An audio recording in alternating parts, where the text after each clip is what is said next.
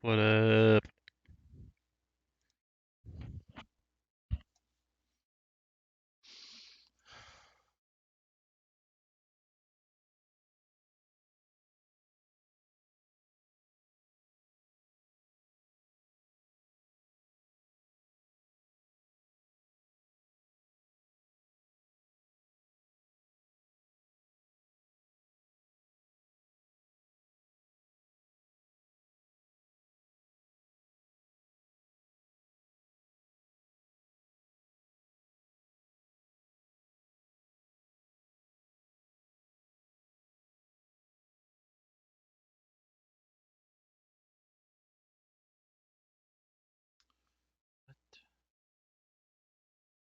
Whoops, something went wrong. Whatever. Room, we made the whole floor like 40 degrees. We turned on the AC and opened our window, and it was December. Yeah, And I in think Seattle. in Seattle, but I think we had that door that wouldn't close. So I'm pretty sure we left our door open the whole time.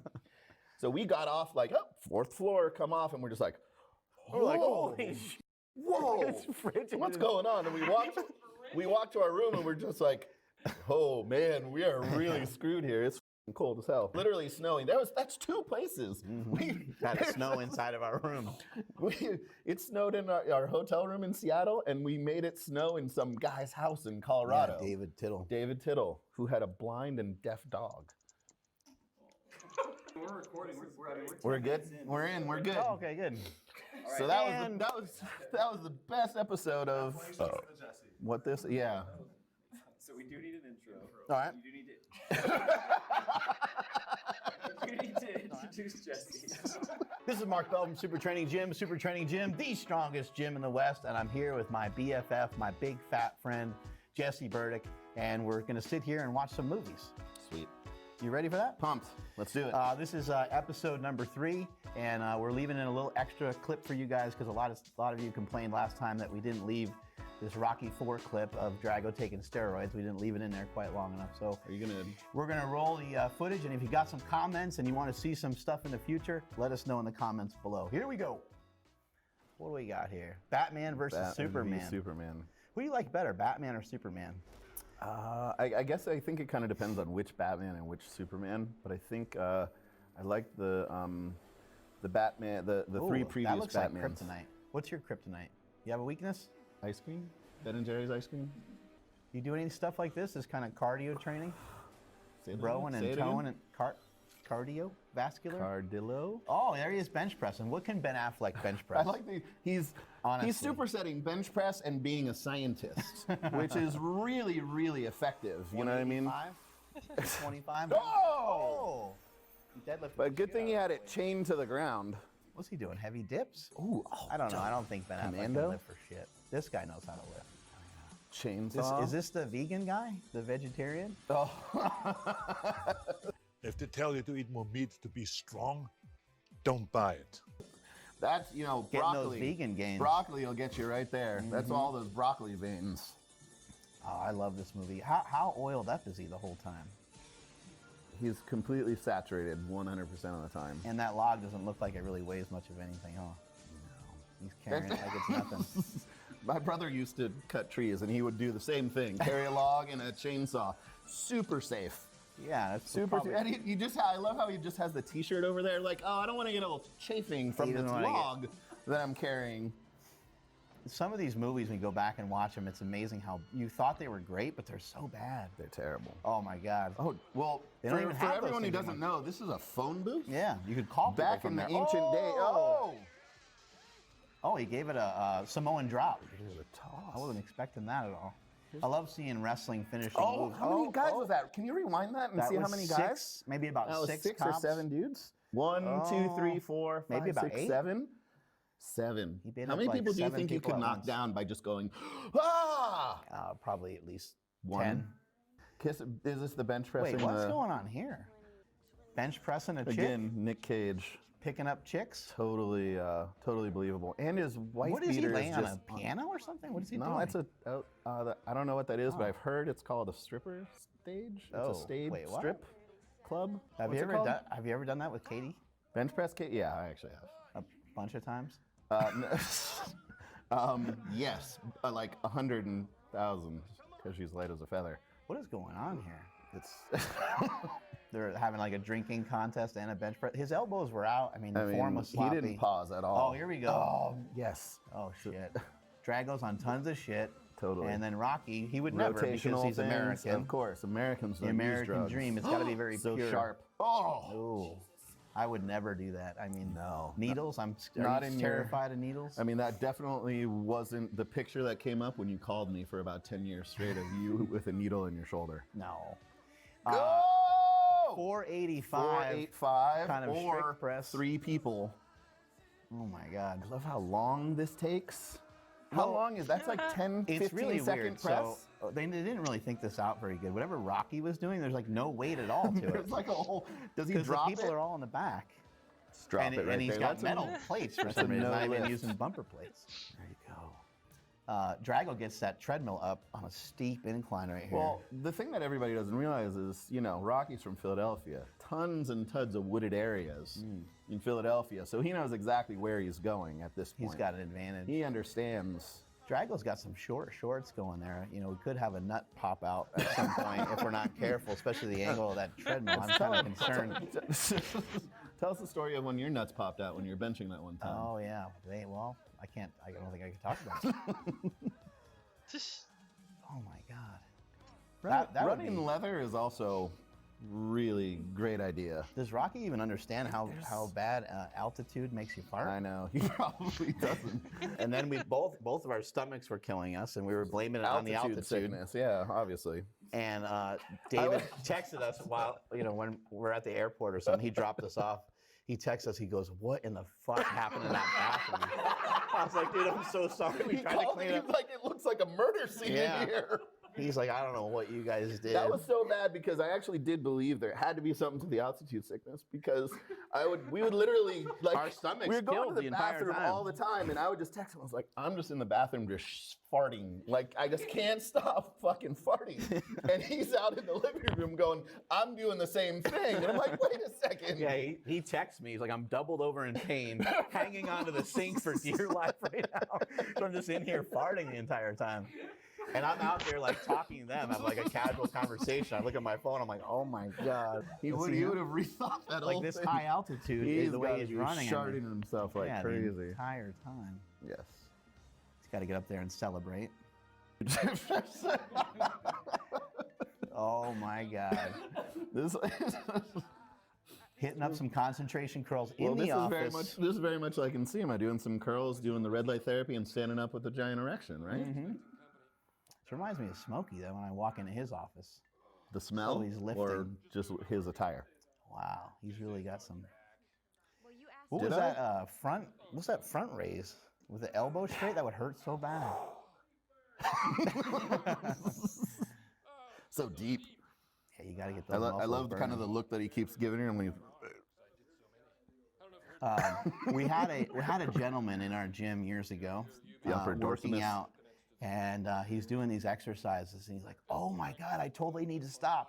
He's like there's a deep like burn, like in my arms, in my shoulders, and I said, "Fat Dan." I said, "My friend, you have what is called a pump." He's like, "Get out of here. That's what it feels like." He's like, "Why are people trying to get a pump?" oh, It was too painful for I him. He actually couldn't don't. handle I it. don't believe that story. I know, because he's so physically fit. Yeah. All right, hey, that was fun watching all that stuff with my BFF over here. Hope you guys enjoyed it. Leave comments below. Let us know what else you might want to see in the future. Strength is never weakness. Weakness is never strength. Catch y'all later. Bye. That was amazing. Guys allow me to do this as a full-time thing, so I appreciate it. Oh, the new map. Okay, that's gonna be weird.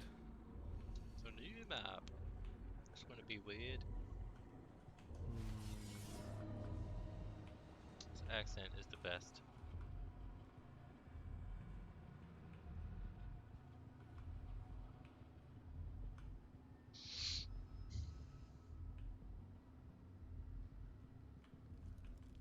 Oh Shit, there's the hex.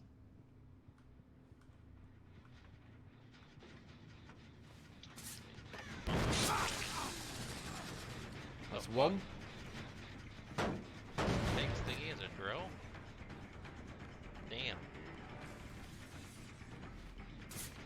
Oh, Baited into a more unsafe loop. unsafe loot.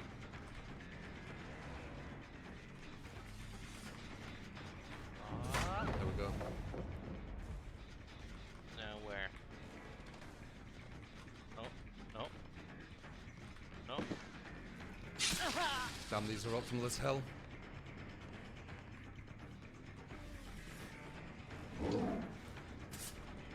Oh. Oh no. Could say it's the new map. These are really bloody optimal right now. Oh. Oh, giving him a shake. Oh. Oh damn. That's a good ass survivor. Oh. The mind games. Good dead. Oh.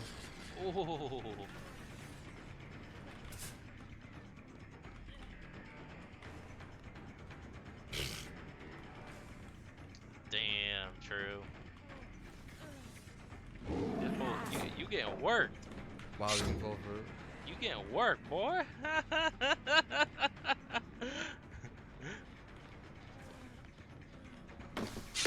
Nice. You working This is today? so unsafe. These are optimal as hell. Maybe pushing this way. This more. Damn. Ooh, he can't get him.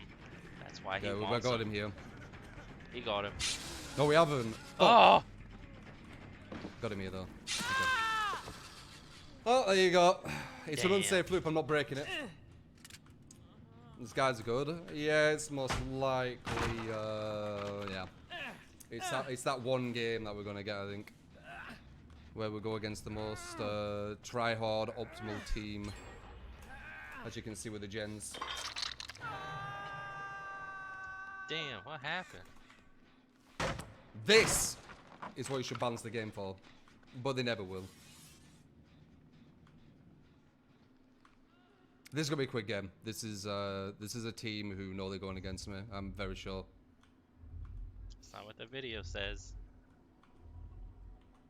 1, 2, 3, 4. You all go against this type of team. I actually looked at one of the profiles and I saw something.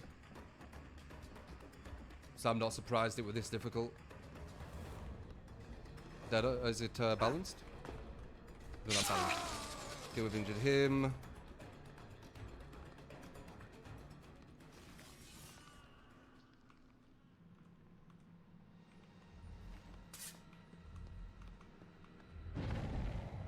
He's got the trap off, that's fine.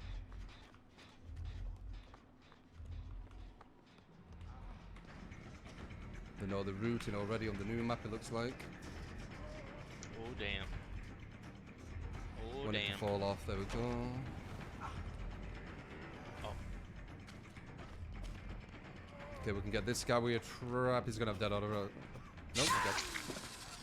Okay, now we need to look for this guy with barbecue. See if we can do this. The barbecue. Don't think I should assume. He has a name and an icon the same as another person who has a name and an icon. That's all you need to know. Literally the same name as well. Literally. It's kind of a big telltale. It's kind of Him being really good at loops and the gens going this quick are just icing on top. Dead order, remember. God, I can't believe he's already worked out this map. Another pala, right? Dead hard. Perfect dead hard. Can't do all about it. He did it as soon... Ooh, you messed up. He did it as soon as I needed to attack. Okay.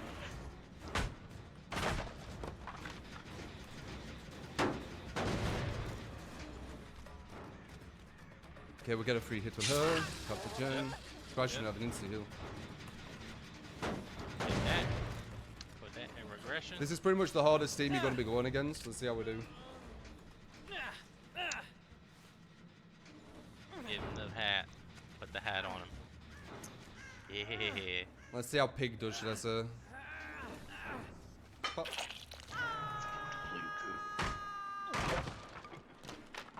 There he is. One gen left. Oh, Damn. that gen was almost finished, by the way. She's here. How do you know? Where was she? Was she inside or was she upstairs? She fell down.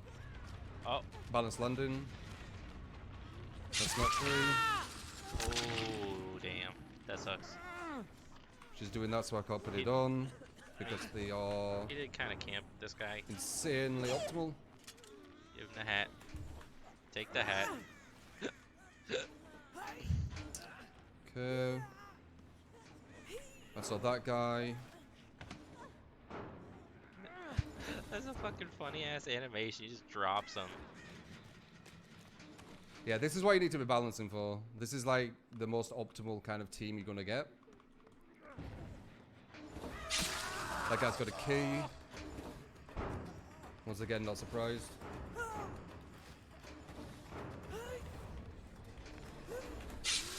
Wow, good. He almost got it. It just dead-ordered that. No dead-ordered now though. Ooh. Damn, this is optimal as hell. Give him the hat. He got the hat. This Go get is that hat. insane. Take that hat off, boy. Take that hat off. I'm gonna lose the pig. We optimal team. Oh. Oh, Nice. almost. Crouch. That odd? Oh. Hair goes down. So what did you run past him? Hair hits his teeth. Hitting I that think she just pavement got unbreakable there. with the hat. He's gonna need Okay, another if they hat. pop that, they've all got traps on their heads, so let's just kill this guy. So organized, yup. I at least have to deal with this at least once a day, Hang on that. and it's one of the reasons why I want the game to get balanced for this kind of level. Where'd they go? Where'd they go? That shit regression, true? What you doing? Oh, found you. Oh. Dead. Get out. As expected, best survivors use it. There's one. There's two. Okay. Give him the hat. Give him the hat. Wait, no, he got the hat already. Let's see where the This others idiot. are. This is why I create my builds as well. I create it for people like this. Ooh. Down. Last guy Damn, is was at that a this place. clothesline? I don't know why she did that. That was like the a worst play they've done. goddamn clothesline. What the fuck? Hey, Where you going? Where you going, boy? Where you going? About to drill that ass. Where you going? hello. Hello. He's got dead odd and a key, remember? Stay down there. Oh, Should have committed. He has dead odd too. That's completely safe, bullet. Ooh. Gonna break it. Where you going? Come back. This guy can randomly find a trapdoor and escape, sadly, to all that. Oh, they've still got unbreakable. Okay.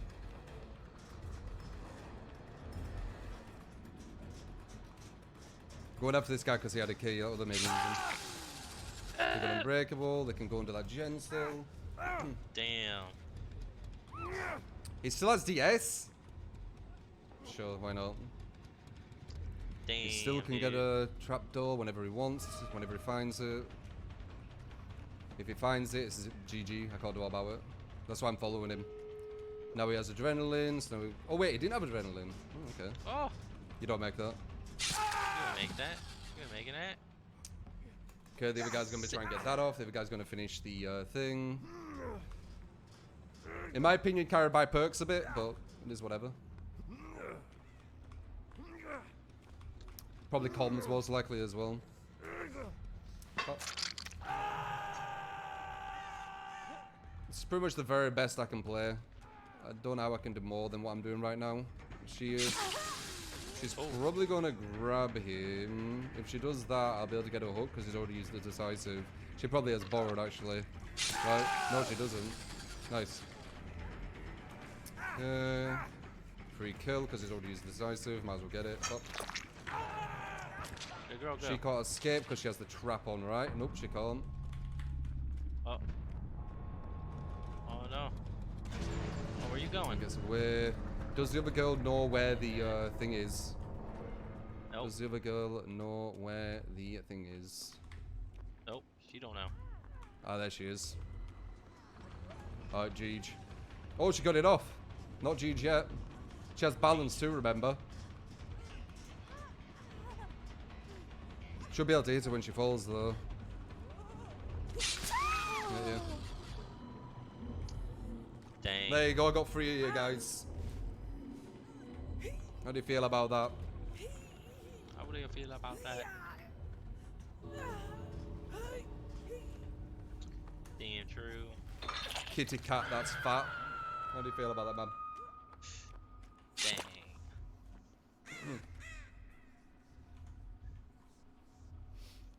Late sack.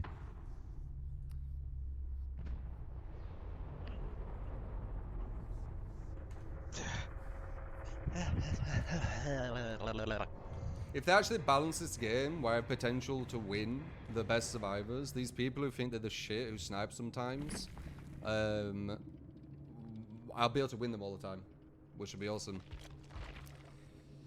Rank 1, rank 1, rank 1, rank 1, not surprised. Key. Damn. Damn. Red ranks. The red rankarinos.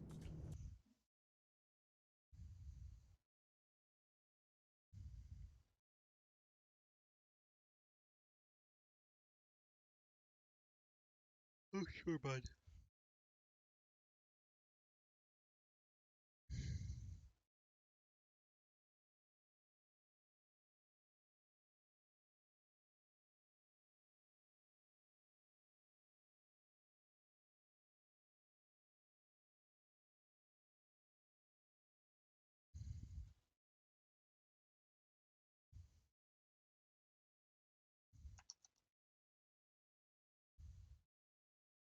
What day is it?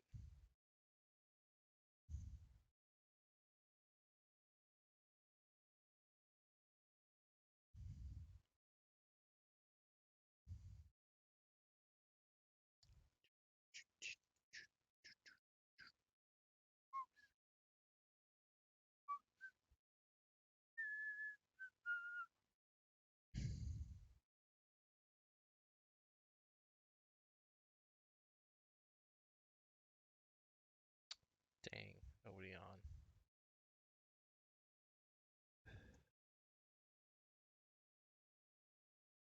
Well, fuck. Are we playing the Wowzers? World of Wowzers?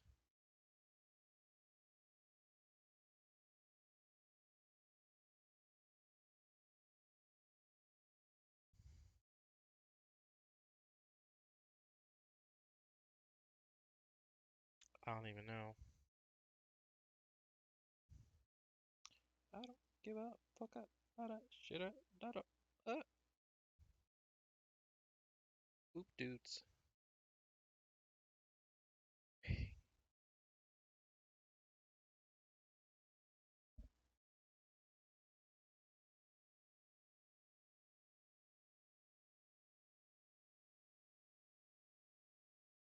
What are we doing in the meantime?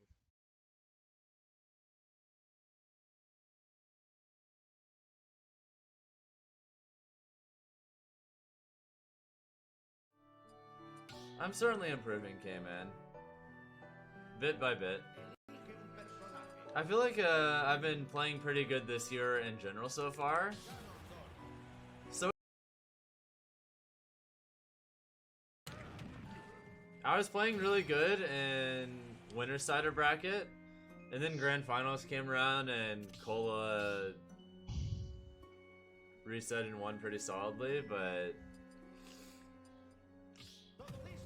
I didn't really have a good answer to when Roy is willing to just go in and disrespect Falcon with lots of safe buttons. I feel like absolutely everything that is a weakness of Falcon's, he just completely exploited. And he did a really good job exploiting why Roy on paper beats Falcon. Like, What is this map? like that is the set to reference. If you want to learn how to beat Falcon as Roy, watch that set. Like, just go through Recursion's VODs on Twitch. And just go to the last 404 and tune it at the end. Oh my god, the footstool!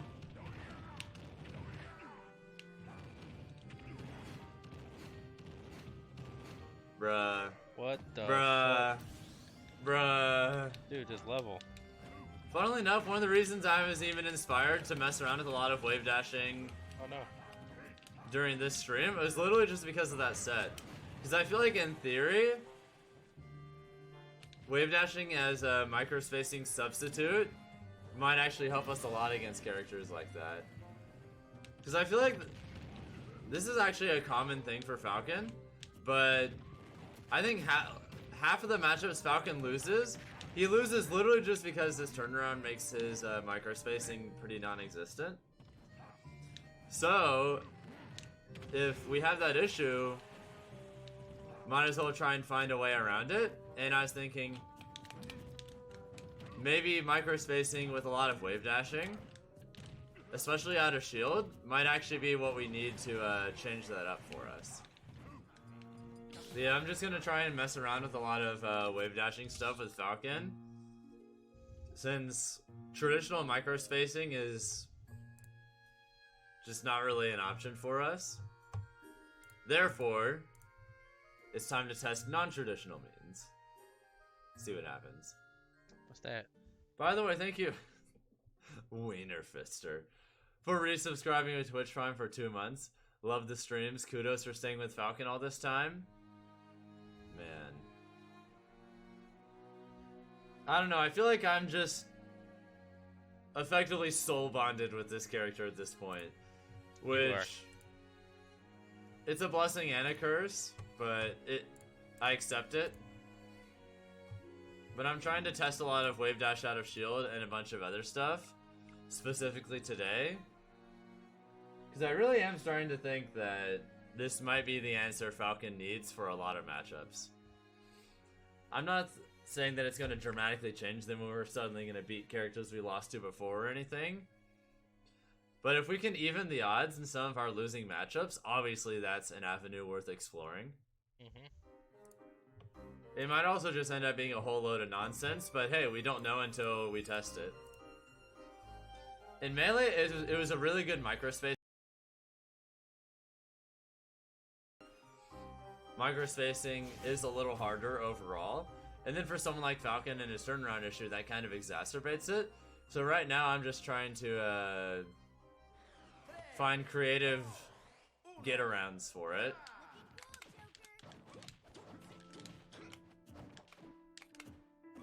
I messed up. Understandable. Have a nice day. Oh, Jesus. I messed up. Oh, It does fire powers, but that might be a risk worth taking for Falcon.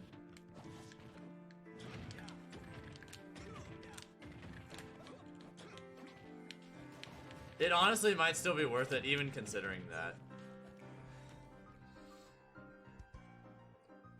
Alright, so Honest Wario, microspacing is just spacing, usually using a combination of movement to make very small adjustments in your positioning so you can better get an outcome that you want. Like, being able to put yourself in whiff punish range for one.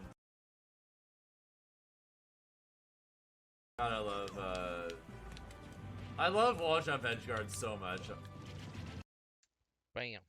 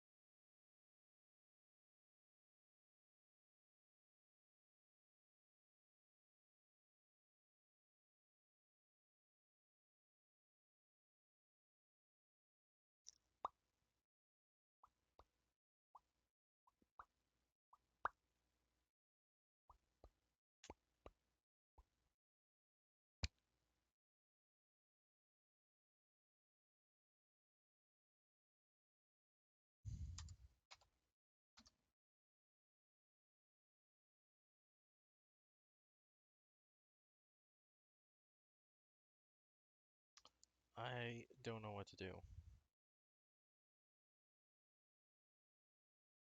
Let's watch Rocky.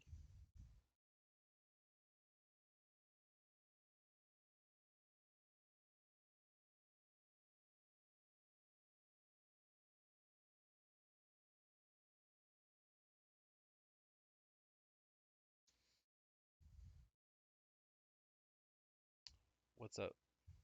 Hello guys, how's it going? My name is Dalaran, and a lot of you guys have been asking me which classes are going to be the best for patch 8.3. Now, I'm always here to offer you guys advices on any classes. Advices.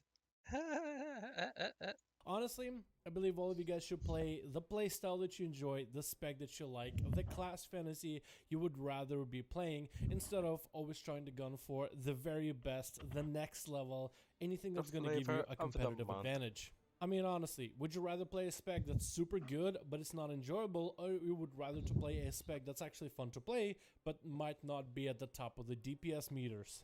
But this video, let's go the other All the fucking classes are pretty much the same. direction. Let's tell you about some of the lesser played specs, some of the underdogs of the game, the off metas, the specs you have to put in more time than your average Joe in order to be good at, but that might have that rewarding feeling of figuring out and playing something that not everybody can pick up upon. Pick up a The whole pun. point of this is to maybe give you guys a challenge. Maybe some of you want something more out of Battle for Azeroth, and with the final patch and with the ability for a lot of us to get a whole new fresh start on a brand new character, maybe some of you guys might What want to the dwell into fuck? playstyles that you might actually enjoy, you just didn't know about it because everybody else told you that these specs are bad. So let's explore some of the lesser played, some of the harder to pick up, harder to get into, and harder to maintain specs that are available in Battle for Azeroth. Okay. We are going to start off easy for you guys. We're not going to start on the hardest possible available. We'll save that closer to the end of the video. Let's start off with some of the specs that are not as popular, but are not quite the most difficult ones to get up and running. The first one is going to be the Arcane Mage. It's official. I'm going to be playing my mage as Arcane for the next patch of 8.3. I was thinking maybe Frost, massive glacial spikes, but no. I discovered that Arcane has a very fun build with massive damage numbers, but it definitely does take a little bit of work to get to there. Okay. Arcane Mage is one of those specs that's very weird because it is a spec that's consistently buffed every single patch, but it still somehow ends up being towards the bottom of the Arcane DPS Blast. charts. To 5 Arcane combo Mage points. is super weird because it's a spec that basically has 4 or 5 buttons at max to play with when it comes to your base rotation, but even with a simple Arcane rotation, it missiles. still kind of struggles to be any good. To get Of the course, mana with back. gear and with preparation, with the right traits and right essences, Arcane Mage can blow everybody out of the water. But Arcane Mage isn't born with those skills off the get-go. I would say that Arcane Mage is one of the easier classes on this list to gear, because I was mostly gearing for fire. Trying to get enough haste and versatility in my gear and trying to go for the highest item level for the most part. And then Okay. as soon as I swapped to Arcane from fire, traded out a couple of my traits, traded out a couple of my essences, grinded out all that Azerite gear needed to play Arcane, it really Okay. started to come together. Still, the spec is one of the lesser known specs, lesser played specs, and it could have potential to be really powerful in patch 8.3. But as of right now, Arcane definitely has one of the lesser, smaller communities than something like a Frost Mage community or the Fire Mage community. The next spec on this list is going to be an easy one, and that's going to be Marksman Hunter. It's very similar to Arcane Mage in terms of why the popularity of Marksman is nearly not as big right now. It's the same thing that What? happens to all the other classes that have all the 3 specs as DPS. Usually you have 1 or 2 specs that are the strongest, but the third one gets left behind, either because the mechanics favor the stronger specs, or maybe the developers just didn't give enough tuning and fine work and love to the one spec that's usually trailing behind the others. Marksman Hunter saw a lot of love in the heyday, but right now I would say most people simply swap to Beast Mastery because we can get astronomical amounts of critical strike on our gear, which Okay. makes Beast Master Hunters with a specific playstyle insanely busted. Insanely Marksman, however, busted. can do well compared to Beast Mastery, it just does require a lot of gear. But even then I would say Marksman is still a decent spec, at least better than some of the other specs we have on this list. It definitely does not Damn. take nearly as much effort on Shots Marksman fired. as the other specs in order to be actually quite Other viable. classes. Eating that The next few disrespect. specs on this list are a little bit hard to get into. Most of these specs deal with gear Ellie being Schmauman. a very high requirement, whether you need the best in slot as right Ellie Bauman. essences, perfect amount of stats, specific trinkets, but these specs are starting to get a lot more specific. We have the Arms Warrior, which is a brother spec to the Fury Warrior, but unlike Arms. Fury, Arms is just not consistent. The one thing that a lot of people will give Arms Warriors is its cleave capability. Arms Warriors can really bust out quite a bit of AoE damage. 2 target cleave, 3 target cleave, get a bunch of enemies together and allow Arms Warriors to go ham. Yeah, Arms Warriors can really put out some damage. Where Arms Warriors struggles is single target, consistency on AoE or single target, Whirlwind. and Whirlwind. anything that isn't Whirlwind. PvP. Hell, Arms Warriors are good at Blade PvP Storm. because of the natural Mortal Strike effect, and the Mastery adds for the consistent damage which it needs. But in dungeons and raids and every other bit of content, sometimes Arms Warriors simply just doesn't have any rage to even press your buttons to do damage, which can make the spec feel a little bit clunky, which is why it requires an incredible amount of haste and very specific traits Clunkos. in order to be actually worth considering. Clunko But if you're someone Dunkos. who is willing to put in the time for Arms Warriors, it definitely has an awesome payoff. It has a unique playstyle. I like the uniqueness that it has in terms of the 2 target cleave. The execute mechanic feels very satisfying to play with. Blaze Strike Very feels satisfying to impactful play as an with. AoE ability, and is definitely an acquired taste. Frost Death Knights are in a very similar position. They can do Oh, quite a shit. bit of AoE damage as soon as you Oh, can get the shit. big frosty breath rolling. Frost Death Knights, though, just like Arms, are very gear dependent. It's a little bit Very difficult to gear describe dependent. where Arms and where Frost is in terms of gear. I would say that Arms is closer to getting the right traits and the right trinkets and the right essences, while for Frost, it's really just outfitting yourselves with the best gear possible, The since best gear their own possible. class traits are not super good. I hope They're I'm not not. scaring you. Frost Death Knights can definitely shine. And I would say that gearing up a Frost DK is noticeable. You can see the progress. And most importantly, it's very rewarding to finally be able to put out some damage once you have the right pieces of gear. It's a very Ooh. unique playstyle that really loves when enemies are stacked all together. It really hates when enemies are far apart. And it also hates mechanics that make you move around a lot. Dude, what fucking class likes enemies that are like far apart? But if you can get everybody to group up, then Frost DK can definitely unleash some incredible burst in front of their targets. Demonology Warlock is another one of those classes that's great at AoE, especially when enemies stack up. But what's holding it back is the fact that you need gear in order to make Demonology work. Hell, Demonology was actually the coolest playstyle at the beginning of BFA. The idea of summoning a billion pets and empowering them with your Tyrant was a novel idea, but it fell short fairly quickly. Where Demonology saw itself become popular is during the Battle for Dazara lore, where everybody would use their imps to sacrifice to make a massive Tyrant happen. Since then, gear became the go-to for Demonology to make the most powerful Tyrant ever, sacrifice as many imps, and use the traits in order to beef up a meaty Tyrant. All that shit. dude. Demonology on its own isn't bad. The only thing that can be bad about it are the fact that you have so many pets to control. And a lot of these pets sometimes do very dumb things. For example, Tyrant, you have zero control over him. Imps, sometimes they hit the wrong target. Demon Dogs can randomly swap to an enemy, so the actual pets themselves can be detrimental when they hit the wrong target. However, when it works right, it works right.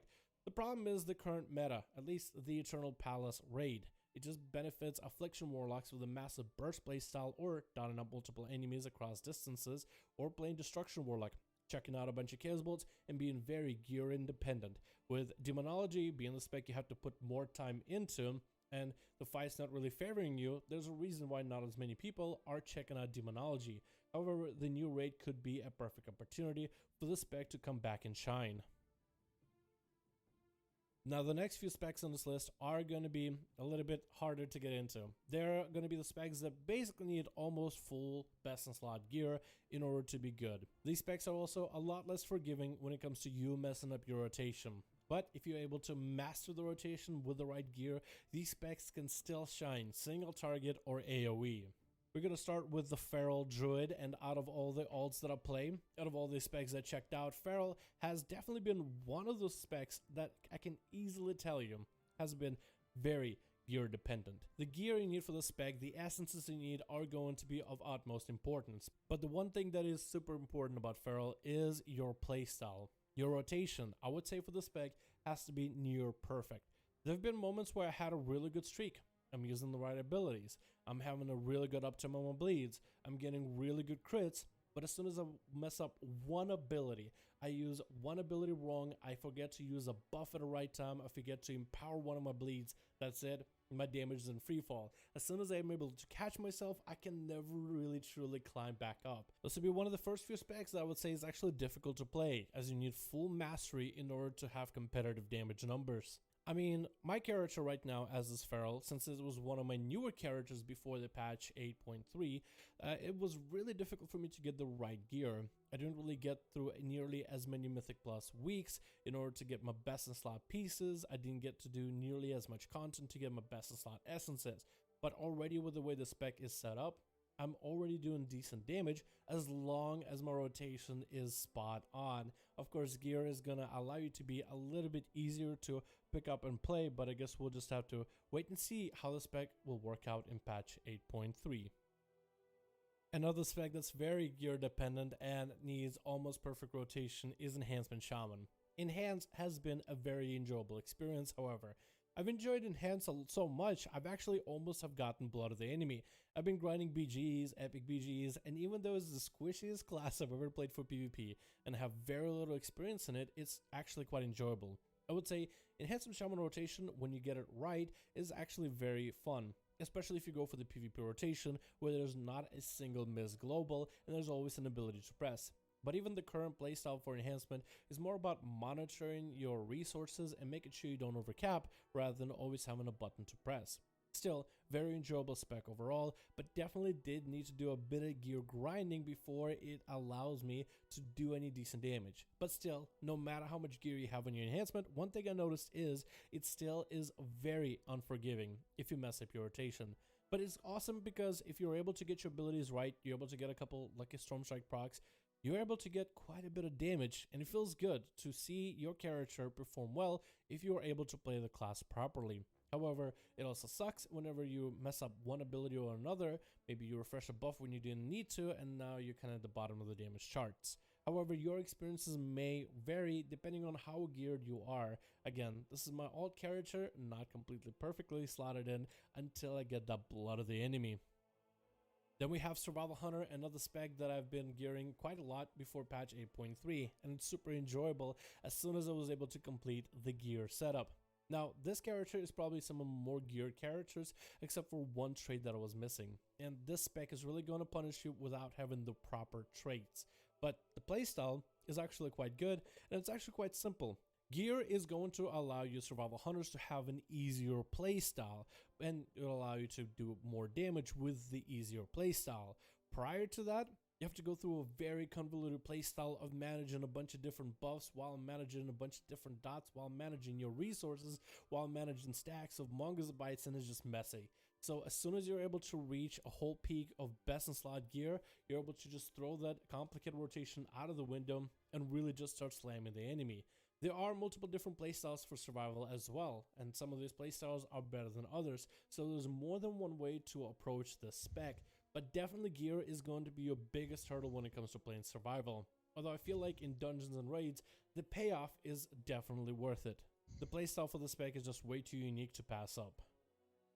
And finally, I would have to say this would be the hardest spec in the game to pick up for dungeons and raids right now, would be the Subtlety Rogue.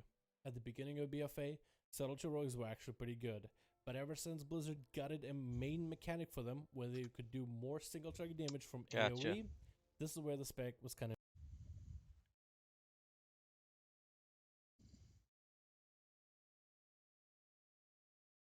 Oh no.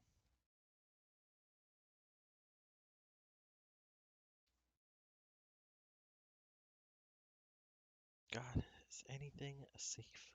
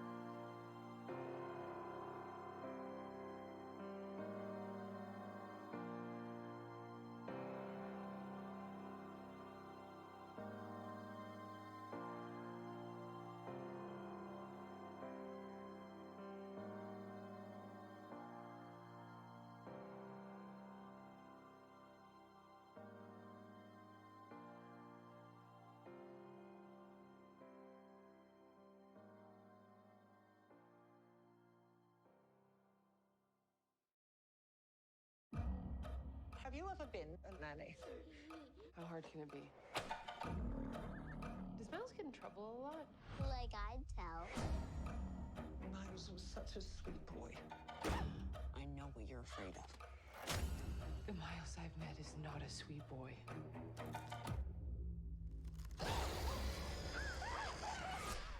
Bad dreams? The Turning. Sorry if I scared you. Rated PG-13.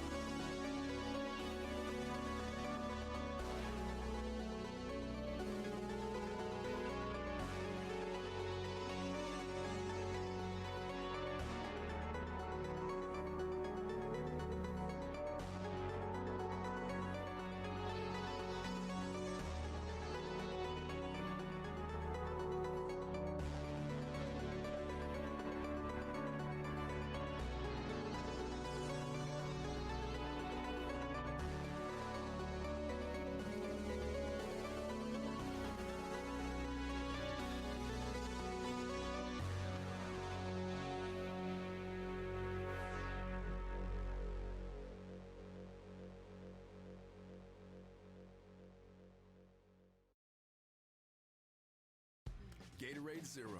All the electrolytes, zero sugar. Level 3, huh? That's a start. All day, baby. NBA champion? Boom, and I really care what my bump into. Bulldozer, make room. Write that pun for me tune. Wish they all had my leg room. Another deal, it ain't even noon. Tour Dior, or sit by the pool. I can do. Hey! Glad we not like that. Gatorade Zero. Get more out of zero.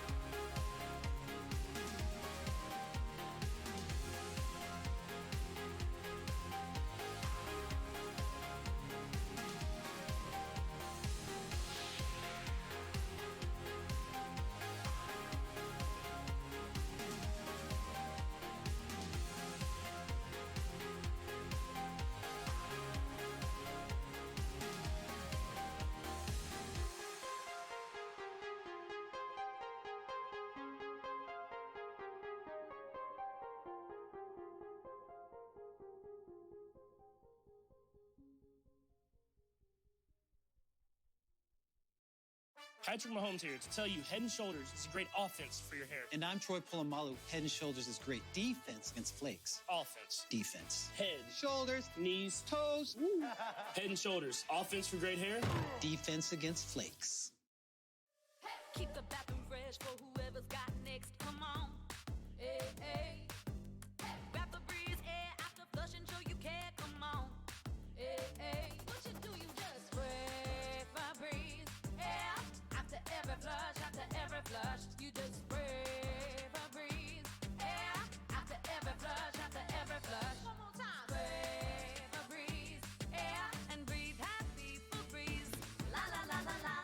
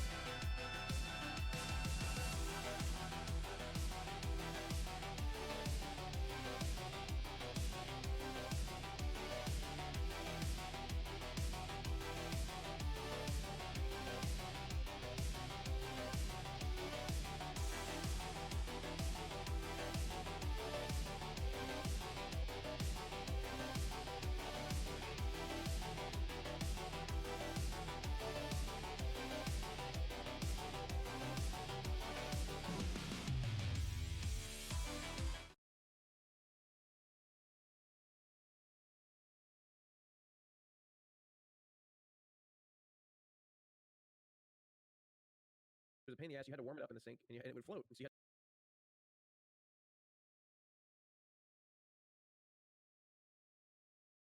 had to like take an object that would push it down underwater. And so you got to be horny, you know, in the bathroom, you know, hard as your pussy warms up in the sink. And it's like too much work, bro. It is. It's bullshit. Microwave it like everyone And then else. sometimes you just give up and you just fucking cold, I guess, you know. Maybe this is good life lessons, dude. Inside, like, yeah, it's preparing you for real life. You gotta gotta heat it up for real life, right? You can't just go right Well, in. yeah, I know. Yeah, that is true. Yeah, the whole idea is to heat it up to what body temperature would be, right? But sometimes you put it in too hot of water and it's way too hot. Well, your dick burn. Kind of like what Destiny said. Destiny said it's a life lesson. I wonder if they're gonna come out with ones where you swipe your credit card and it gets wet for you. Anyways, I'm so sorry. I am so sorry. Oh, wow. I am so sorry. Listen though. Okay. I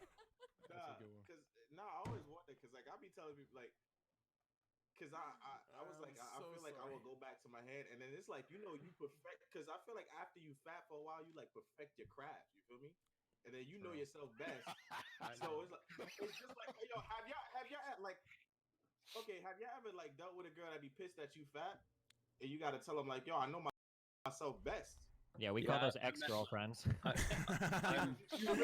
man. Cause it be like, it don't matter how good your poom poom is, I know myself best, baby. Yeah, that's right, dude. Because you get your motion and you know your shit, so you like, yeah, you know what I mean. You can make it quick.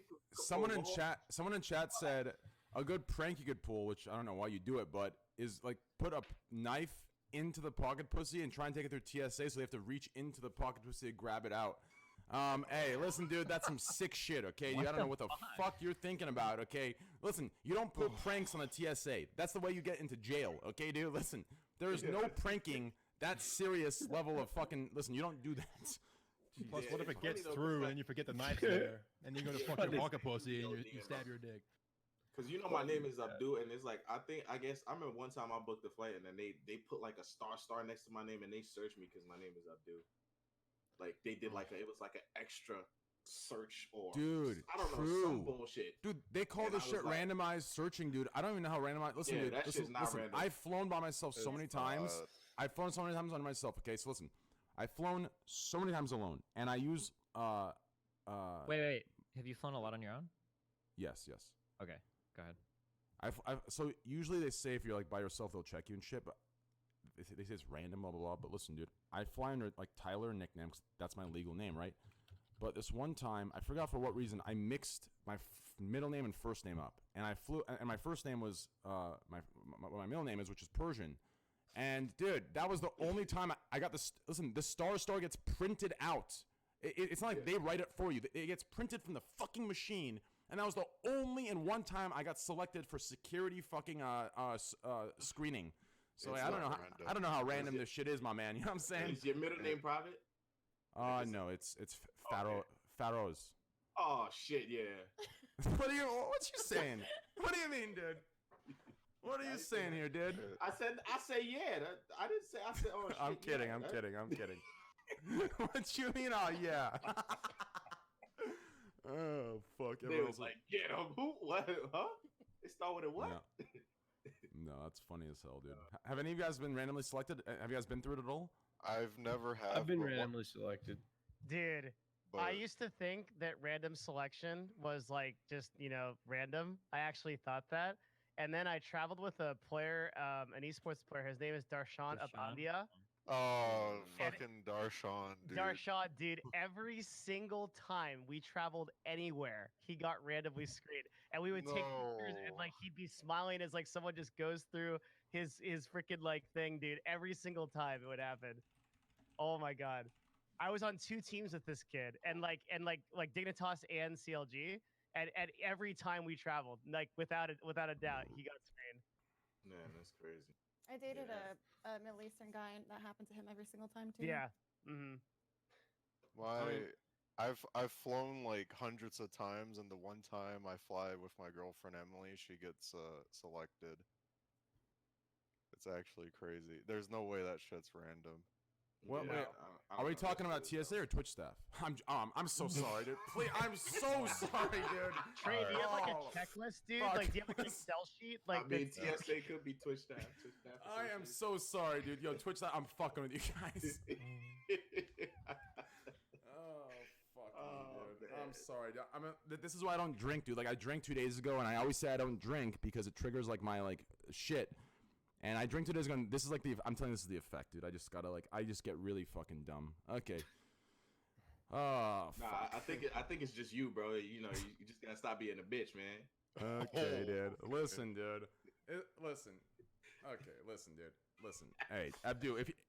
Abdul. If you're there fighting for me side by side, I'll give you permission to say that, dude. If you're with me side to side, listen. I will joke how I joke, but everything, every controversy that comes up, you have to be side by side fighting with me.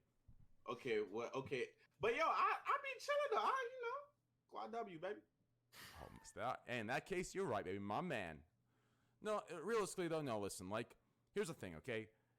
The jokes are me, but what I'm talking about is with like the moods and stuff I go through. Obviously, I've been, since 16 years old, I've been like taking medication for bipolar, split personality, blah blah blah. Here's the thing, okay? So, I've learned that I need to be more responsible about it. Okay, so yeah, sure, the jokes are me because they're just jokes. The problem is what I'm referring to is I get into a mood where I don't care about the responsible anymore. I just say it because it's right. It's just like having fun. So like that, I'm talking about that filter of being responsible kind of leaves, and I got to be careful not to get too edgy with my jokes because I don't know if you know. Yeah, you probably do know Nick, right? Nick Pullum. Mm-hmm. You know who that is, right? Nick Pullum. Yeah, that's what I know. Yeah, okay, cool. And I didn't assume you knew him because he's Yo, you see, this the shit you be. This the shit I be. You be baiting that shit, and then you do a little smirk like, yeah. It's because everyone's gonna assume that, dude. Just trust me. Like I'm just Nobody scared. assumed it. Okay, cool. I'm just planted scared. Okay. it in this, you planted Okay. it in So this listen. chat. Okay. So NMP himself has said many times that he thinks I would be like 50K Andy minimum if I could be who I am off stream. And when he says that, just to clarify to you motherfuckers, that I don't make, I don't say N-word jokes and shit like that. So don't jump to that extreme, okay? What I'm referring to is just like, I make the jokes like I just made now, right? It's just like constant, everything we do. We go to In-N-Out Burger, we go anywhere, and it's not all just, it's a mixture of everything, okay? So yeah. All right, Trey, I got a question, Trey. Trey, is Twitch your main source of income, basically? And Counter-Strike cases. Okay. Wait, what? Are you actually up on Counter Strike? I'm up 10 G's, baby. Really? No way. Even no way. Listen, that's 10 G's after the cobblestones. Before that, I was up like fucking 12, 13 G's, dude. 14. That's actually crazy.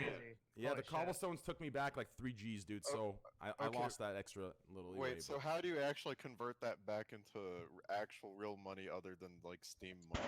Well, so I have people deep in the CS:GO community that they have big connections. So CS:GO skins, you're actually a fool to sell them on the market or even like in America, right? Like the Chinese market for CS:GO skins is still really fucking active and it's huge. So like there's like huge Chinese buyers that will buy your inventory for like either like straight cash or like Bitcoin, shit like that, right? Like so the market there is huge. So as long as you have the connection that those people and they'll buy your inventory, you're good. So that's kind of like if I were to ever sell, I'd go through that. But I don't want to sell. I just have too much fun. It's great. I feel like you're part of like some kind of mafia or something. The way you just described the that. way you like, just explained that, right? Yeah, it was like. No, 'cause a lot of players have sold their inventories. That's all I want to know. I sold mine back in the day, like 4,000. Yeah, I know Those someone guys- else. I think Mo just sold his inventory for like 20 G's or some shit. Like a lot of people are just selling their inventories for like expensive amounts. Like, and who do you think is buying this? 9-year-old playing Fortnite? Fuck no. I remember I got a rare ass item, right? Man, this is why I fucking hate that big scandal with skins and stuff, right? I got a Stat Track Marble Fade factory new out of a case, right? And it was worth like $1,500. And I remember I gambled that it was worth like $1,900. Yeah. And I gambled that shit and lost. On a website? What that Yeah, mean? man. I was yeah. Phantom. I was watching his shit. I'm like, yo, I'm about to win. This is an easy W. I Yep. put it in. It was my only item too. 1,900. I had the majority, and then all of a sudden somebody came in with like 5,000. I'm like, oh, what the Yep. fuck? And I ended up losing. That's why I just stay through Steam, and like, Nice. I don't buy skins or like even trading with like viewers. I don't like doing. I just stick to Steam Market like for like buying cases and opening, like it's just like all that stuff because I too lost. I had a Fire and Ice. I had an M9 Bayonet Fire and Ice, and I lost that shit, dude. And then I opened a Doppler M9, and I remember I put it in there. I won. I was really happy. I should have kept those like 9 knives. And you know me, I can't hold myself back. I put them back in, I lost it all. That's how it Fuck. goes. Yeah, that Yep. shit really be hurting. I should have walked away from that, dude. I got Totally fucked. get you. All my skins fucked. So the total of your inventory must be some incredible net worth, right? Like, Yeah, it's $26,000. Well, 26 as of like 2 days. Now with my new stuff, it's probably around like 27 or 28. Yeah. That's Can you add that up to like to the cent? Like, do you know exactly how much it would be worth, or like can you kind of? So like there's a site you plug it into, and it'll give your inventory value, but it doesn't give you your value of like. So for example, I could get a Karambit Doppler, but that Doppler ends up being like a certain phase, and it becomes an emerald or a ruby or a sapphire. Now my emerald with the float of it, it's around $6,000, but the way that the market and these sites read it is just as a Karambit Doppler, so any phase. So it reads it as like an $800 knife, but in reality it's a $6,000 knife. So you have to add. So you put it in there, it gives you your price, and you add whatever worth of the items you have there like special, and you add that to the website's worth. Does that make sense? Yeah. So Can you have like No, go ahead. Can you are there collectors out there that would like pay more for a specific item Yeah. because they view it as like an artistic object and would pay Yes. whatever amount they see fit? I had Anomaly. Yes. You guys know Anomaly, the CS:GO YouTuber? Mhm. He's Yeah, huge yeah. into skins. I had him on my podcast last year, and he sold a skin, AK-47 Case Hardened, for $32,000. Case Hardened Blue. Holy yeah, shit. $32,000. I remember watching that joint. What the I was fuck? like, yo, I'm this shit is crazy. good. We were like those talking. art museums. We were talking about because I was opening cobblestones, going for a souvenir dealer. I forgot who it was, but Poland and Flom brought up that someone sold their souvenir dragon lore for $61,000. What the fuck? So the person that bought it for 61 didn't have to, but they wanted to because that was the price that Dude. they Well, yeah, you have to understand, these people buying it, they're probably the same people that are donating like $60,000, That's like $70,000 1 or to 2 or streamers, 3 which means years. That $60,000 to them is probably equivalent to like a penny to most Of, like, people. minimum wage Wait, job. wait, how many of the people that are buying them are actually also part of the market trying to make money? Yeah, probably also that. So I'm Yeah. not sure, but Mhm. they're rich as fuck. I mean, if you're buying a fucking Pixel for 61 G's, like You're know, killing like, it, yeah. You at, Yeah. you at least have 6 tigers, 7 giraffes, and 8 elephants in your backyard just hanging out. 100%. Right? Like. Yeah. Yeah. That's just how it is, dude. Very true. These guys are fucking crazy, dude. Rich. Because with a lot of the online markets, it's like some people like the one that I remember is CryptoKitties. Does anyone know this? No. CryptoKitties was this thing when Ethereum got big. Everybody started buying these pictures of cats, and they would be generated randomly by an AI, and like some of the most valuable cats were hundreds of thousands of dollars, and it's just a picture of a cat that you have. Wow. Online, and it would, and like they would go for like hundreds of thousands of dollars, no problem. What? I'll link it What? in the. Okay, question. What's the most y'all would spend on a game item? Me? Everyone. I wouldn't ever buy a Is game that- item. I'd only buy the cases to try and get the game item. What about like the gold, like buying gold? Does that count as a game item? I mean, there was a time probably when I would, and I never did buy gold ever on RuneScape. I mark my words. Okay, maybe a little Cap. bit. That's a cap. Not a felonious amount. Okay, I just did a little bit of purchasing here and there, and I sold a small little amount bit of too. Made a little bit of money on 1 the side. million. That's beside the point. But there would be a time where maybe now, if I did the same thing, I maybe spend maybe a few $1,000 on some gold if I was really passionate about the game, trying to get where I needed to go. You know. Holy fuck. But I would never, but I don't do that right now. So. Oh yeah, I I did. dropped like a couple hundred on a CS item like back in the day. I won't lie. So. Yeah. But I ended up selling everything anyway, so it made it. Oh, work. and I used to spend what the fuck? Like hundreds of dollars on like flight simulator stuff. Like I used to buy That's funny. like the replica planes that would be like certified to the FAA standards. Damn. And I have my yoke and my rudder pedals and my headset. Oh. And I'd be connected to the professional servers, and I'd be flying from LA to Tokyo, and it would take the exact amount of time to go. And I have my binders full of checklists, and I'd Oh be my doing my God. checklists, and I'd be talking with air traffic controllers. And man, I was like 14 or 15 years old. What and the then I fuck? started playing RuneScape, and I became just an idiot. A And that's how degen. I ended up on Twitch. A degenerate. I could have taken a path towards like, something respectable like being a pilot or something, and then now here I am. Look, stoned on the Scuff podcast with my friend. Hey, there's my this- man. I could be flying the passengers to Tokyo right now, Yeah, but and guess what you'd be saying then? You'd be saying, man, I'm flying these goddamn people, these first class that are throwing nuts at me, saying to fly faster. I could have been sitting home and running a show. sitting back. Plane are you on? Fucking fly faster, dummy. Train's throwing nuts in first class. That's what he's doing.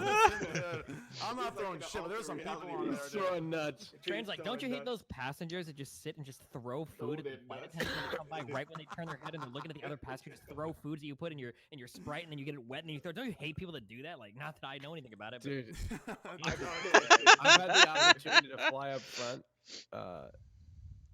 a decent amount in the past couple years because I had get free upgrades because of traveling to conventions and stuff. And man, the snobby people that you run into in first class it's just disgusting. It'll just make you sick. Like people sit down. One time I was up there on the way to Texas, and I can't imagine. Some guy sat in the back, and they take orders from front to back. And if you get to the back, your meal options are limited, right? Uh-oh. So there was only one option left, and the flight attendant was so apologetic about, "Oh, I'm so sorry, sir. We only have the Mandarin chicken salad or whatever it was." Oh my god. And he goes off on this tangent. He's like, "Oh, I'm a diamond medallion. I have more status than all these people, and you're gonna give me the fucking salad?" And he just went off on this tangent. You just get so many ugly people that are just like, damn. Dude, I'll be real with you, dude. Like Diamond medallion. All those meals usually taste like shit, except for one thing, dude. Man, the little chocolate they give you on the side, man. I keep asking the flight. I'm like, hey, listen, I'll trade you this entire meal. You can have this. Can I just have another chocolate, dude? And it's always a fucking no. And here's the worst part, dude. Listen, check this out. Okay, listen. Are you up front for this? Yeah. Listen. Yeah. Really?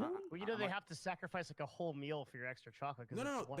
They drop the chocolates in it, dude. They drop they chocolates. do? Yeah, it's not pre-packed. The chocolates are like a side thing that come with the Then silverware. what the fuck? What airline? United. So You listen, should tweet them. dude. Listen, dude. Here's what I don't get. Okay, listen to this. Okay, so I'm sitting up front. Okay, I'll be transparent about it. Yeah. Okay, I'm sitting up front. Okay. When I fly commercial, okay, they offer those snack boxes and candies and shit like that, right? Yeah. I'm like, I love it. It's great. You know, I go up front. I have a prepared meal. Shit's fucking trash. Obviously, everyone knows that. I just watch a Gordon Ramsay video. He'll tell you what they do to that shit. It's fucking bad. So I asked. That's crazy. While you're on planes, you're still looking at like content you can do for stream in the future. That's Yeah. It's actually great, dude. Anyways, so I look at Commitment to work ethic. I look at I'm like, good hey, work ethic. I'm like, excuse me, miss, Oh. could I mean, I guess sometimes it's a man too. Excuse me, mister. Just to clarify for Twitch.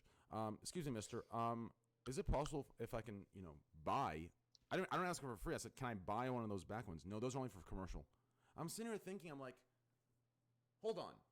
So you're telling me I'm bound to this food in first class? You're paying like 6 times the ticket price, and that commercial food that I'm offering to pay for, it's only bound to the back seats? Like, that shit's better, dude. You have fucking Skittles, fruit packs, all kinds of good shit, dude. Yeah. Chips, cheese. Like, and in the front, they give you this smelly ass fucking meal with this half salad that looks like a caterpillar just ate a fucking hole out of it. Like, fucking trash, dude. Fuck you, United. Hey, what's one of your biggest pet peeves on an airplane like that other people do?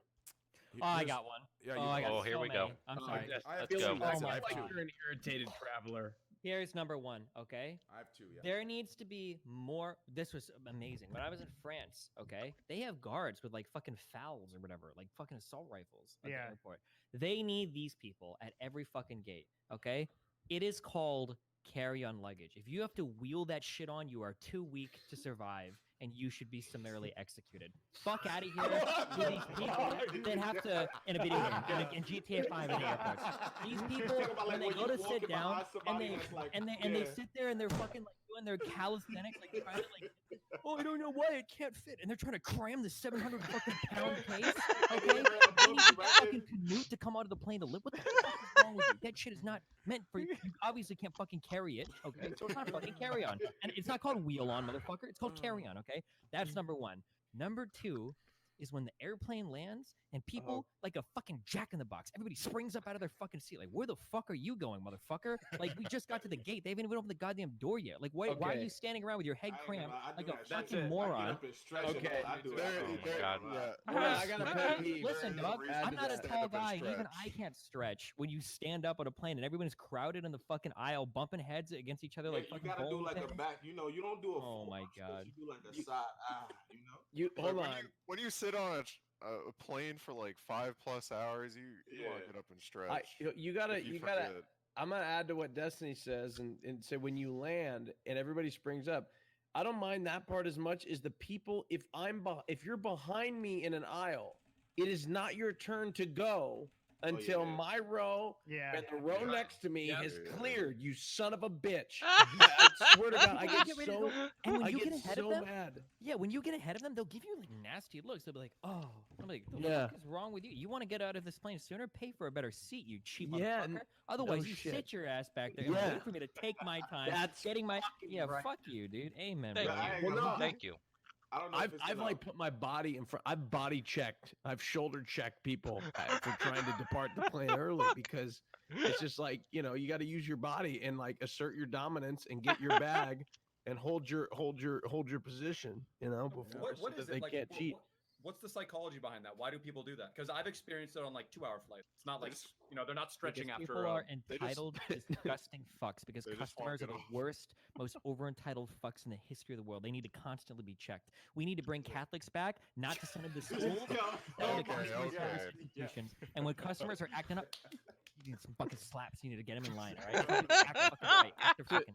My The pet worst shit. peeves. The worst shit. Oh, Oh, go ahead, Abdul. Okay. Please, please. Oh, nah, the worst shit for me is like when you sitting on a plane. Y'all ever been like tired because you trying to get to the airport or whatever? You get there, you sit on a plane, and the person next to you feel like they about to have the best conversation of their life with you for the whole fucking ride. Like that's why I started bringing headphones because like especially if I see somebody that look talkative, whoop, I put They them shit on, blast that shit, and I'm out. Hell They start yeah. talking to you about religion. They start Yeah, talking like, to you all about type of shit. politics. It's like, You be shut like, "Bro, I up. don't feel Oh like my what are you talking? god. Stop And you talking just be to there me. like, yeah. And I would think by like the fourth year, you get it. Like, you know what I mean? I'm not trying to talk, but they keep going. It's like, I actually like am that this guy. Oh, oh, You want Devin. to know what? Yeah, I don't want to. I was Ooh, hesitant to Devin. admit it, but I'm super talkative on planes, man, and I'm very Yeah. conscious of it as well. Like, am I Yeah. overstepping my bounds? You know what I mean? Yeah, I talk I a lot, ask too. them. Yeah, I'm like. I I'm talk like, a lot too. Yeah. I've actually had some of my most interesting conversations on planes. Like people have like amazing. Actually, shit. Here's a really good story. So I met there was this random Jack dude next to me on a plane, and I started talking to him. It turned out he was the head of the Spartan races. He started Oh, that shit. shit. And I ended up inviting him to CLG 2015 at Madison Square Garden. Got him like a front row seat, and we went on to do like a ton of stuff together. And he had like a stage name. This is gonna sound weird. He went by Skywalker at Burning Man, and he had like this whole tent he set up, and like had Wow. like a bunch of DJs there and shit. Like Tiesto played there, all kinds of shit. So you never know, man. Like it can be cool. But that's like that happened once. Then 90 other times I got told to shut the fuck up. So I get it. Yeah. Dude, Like- my pet peeves are very. Dude, listen to this, dude. Okay, first of all, I have three things to say. One's unrelated. Destiny, is this your guy right here, dude? Listen, this guy has been in my chat for probably like 2.5 months, and he's the biggest shit poster. Like, I have to actually go out of my way to put him in timeout, just to like hold on, let why him did know. you assume he was his guy? Because Oh, his, just tell me the name and I can tell you instantly. his name's here. I want to tell you exactly. Tell me, just say it. His I'll name write is it. _DGG. Wow. Oh, The I don't- _DGG. Wow. Oh, I don't know. I mean, Dude, if you it's just go fine. through his logs, dude, this guy's just shit post, dude. But he, like, The I know he DGG. loves me, but he just shit posts. I gotta put him timeout every now and then. But anyways, real quick, okay, listen. My two pet peeves, very simple, okay. I don't know why this happens. What a but fucking it probably name. happens like every other flight. I sit down, I'm getting comfortable, I'm pretty fucking happy, okay. I'm looking around. Fortunately, no kids, okay. Now, I get this fucking man or woman next to me, okay. Sits down. Takes their shoes off. I'm like, okay, you know what? Fine, I don't mind. Takes his shoes off, and nicely puts it in the under storage thing, right? And I'm like, okay, fine. Then the motherfucker proceeds to take off his socks, neatly placing it in his shoes. Listen, you dickwad. This isn't your fucking mother's house. Put your fucking socks on. Put your goddamn shoes on. Sit there, okay? Like, it is so disgusting and it is so ridiculous. Especially when they start sitting like this in the aisle seat, fucking cross-legged, and their foot soles looking right at me while I'm trying to eat my fucking meal. Like, it's just so disgusting. I don't know what to do. So instead, I just hide in my fucking goddamn sweatshirt and I watch my fucking show. Like, it's so disgusting. The second thing I hate, listen, I don't mind. Kids on a plane, I don't mind. It's pretty easily fixed. You put headphones in and watch a movie, okay? Yeah. But here's where it gets shameless to me, dude. Shameless. Listen. Shameless. If you're going to bring a kid on the plane, listen. Yeah. Okay, two things. One, know how to discipline your kid, okay? And two, okay, have some boundary. Okay? So listen, I don't mind. I'm not this like elitist crazy, but listen. This person lets their kid run up and down the fucking aisle, and the flight Damn. attendants aren't even doing shit, and he's just running up and down, tapping each seat, boom, boom, boom, boom, boom, boom, boom. Dude, listen. Clothesline him. This isn't Yeah, even dude. about. Listen, at this point, it's not even about the kid anymore, dude. I'm low Listen, as fuck. I would've put my at this left point, in it's the not eye. even the kid anymore, dude. It's the Bad. fucking mom or dad. At this point, it's not the kid's fault. It's their mom or fucking dad. Like, that is shameless of them. Like, what do they think this is? I'm just so confused. Like, it's just so shameless, dude. It's so Hold on, fucking let me tell you shameless. something else that's shameless, Train. Tell me, Pretty bad tell though. me. People, and I was thinking this actually just a few days ago when I was flying back from Okay. LA, and I was thinking of you, and I was thinking of shamelessness, and it came to mind because some jackass was behind me, just snoring yeah. away, Yeah, man. snoring away like it's his fuck. And I know he knows he snores.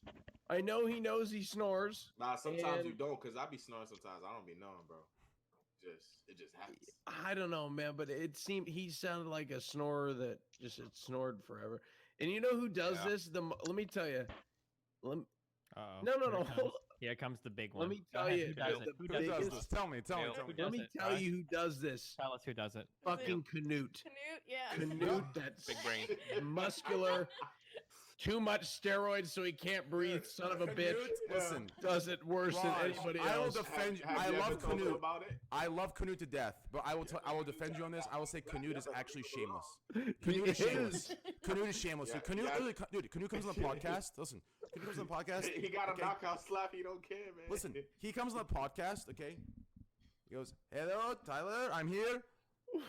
Okay, mic is open. Okay, and he's just sitting there. His phone is right next to the mic.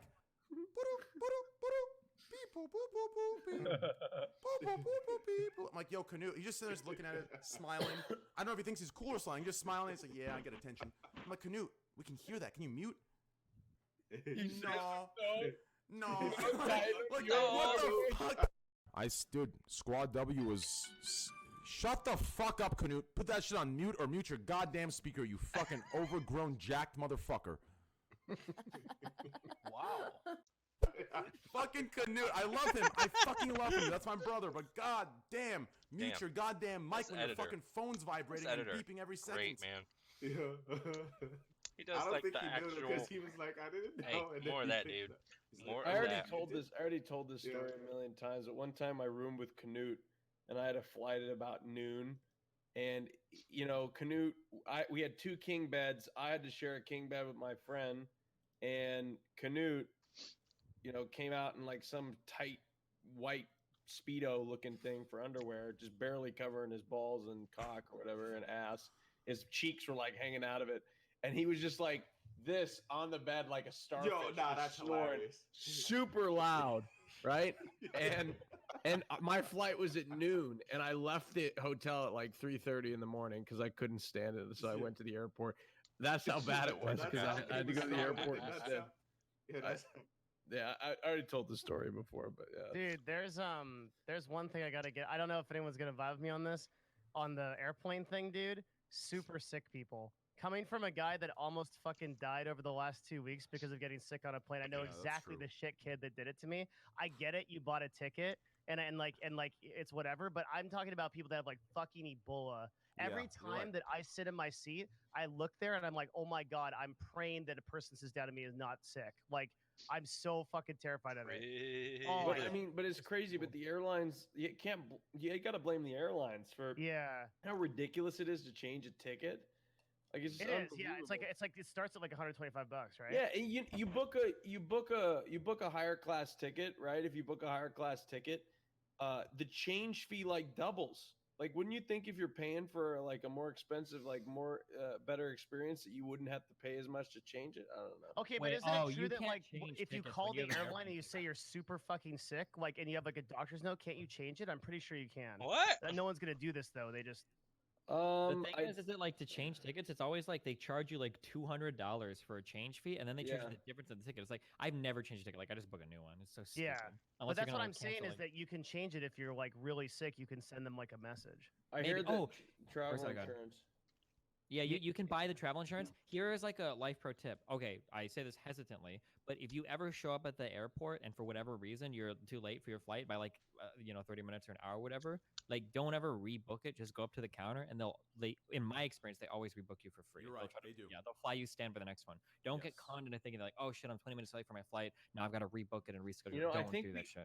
I don't think that. I think that happened. I was with a friend of mine in Vegas, and we did that, and they just booked us for free. Yep, they'll usually have you fly standby on the next flight out to the same city. Yeah. Nice. Big brain, Destiny. Big brain.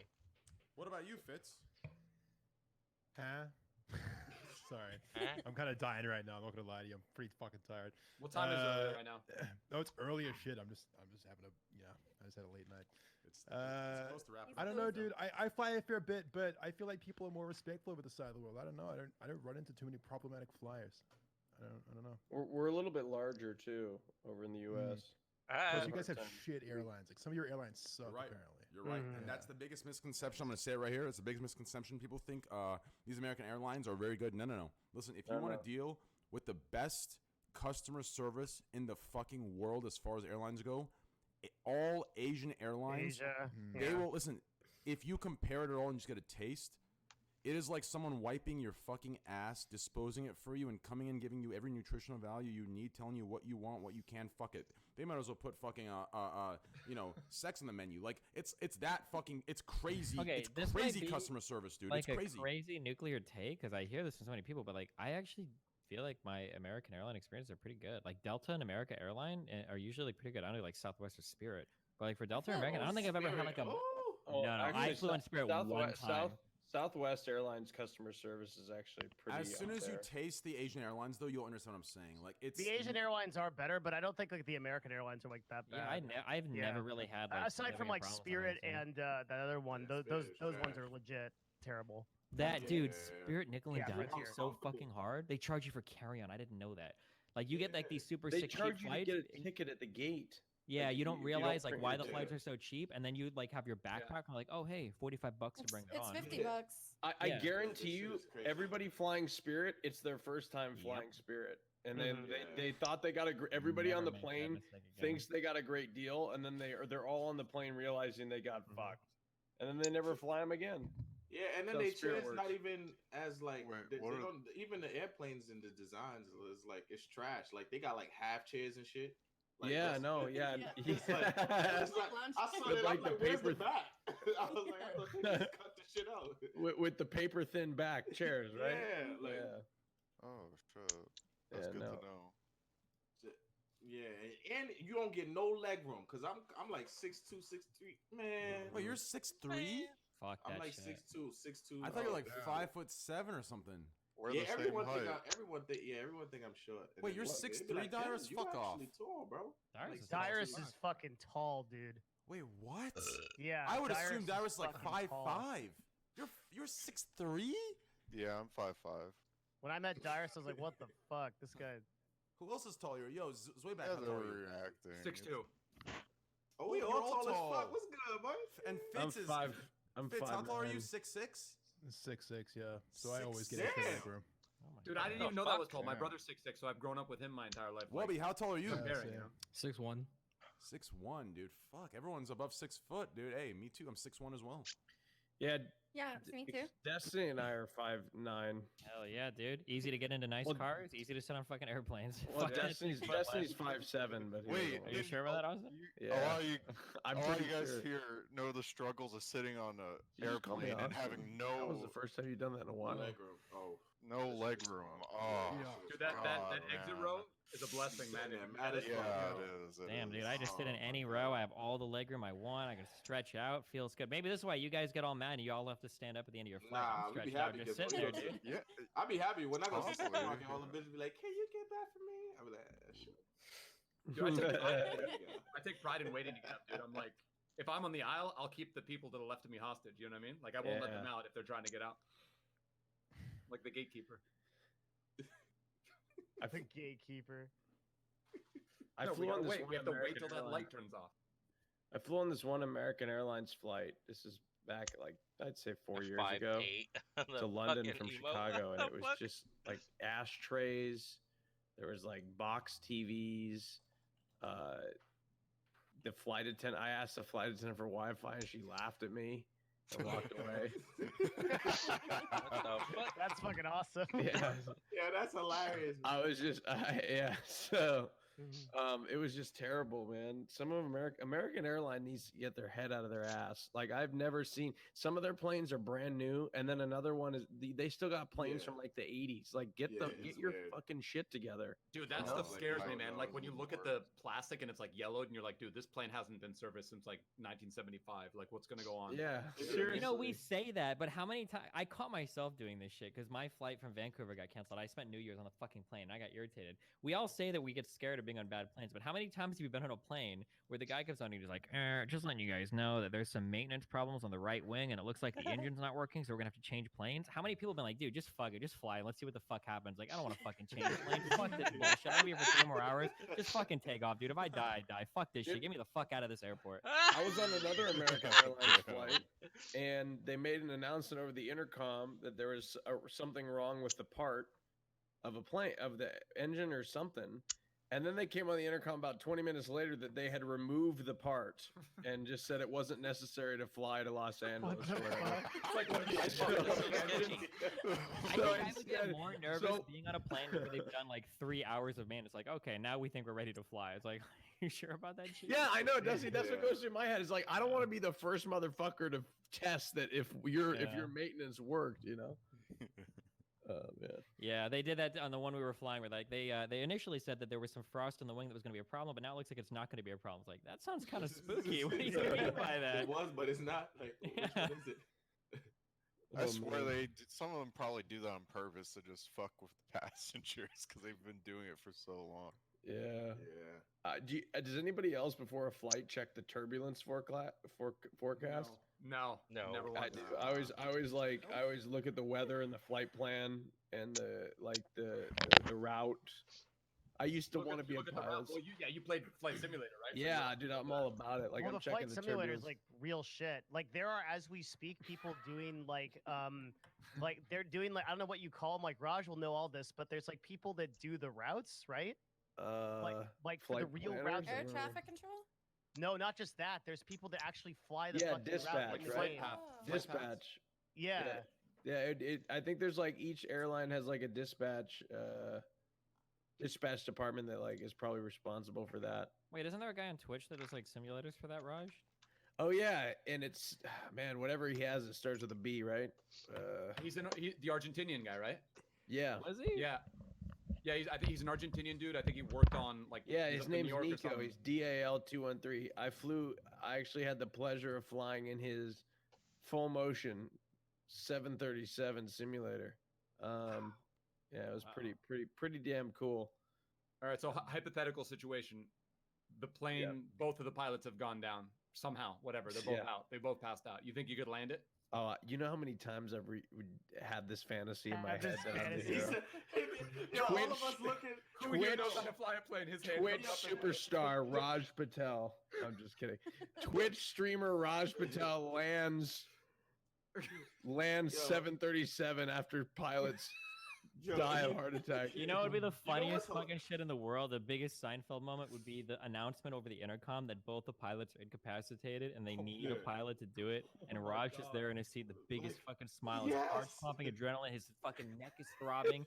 And he stands up and he starts walking towards the plane. And she's like, "Can you fly a plane?" And as soon as he starts talking, another guy gets up next to him. He's like, "Oh yeah, I'm another pilot. Like I can do it." And then Raj would get into an argument with that dude over who's more qualified to land the fucking plane. No, but that shit was funny because even when he just asked the question, all of us were looking like both pilots passed out. Raj just said, "Oh, it would be such a fantasy." It was like everyone was in here, like everyone was like both flying. Ideally, you would want them to be alive, but in the case of like a 737 new generation, you know, I'm talking 600 and higher, right? The cockpit is very, very. It's very easy. If you're at cruising altitude, it'd be very easy to, you know, program the plane. They land themselves, right?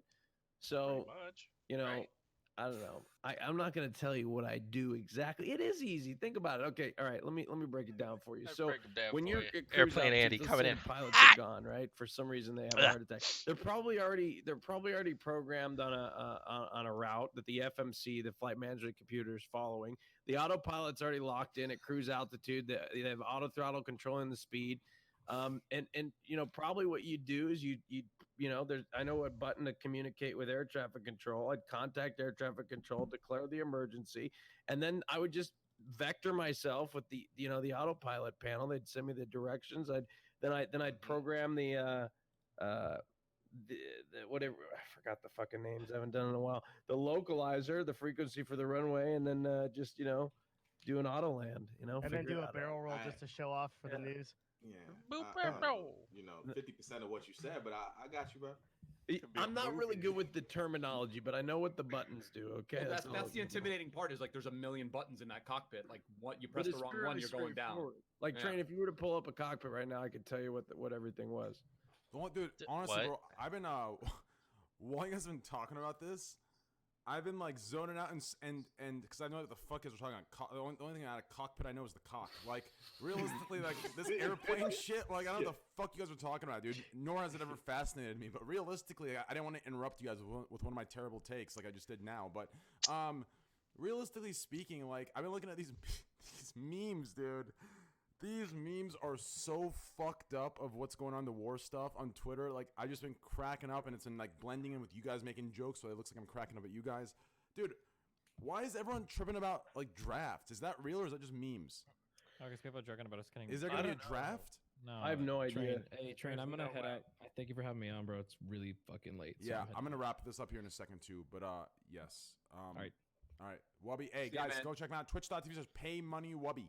Please go give him a follow, guys. Thank you, Wubby, for being here, man. Happy New Year, happy holidays, and happy everything. Same to you. Bye, everybody. Thank you. Later, man. Later, man. It's time to wrap this up, boys. Wait. I said I was leaving after an hour. Oh my god. But wait, real quick. Is that a meme? Is the drafting a meme? Yeah, we're not getting drafted. It's not gonna happen. I mean, honestly, I don't mind. Fuck it, dude. But I mean, I have bipolar. Is that okay? Is bipolar fine? I'm just saying, dude. Listen, You might be able to get out. You might be able to get out with it. I've always wanted to be Jason Bourne. I'll tell you that right now, dude. But I have bipolar, so it stopped me. You would not want my pussy ass in the U.S. Armed Forces. Holy shit. I'm too old. What do you mean I'm too old? I'm 29 years old. What do you mean too old? I think they draft up to 25. It's like 18 to 25. It's actually. Okay, I'm safe. What did we read earlier? I'm not 42, dickheads. I think it was 35. No, that's the president. Wait, what? That's the run for presidency. No, 35 is the age, the top of the age point. Dude, people are saying, Dyrus, earlier you were saying, let's get a bunker. These assholes are saying, you're already in one, Train, you 40-year-old furry. Like, shut the fuck up, idiots, okay? I'm not a 40-year-old. I'm 29 years old, by the way. It's my last year of the 20s. Second, I'm not in a bunker, okay? Make your fucking minds up. So in Austin, I'm in a fucking shipping container. And now in Arizona, I'm in a fucking bunker. This room is squared. Just because it's small doesn't make it a bunker. That's 2. 3, I'm not a fucking furry. Suck my dick. Also, Twitch Prime sub. All right. Also, Twitch Prime. Yo, Train. Twitch Prime sub. Why you got Fandy in the middle like that? Shame. It's Discord, so Shameless. actually we could say Discord is shameless. Yep.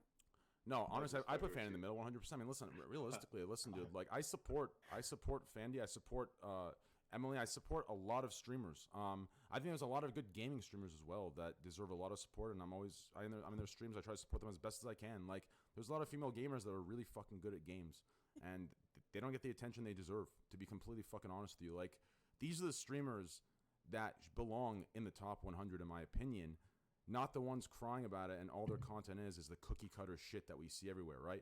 It's the actual. What are a few of your favorite female streamers who play games? I'm curious. I would say, hold on, let me meme first. Well, Fandy, okay.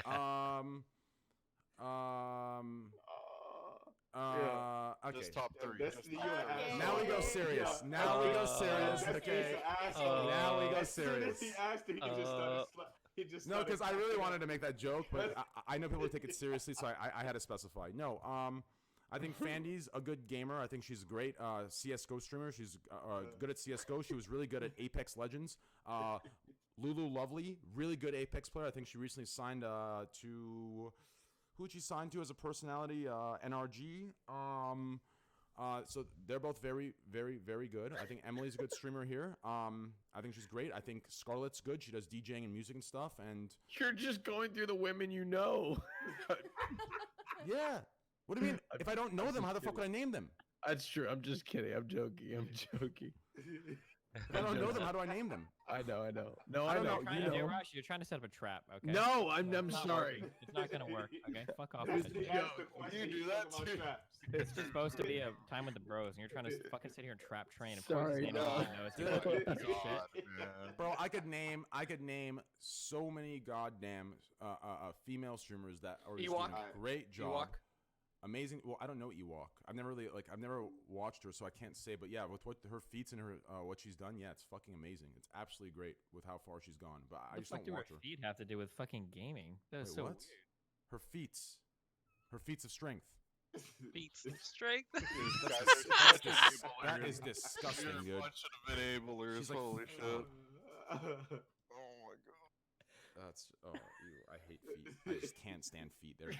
Oh, I mean, You ever had a toe in your face and you just kind of want to the fuck up? You ever told your Shut face? your goddamn mouth up, boy. if I'm being completely transparent here, I never thought I was into suck on feet toes? either until it was in my face. I was like, All right, guys, I'm Alright, wrapping you the suck- show up. Hey, Hey, you guys, suck on thank you toes, bro? so much for being I here. did just a little bit, just a Shut little the bit. Like, I didn't fuck mean to. up, dude. Okay, It was it's just- Explain it in disgusting. detail so Train can understand. Maybe you can break his phobia, right? No, it was just like a little, like a, you know, just like a It little, was a little lick. like, just a little taste. I didn't know what I was thinking, but it was in my face. What was I supposed to do? I hear there's something like biologically like connected. The reason why we're attracted to feet. So Don't say we. I'm not, Say I'm- you. I don't have a foot fetish. I don't have a foot fetish. I just licked a toe. It was in my face. That is disgusting, dude. That is putrid. Okay, I don't understand this. Okay, what about eating ass? What's your thoughts on that? Yeah, Oh fuck my it. god. Okay, you'll stick your fucking face in between two butt cheeks Okay, dude. and eat it. Listen, That's way worse. That's what I understand. I got a friend. worse. I got a friend of mine that will literally go to Amsterdam and eat hookers' ass. But I'll be Hookers? like, Oh, "Hey, I'm you want some wildin'. ketchup?" And he's like, "Ew, ketchup." I'm like, Nah, "You literally eat he eat ass. hooker's ass. Oh, hookers' nah. ass. He pays to eat ass, It's and he different. won't have ketchup." It's ugh. my friend. My I don't. Listen, Train, I gotta- you're gonna hate when I gotta say this. go. My best friend Kirk. Okay. Hey, yo, Train. Oh no. what up, dude? My man, you like that? Yeah, I'm with that, dude. Listen, listen, I'll eat your ass as long as you got socks on. Listen. Nah, I eat ass only if we came out the shower together. You feel me? Yeah, of course. I'm not eating that shit. I at gotta make sure I Chipotle. scrub What the that. fuck I is scrub that booty. I know, but hey, I but have to make sure I scrub this so I know. All right, whatever's there, it's my fault. You feel me? Respect to yourself. But hey, Yeah. sometimes you gotta. I mean, sometimes you go for a pass real quick. Yeah, And that's, just make sure. that's how it happened. Cause I thought I would never eat ass, and it just happened, bro. I don't know what came no. over me. I ain't gonna lie. After it, I How was were you like, what's wrong with convinced? me? How were you Huh? convinced? Was it the girl? No, I said it was me. It's Like, I was something just came I was over eating you. her- I randomly was- just for the moment, decided. The I Holy was eating her Spirit. at, and like, okay, 'cause I'm a pleaser, so like I like when they get so I'm like, I wonder how she go, and the shit just, and she said woo, and I was like, oh, Yeah, see, it's lit. see, but it feels so Yo. wrong, and that's why you do it. After it, I brushed my teeth for like 20 minutes. Yeah, bro. listen. Good It's for very you simple. guys. Before we cut this off, okay? I'll tell you the simple rules and we're done, okay? Listen, okay? Oh, here, real quick thing about this conversation. This wouldn't be happening in the Raj Royale because if this is Raj's show, he'd say TOS. We can't talk True. about it. Now, real quick, okay? Wait, hold on. I talk Listen. about eating ass on my show all the time. Listen, here's the truth, okay? Listen, if you're horny I enough, could never be persuaded. if you're hard enough, no, listen, if you're horny and hard enough, okay, and you look down and she got tiny waist, big ass, and you're looking at things, it's looking clean, shit's still everything's all pink, you're eating that. But as soon as you bust that nut, you better bet your ass you're looking in the Yo. mirror and you know that you're a fucking degenerate. You're a fucking Facts. goddamn. Your life is a mess. What the fuck did I just do? Really? That is, dude. Hell yeah, bro. Nah, You kidding me? after I ate ass, After you I had, booty? like, No, hell no. I don't After feel you like- do anything, nah, are you after kidding my me? First time eating ass, I was Oh, I like, mean, what the depends on who is fuck, it bro? with. Wait, do you feel that way every time you I sleep was with like, your shit. girlfriend, Trey? No. No. So listen. So That's what I meant. So Like, Ron, if it's like a hookup, you know what I'm saying? no. You know what I mean? No, she's actually not into ass play. But realistically, that was already too personal. But realistically speaking, listen, I'm like, sorry. yeah, I'm sorry. I'm referring to like, okay, so before my girlfriend, like every one night stand, listen, even when it came down to like fingering, dude, listen, you better bet your ass. Listen, that hand I fingered with, you better bet your ass. I didn't use this thing for at least a fucking 7-day period. I don't give a fuck if I had to switch hands that different. It was shaking because I'm not fucking left-handed. This hand that I used to finger, this shit's in my pocket. I'm walking around awkwardly all day for 7 days straight until this shit's desanitized. That's how I feel when I fucking bust a nut, dude. It's just how it is, right? I see Because what you mean. you know what I'm talking about? Yeah, no, it's not like it's not like it's dirty or weird or anything. It's Train anything. sex, It's just like the you have to 5 understand, swatter dude. Like, technique. listen, dude. Like, not to mention, I've created. Listen, through experience, okay. Everyone. So in college, So I've developed a technique, okay, and I developed this freshman year of college, okay. And this will go out to any of you guys. So usually everyone goes through this experience, but I'm gonna help you not go through it, okay. Once in a while. And by once in a while, I mean 1 every 100,000, okay? Very rare. You run into a female, and for me, it was in freshman year of college, where, hey, I don't know, listen, that was like, ugh. You know what I'm saying? So I developed a way, okay? I call it the fly swatter, okay? You save yourself. It's called the fly swatter, okay? Listen, when you're naked, okay, or when you're going down, you act like there's a fly around real quick. And you waft it up to see, all right, hey, she's clean, I'm going in, okay? It's a fly swatter. You act as a fly, but you're wafting it up so you can see, okay, we're good, it's clean, it's sanitary, then you go in and do what you need to do. I'm telling you, it works, no troll. That's enough to know, huh? Just that Yes. one. Okay. I feel like not to be paranoid, but I feel like if they smell really bad, you're gonna know that like before their pants even come off. Like that's not something you have to be like right in your face to fucking feel. But if right? like the jeans Yeah, are like the fly really swatter, tight. that's why. Yeah. No, I had one experience, and I was freshman year of college, dude, and I remember, dude, Did you still smash? Dude, no, I didn't. I fucking, dude, like, you can't get hard. Like, it's like, it's disgusting. Like, I remember, dude, like, I scrubbed, like, I had to, like, I finished myself off. Like, I was like, hey, like, just lay there. And I just, like, busted, right? Like, with my hand, like, it's just like, dude, like, that was traumatizing, dude. I had to go to the bathroom, dude. Like, I did nothing with her, dude. Nothing. Even my hand barely touched. And I sanitized that hand, dude. You understand? Like, it was just trust me, in college, okay, you gotta be careful. And also, PSA to all you kids, okay? Listen, if I didn't have this technique, who knows what I would have done? I mean, Abdu just said, did you smash? Who knows? If I didn't have this technique, maybe I would have. But I didn't, and I saved myself. So listen, if any of you end up going in because you're too horny, listen, make sure always, in college, there's a rule. You don't single wrap. You always triple wrap in college, okay? And that's more of a metaphor, because if you triple wrap, it'll actually break. Work, bro. Yeah. No, it's a metaphor. It's a metaphor. You don't actually triple wrap. Triple wrap actually breaks. So you actually, it's a metaphor. Be fucking careful in college, okay, boys? God knows what the fuck's going on over there these days. Okay, be very careful. Always do it. But enjoy it. Dude, I worked in the bar scene, man, and I heard stories from my managers, like, they were scary. It's scary. Like, I heard stories from my managers, dude. It was fucking scary, dude. So be very careful, boys. Always wrap up. I know condoms suck. They really do suck. I'll say it, sir. They suck. But wrap up. Better safe than sorry. The stories I've heard from my managers, dude, it's just scary. It's disgusting and scary. So be very careful. Yeah. I like how Skafreed will change the current topic, by the way. One night stands don't get all that shit. You just get nothing but dick, man. Wait, what'd you say? I said one night stands ain't getting all of that. You know, that's reserved. Keep it simple. Yeah, just get a blowjob call that day. We can get acrobatic. Don't get it twisted, you know. But it's like, you know, all the other shit. Now you ain't getting. Yeah, like I said, always be careful, boys. Safe sex is good sex. Well, okay, that safe sex is just safe sex. It's just that simple. Just always have safe sex, and you'll be good to go. But as far as good sex, I'm not gonna lie to you. But realistically speaking, trust me, hey, that's a fact. Yeah, condoms definitely suck, dude. They suck. But hey, that's why you do a long-term, relationship. You're good to go. Right? Long-term relationships don't really use. I mean, have you guys ever heard of a long-term relationship that's used the condom? That way they can get you not only for child support but alimony too. Damn, dude. Train.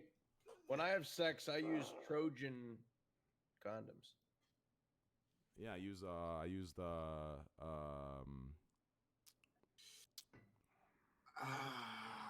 I wasn't paid to say that.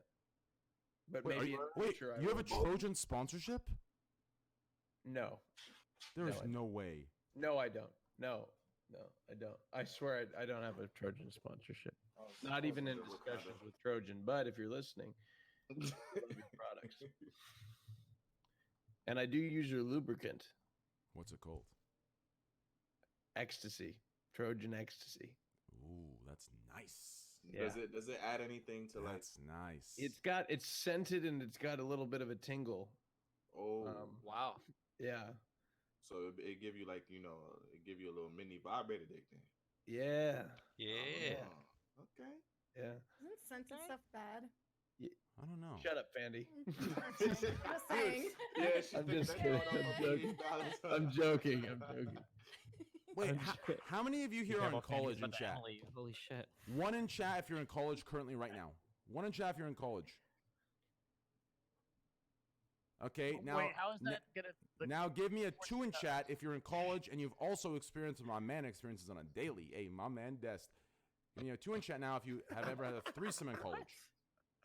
Destiny be fucking. Hey, my man beating cheeks. He's beating cheeks, baby.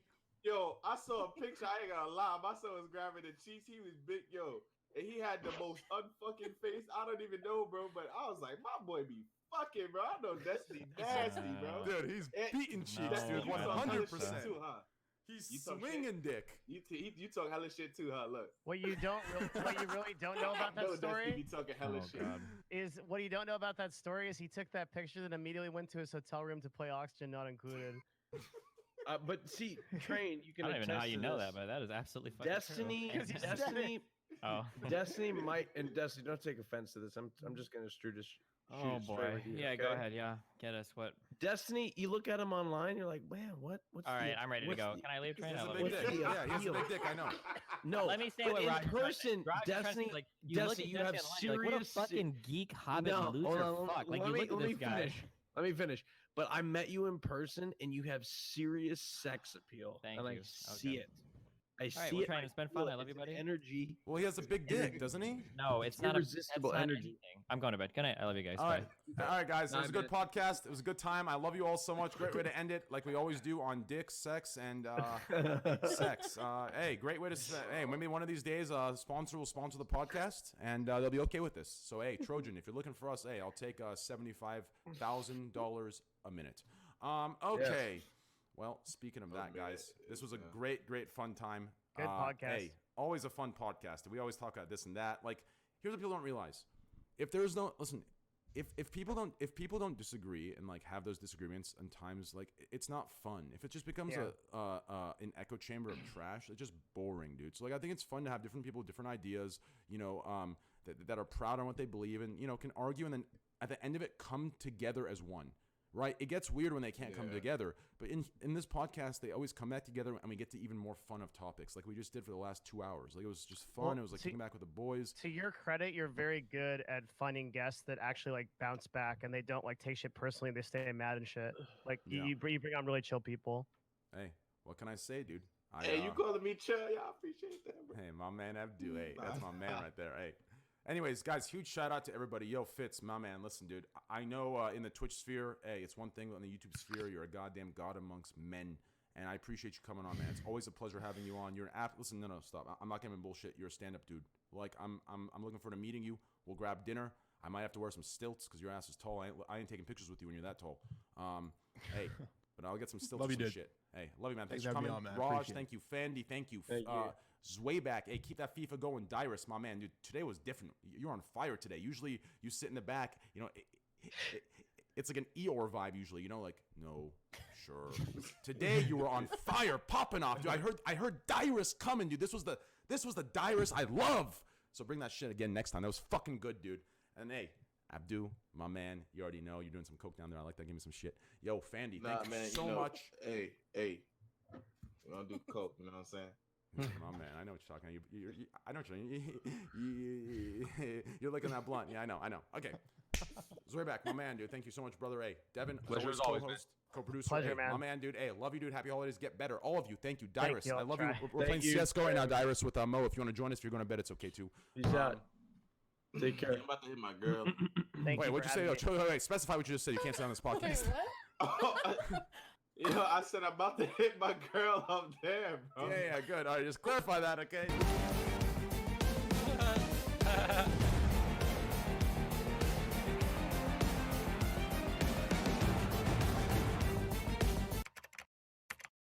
Flash. Rex. TV1. Hell yeah. Shit, man. Shit. I don't know what to play. Shit.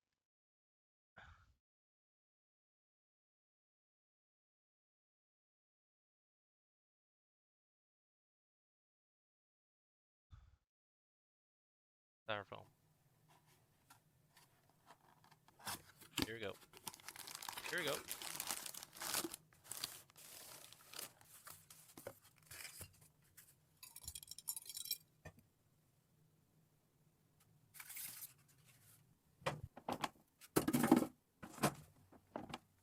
What we normally do with it. But alas, we can make a knife. Oh?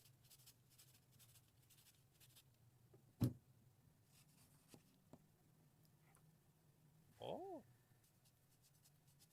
Oh.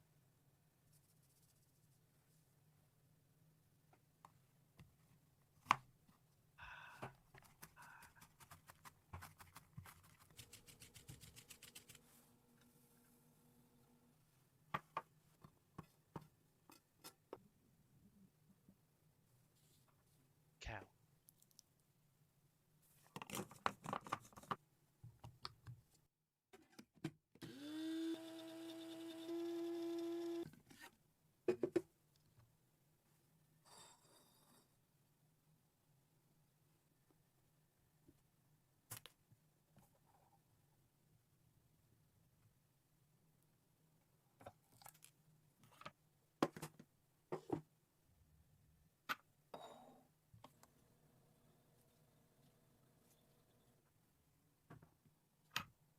Ta-da.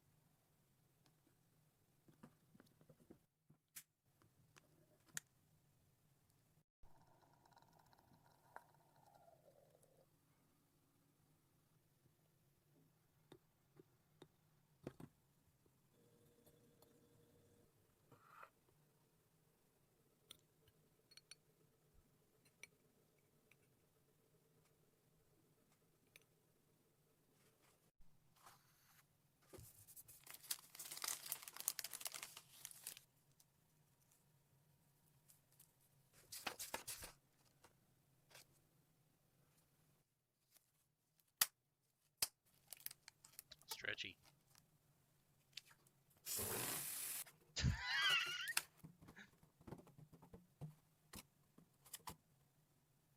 Steak.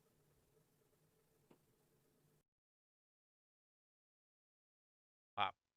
Instant.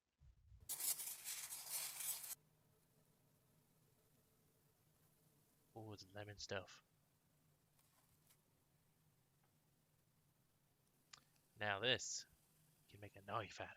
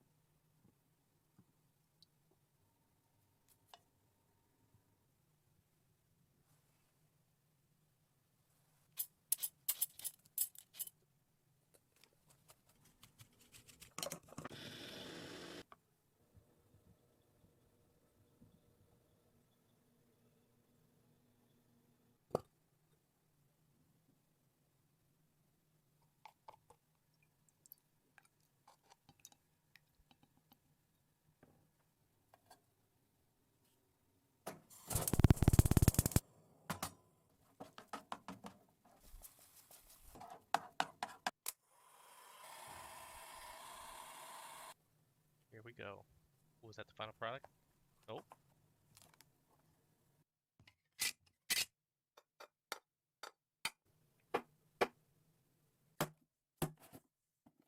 Ooh, that's looking pretty sharp already.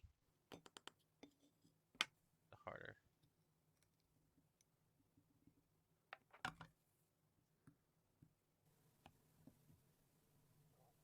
Ooh, 94, 96, 97, 96.5.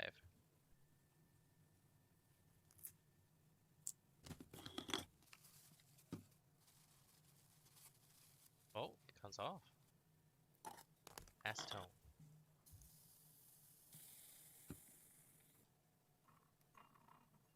Stuff.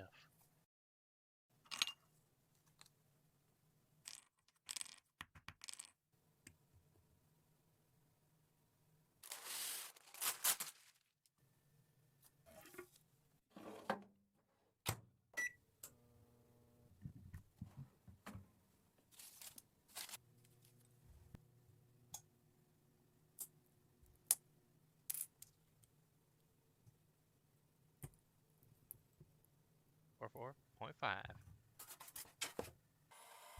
Styrofoam.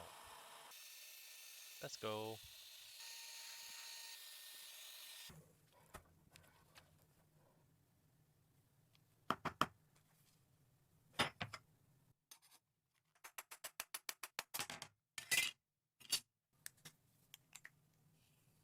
Knife.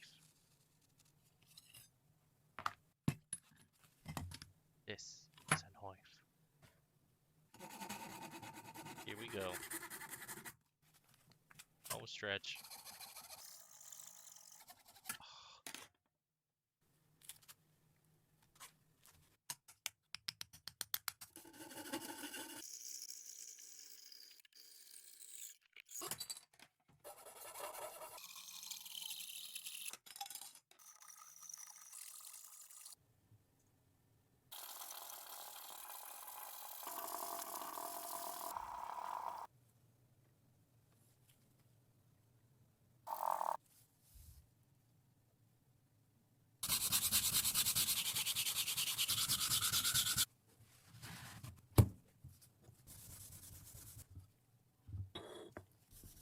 Oh yeah.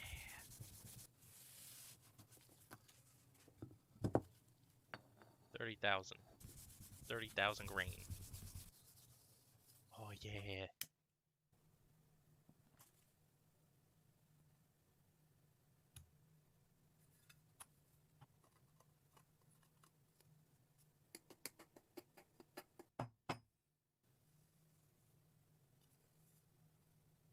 Oof, that handle.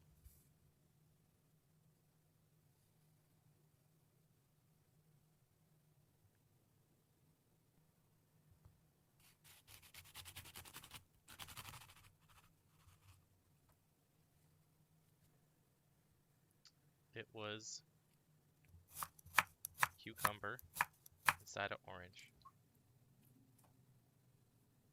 And it floats. Oh yeah. Tiny cow. Oh, it fell.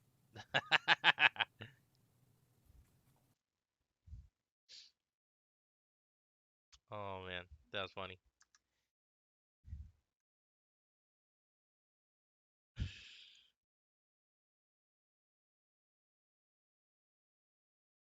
Oh, watch more shit.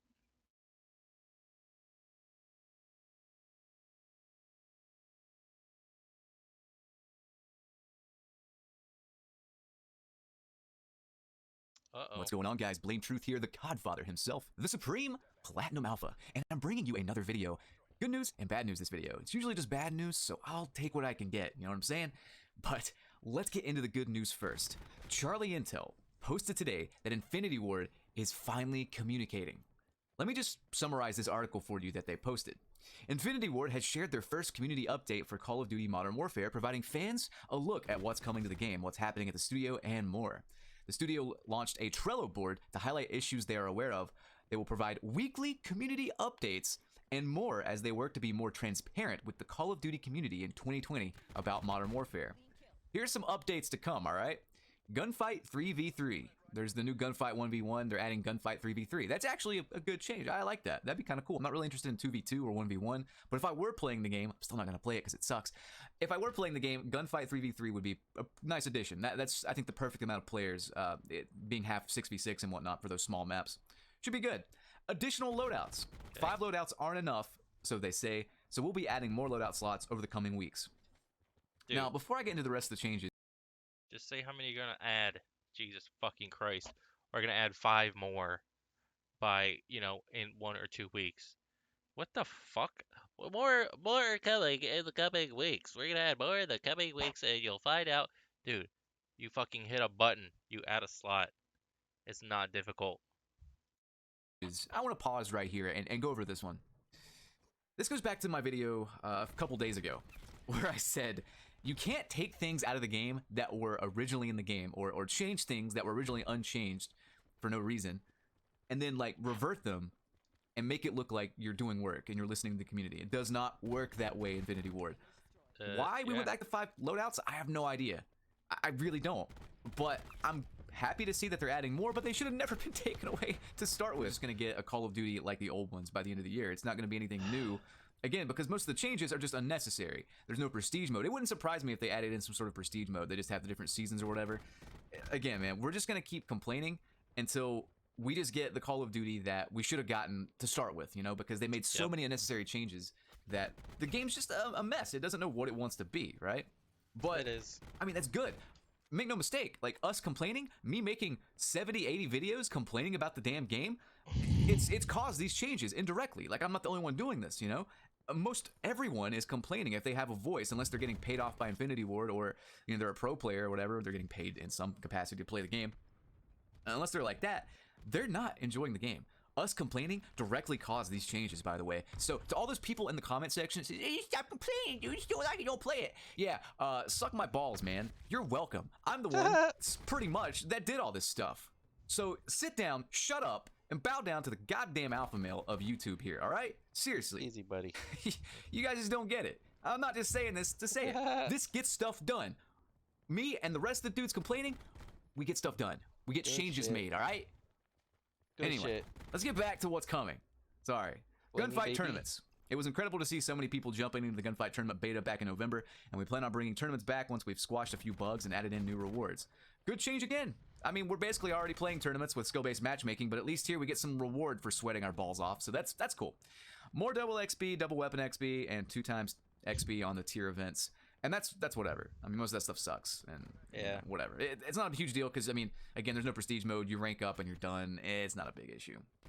Here's some of the things they're working on, though. Known issues. Lighting flickering on various maps. I don't know what that's about. Mission collision on containers on cargo. I don't really know what that means. Platinum skins not unlocking properly, out of map exploits and ground war. Platinum and Damascus camos glare while in ADS. So that's cool, and that's not all they're tracking. They're keeping up to date on bugs and stuff. You know what? Look, I've been harping on these guys constantly, all right? Infinity Ward, from the bottom of my heart, thank you. At least for communicating, okay? The game doesn't have to meet everyone's exact vision. We just want your explanation for things. Although, I'm still curious as to why you have not mentioned skill-based matchmaking. If you can be more transparent, that is the first thing you should address. Although, honestly, Activision probably has some clause where they can't talk about it. Let's be real here at this point. You know, we've seen the patents at this point. We've seen the good players actively getting nerfed, like X Factor code and stuff. We've seen it all. Like, I kind of get that, you know. Fuck that but aside game, from all that, dude. this is definitely a step in the right direction. And if I can be honest with you guys, I am never going to stop complaining, because if we've seen this step in the right direction from me complaining for 2-3 months and me and the other guys complaining for 2 and 3 months, then I'm going to keep complaining. Maybe one day we'll see Piccadilly deleted from the game. Maybe we'll see it chopped in half. I don't think Maybe so, we'll see dude. other garbage maps like Euphrates Bridge and what is it, Arkhov Peak, and all this other trash like fixed or taken out or whatever. Nah, Maybe we'll it's get staying better there. maps in general brought back. All the new DLC maps will be phenomenal, you know? Maybe. Anyway, guys, I hope you enjoyed this gameplay. Final score is 33-3 with the Airplane Burst Rifle AVR. And if you guys enjoyed, like, comment, subscribe, and ring the notification bell so you get these alpha updates as they are uploaded. I'll catch you guys on the next one. Peace out. Peace out, Blammy. Blammy, baby. Oh, blammo, whammo. A bloopy, bloopy.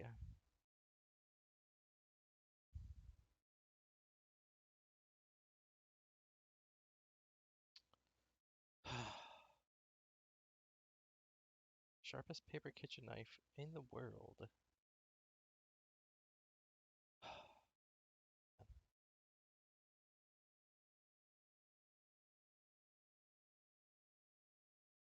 Hopefully you guys are enjoying MSM here tonight. This is MSM 208. We got Thunder Gaming, Edmund on the mic. That's myself, and then Vance, who is my my lovely co-caster.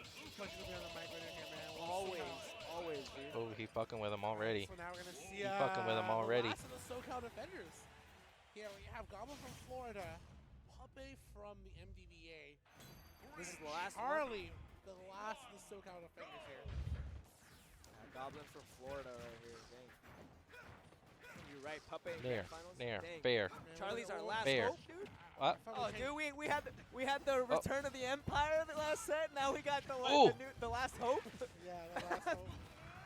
Return of the Inland Already Empire. lightning. We actually got the Star Wars trilogy tonight. That's we crazy. do. The Charlie Awakens. This is hopefully. God damn. Oh my God. What the fuck percent was he at? Oh no, dude. Alright, he's gonna take that first stock very early. Goblin only sitting at 55%.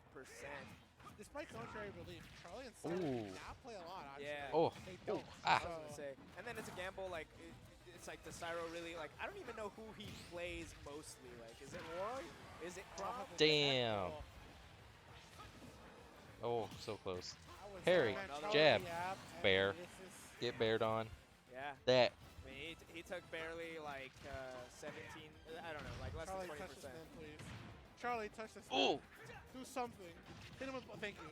I was gonna say hit him with blaster. Make him hold shield. Try to get a grab. Oh, jab to side Ah, B, dude. ooh. That any 60. more damage, and he would have Damn. just died outright. But Dude, Charlie not what was having that, like 3 minutes or some a shit? good enough That boy recovery to is make it rattled. Yeah. So, The one That thing boy that we did is see Charlie, and that's why he kinda just jumped rattled. off the stage here is actually kind of smart because sometimes what a lot Man. of players do is say, okay, you know what? I got sauce there. Let me stop getting sauce. Let me let my opponent stop reading me here. Let's just throw this away.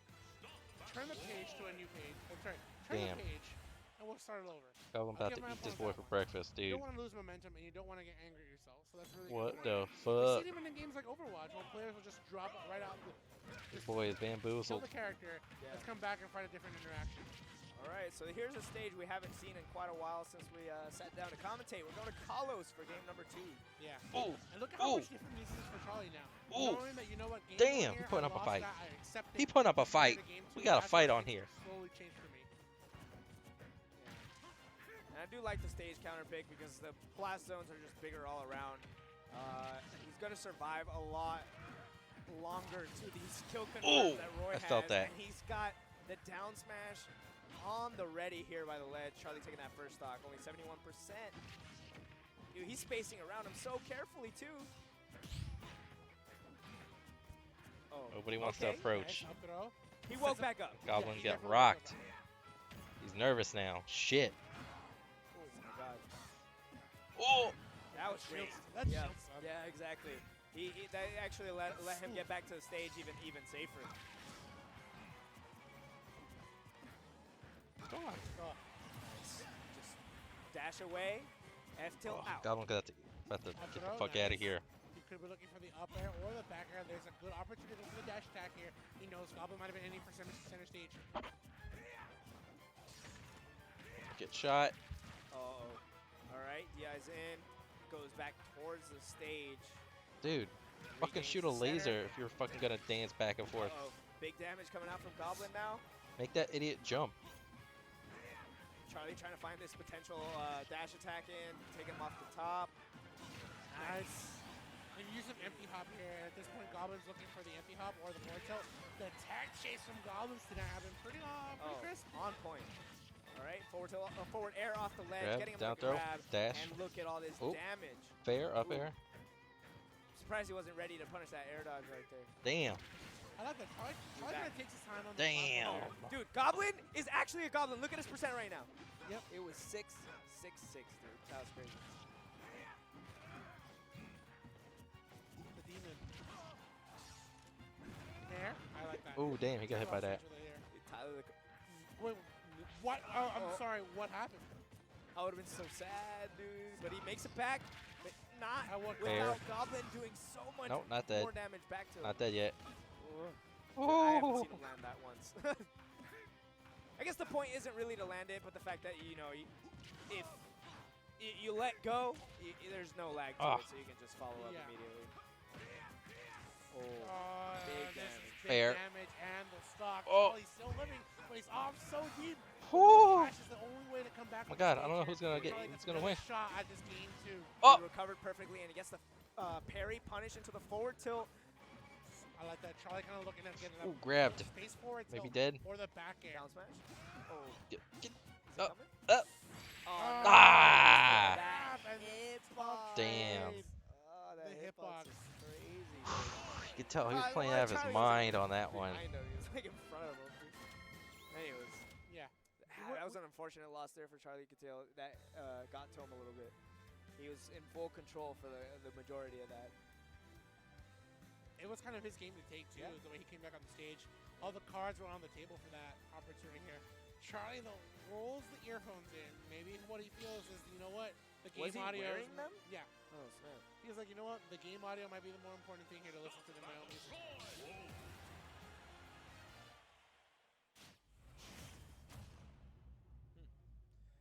Nice. All right. Game number 3. Charlie's last chance to bring himself into the set. I mean, tonight is the last chance qualifier for yeah. CLG. Oh snap. Oh snap for the CLG Rising. Yeah. So winner tonight goes to that or what? Yep. Well, so that counts for Goblin and Puppet even if they're not here or what? Win is the thing, right? Hey man, those questions I do not have the answers to. But hopefully we'll have the answer to this game here because so far Charlie looking to strike back a little bit. Stands in place. What a fear factor there against Goblin. Yeah, great patience exercised by Charlie. All right, like all around, just not getting cut up by the up smash, putting Goblin back off the stage. Oh my God, that side B is so strong. But we'll get him. Goblin has Damn. been spacing himself all night long to punish Rogelap, and no one has made those adaptations just yet. And I hope Charlie will here, because it's looking like Victory is slowly getting away from him. With the back air from the dash attack, puts Victory a little bit closer than last time. 52% on Charlie. Nice from Perry. Finds the opportunity to run in with a quick 22%. Yeah, making the percent differential back up already. I don't think he wanted that dash tag on the platform. Probably wanted to fall off of the neutral area. Nice. Okay, we'll take that trade, put Goblin off. Of course, I like Oh, that I get attempt side too, because bead. he might have been trying to punish either neutral get up or roll get up, but unfortunately Dude, that Goblin hasn't got worked on yet. stage. He puts him off at a deep end. Up Those B. have not been working. It's really hard to actually Huh? control Roy's up B. Huh? Poke. Go roll get up. Go roll get up. Okay. Ooh. Ooh, goes for the neutral B instead. Is gonna find the damage, not the KO, but he will with the forward tilt again. He's spacing himself so perfectly here by the ledge. Doesn't matter if it's Kalos. There. Oh, Yep, yo. that'll do it. He's gone. Yeah. Oh, dude, he okay. made sure. He was Damn. making sure. Charlie ain't taking shit. Settle down, boy. Oh, he's trying to parry. That might actually cost him a lot. Yeah, 44%. If that's costing him anything, it's the lead here that he once had. Oh, Goblin is furious. He's just swinging now. The shield was really small, so that probably would have been a shield. Get like fucking 3 or 4 like aerials in like one jump. Oh my God. Wolf Flash is the only way to come back. Yep. Nice. Nair to F tilt. All right. All Nice. right. Charlie understood he wanted to get a cross up, especially with how he's been doing that. Missed the grab, and that was That's it, so yep. crucial. Oh, Damn. That grab was Grab so bear. crucial there too, because he almost had it. And that's it. Our last SoCal Survivor in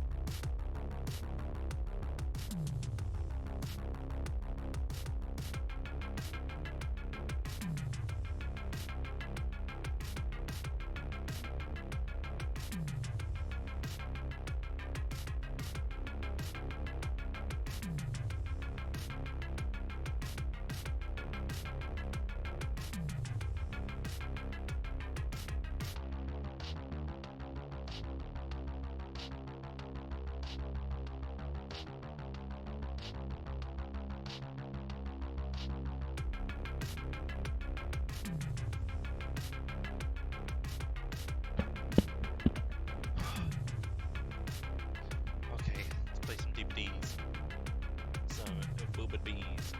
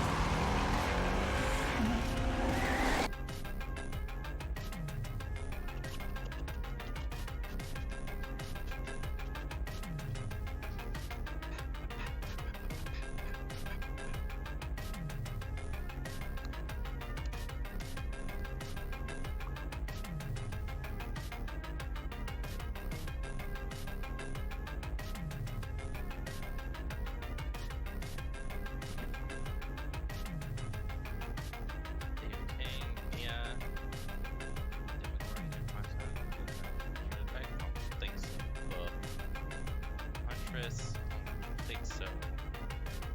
Bub.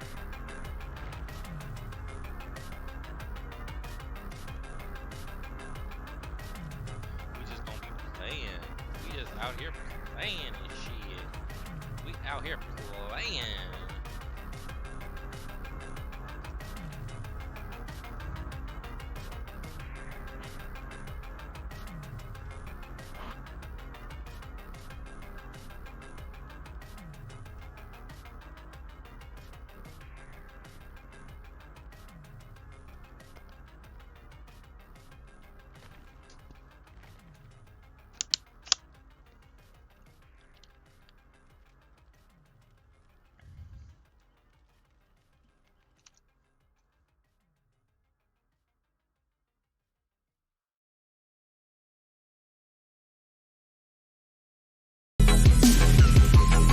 Oh damn, that was loud as fuck.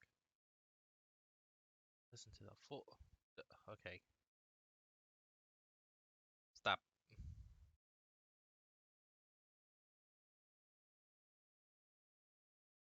Ugh. Did I add this? Add to playlist.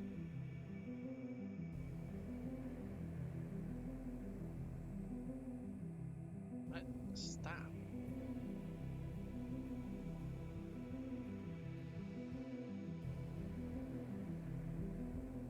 That one.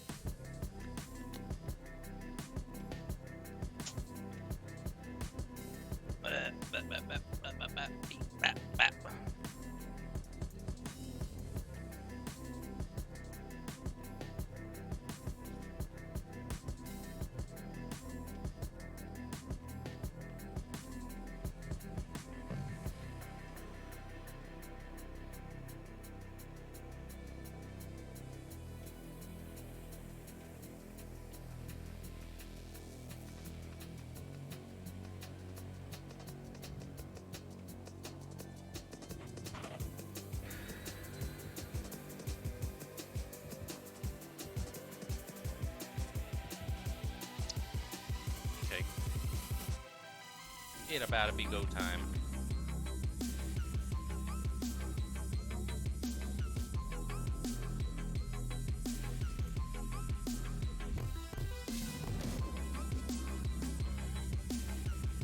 Shit. Uh-oh. Uh-oh. Controller. Let's go.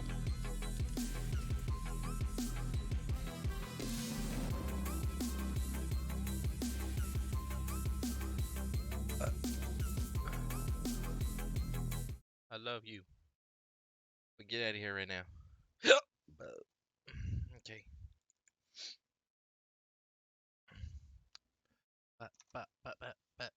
Oh shit. We are not in just chatting, but whatever.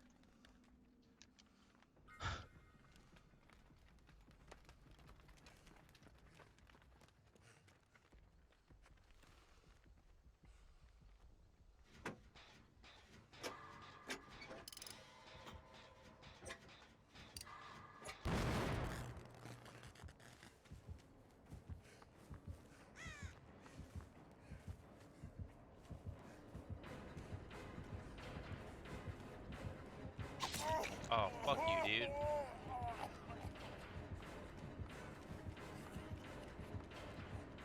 Gotta get here.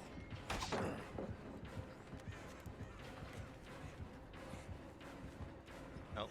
About to eat it.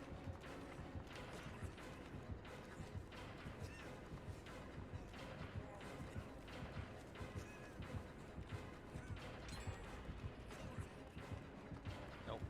Nope. Need this. Need this! Ah!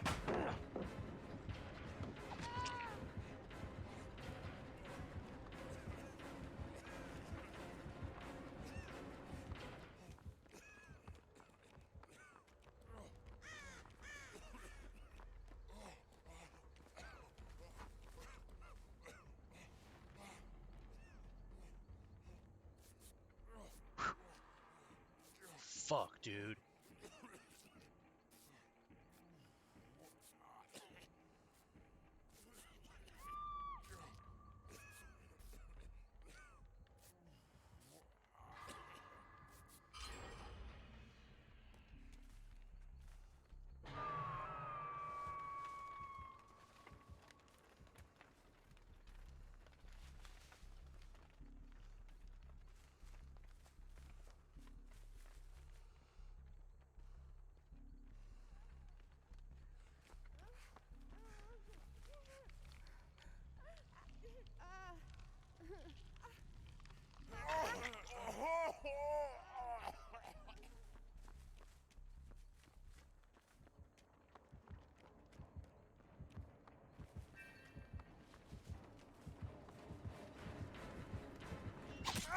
Oh, fuck.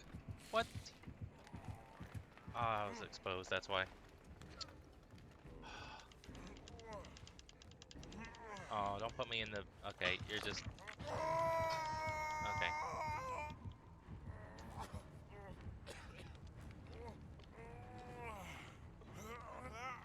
Need some help, Bubbas.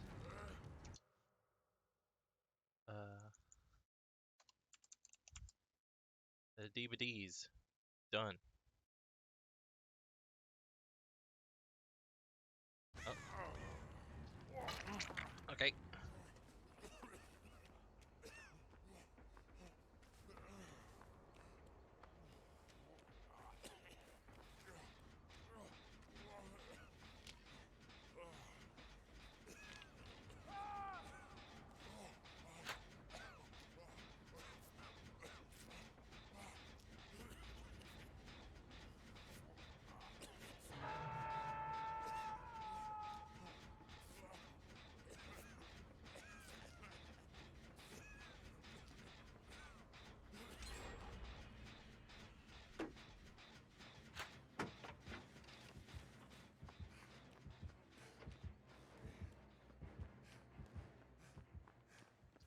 Fuck.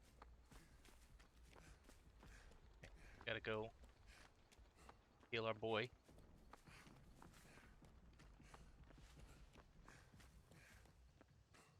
Come on. Where my people go?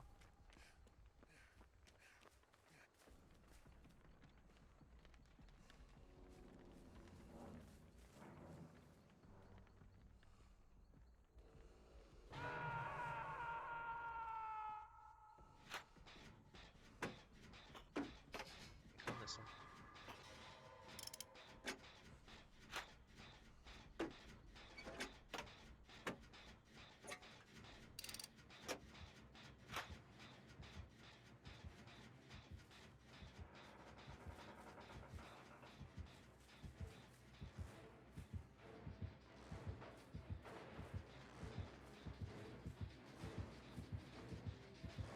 Fucking A, dude.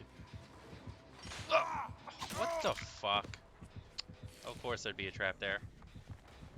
Of course there'd be a fucking trap there.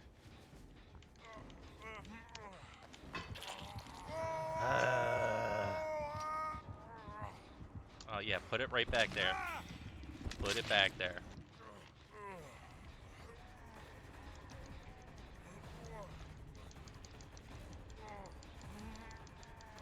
Put it right back there. Yep. Now somebody else is gonna eat that trap.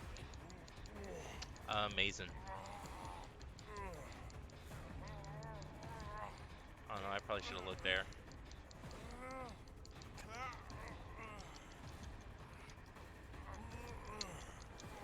Peepos. Save me. Save me.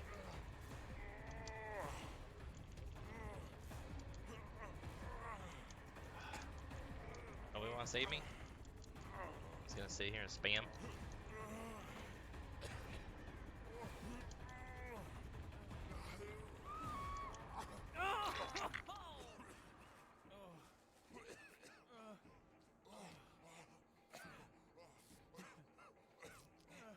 Oh, good great. Good great, man.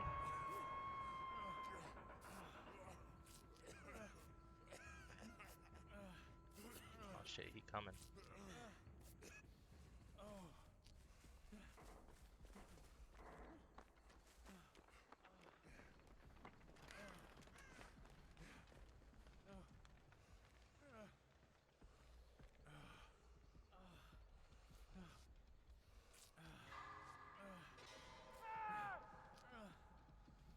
Shit.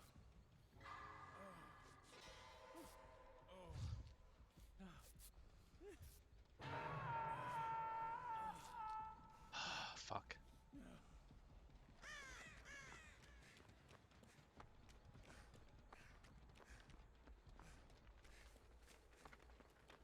Gotta make a beeline for it. Gotta make a beeline for it.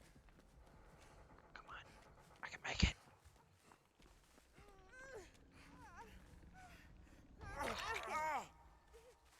Bitch.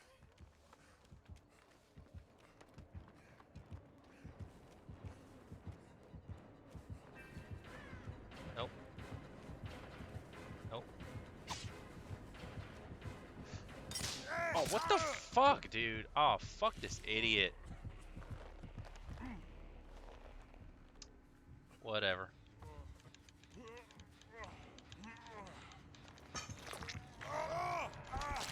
Dead.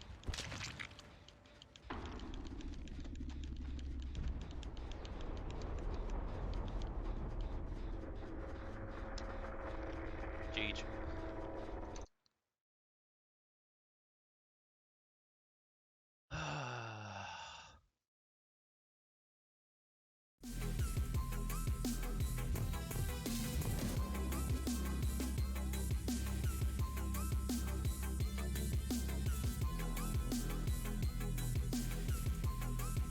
Oh wow.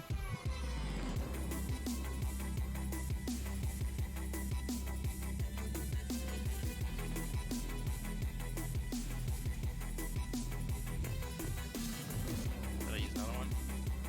Yeah, use another one. Almost done.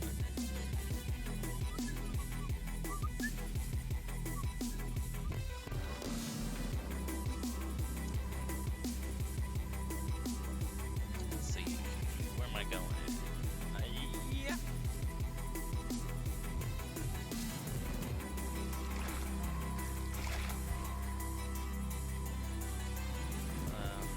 Can I go rainbow map? Yeah, I can go rainbow map. Rainbow map is fucking all. Box. What this?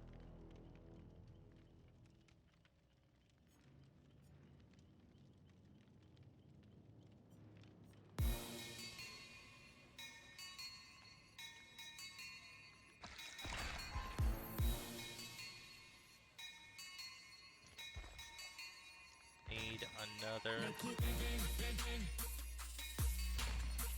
Thinking.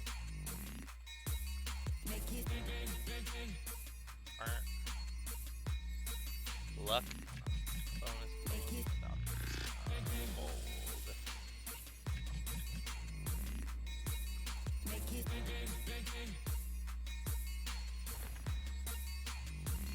Shit, put Bond on. Fuck that shit.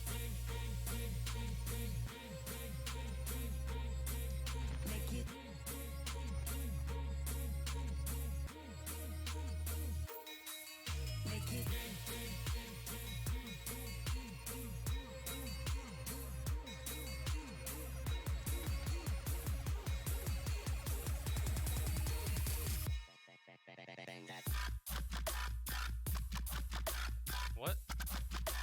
You love Dickey's Barbecue Pit for fall my off God. the bone ribs, and now we're adding pit smoked wings to the lineup.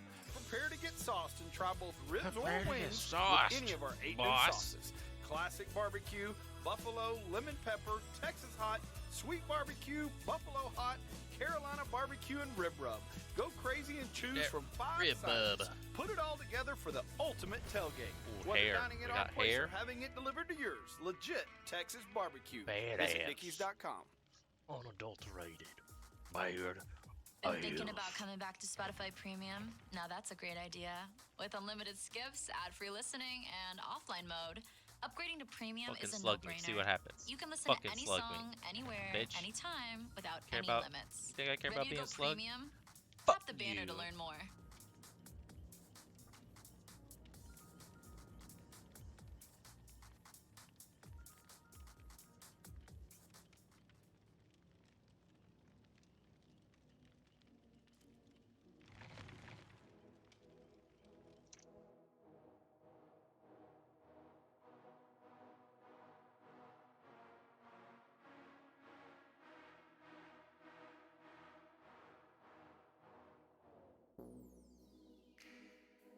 The fuck?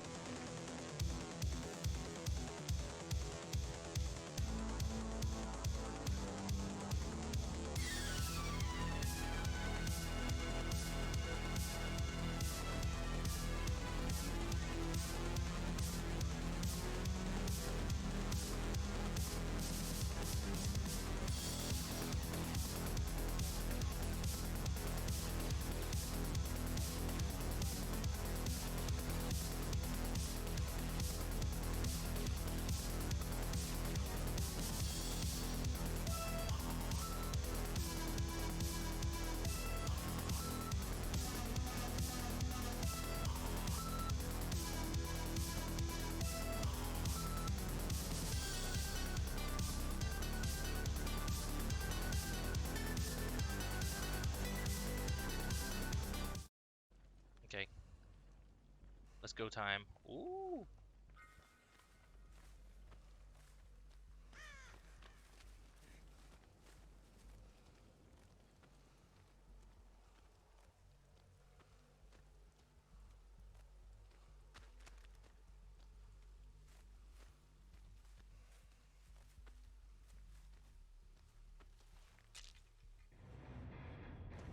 What? Survived plus 5k?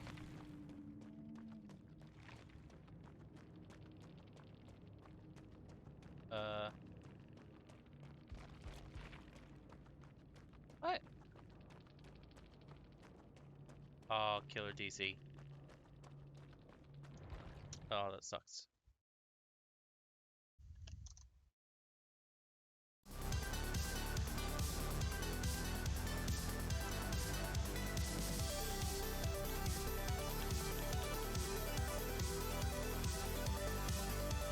What do you weigh about?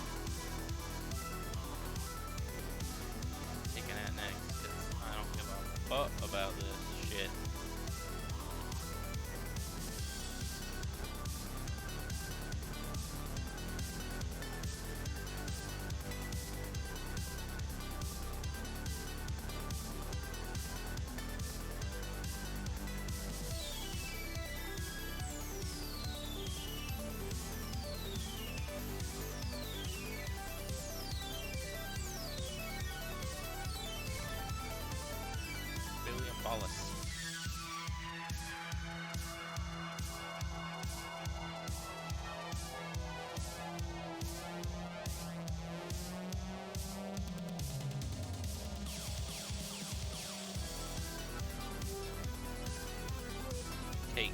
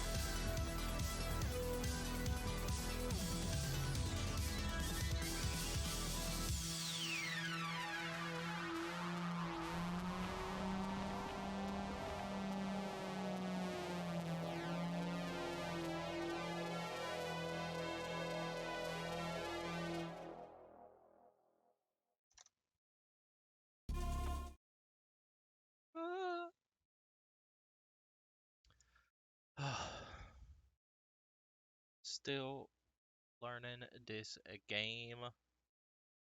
It's alright. I like it.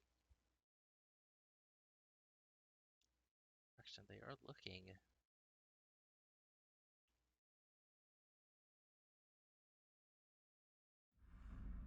Oh shit.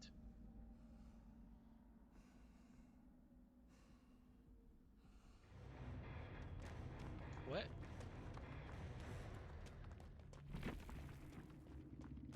Loading. Dude. What is this? Epic bro moment.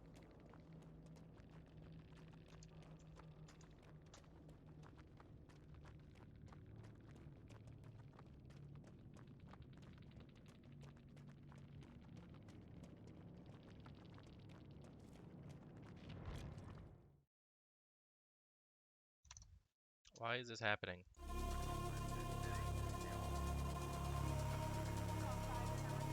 Store. No, back. Fiverr. Okay, can I just buy her? Oh. Man, that's what the fucking org cells are for. We'll eventually unlock them.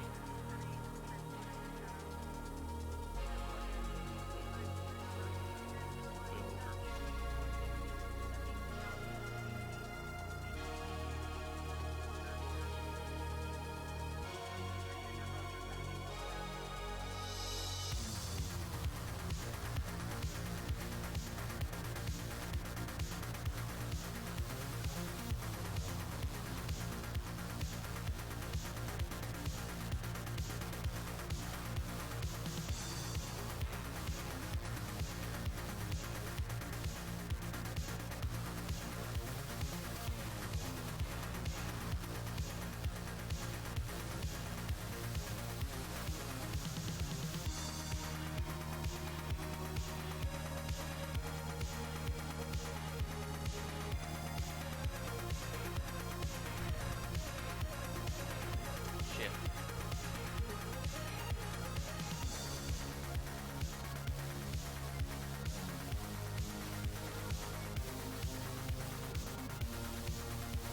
Dude, I just want to hit 50 with Bill. Holy shit.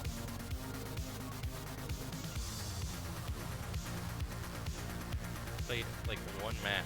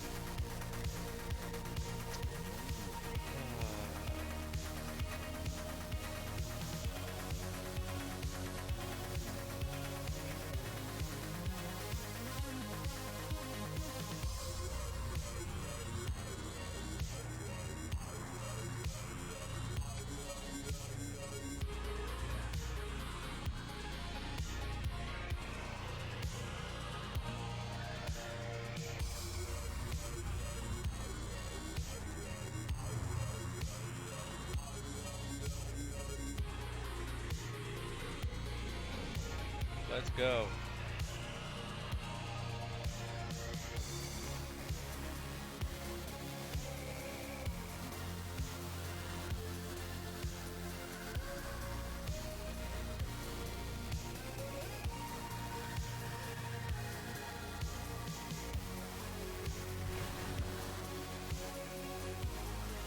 Let's go.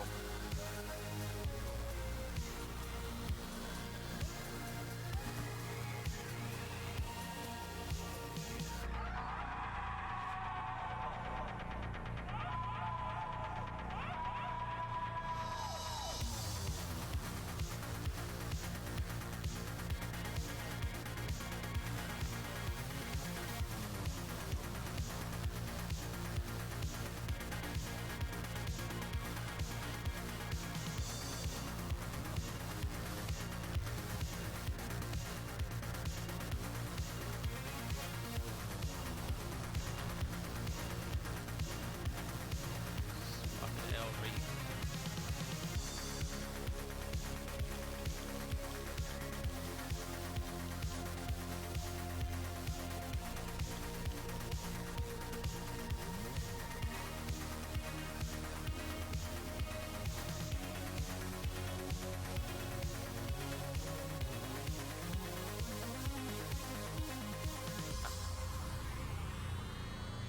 Let's go.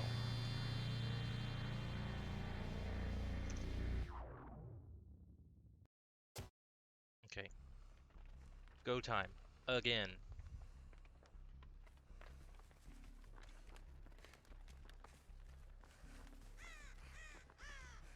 Shit.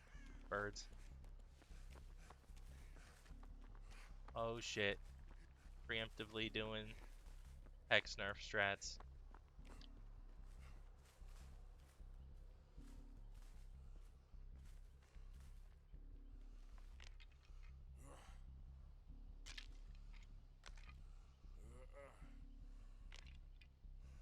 Oh shit. Fucking plague lady.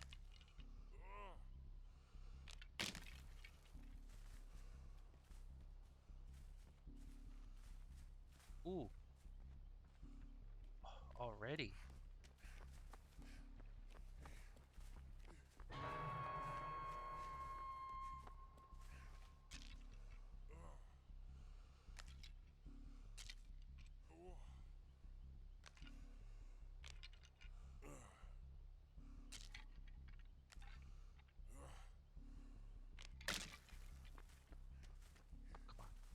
No, no, no, no, no, no, no.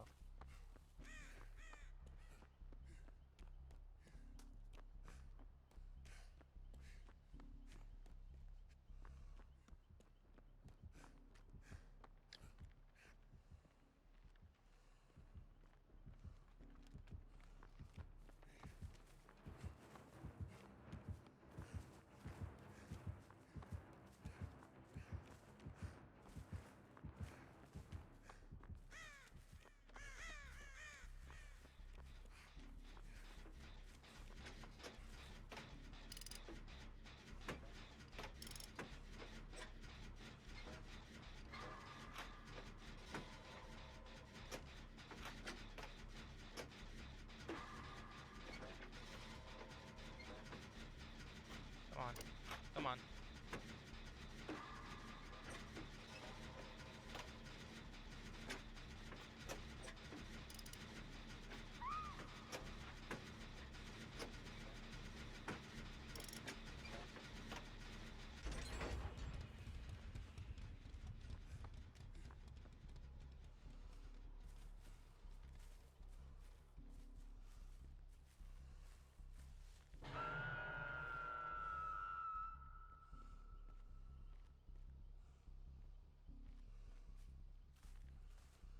Come on. Let's go. Let's go.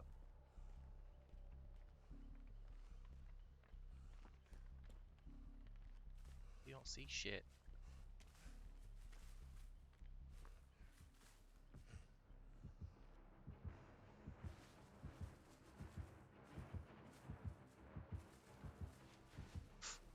Ooh, baby. Baby, baby, baby. They're a totem. I dig it.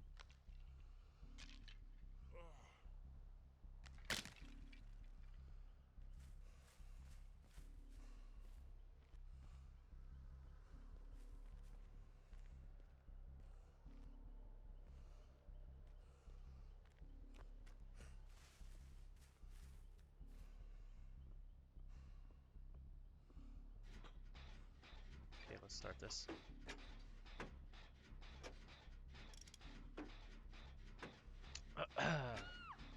Uh-oh.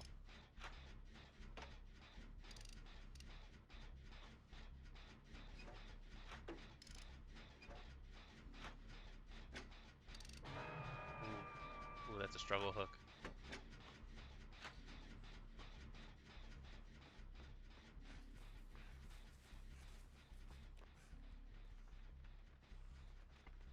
Oh, you just gave up? Okay.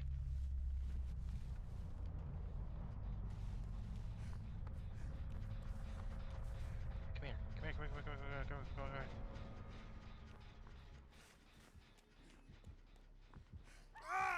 Oh! Oh!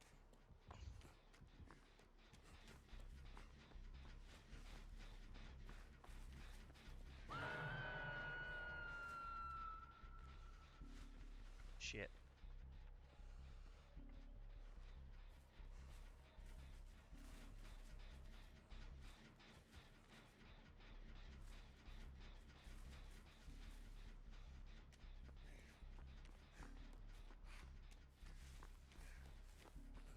Nope. Nope, mine.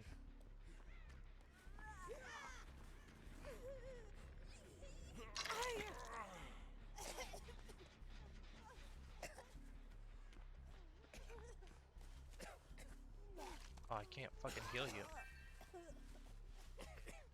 Fuck, amazing.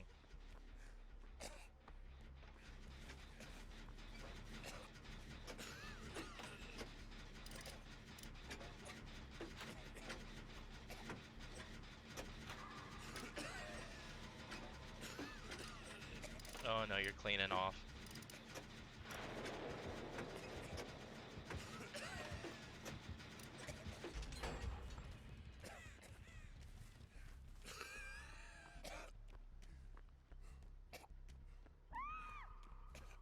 Shit, shit. I need to run over here.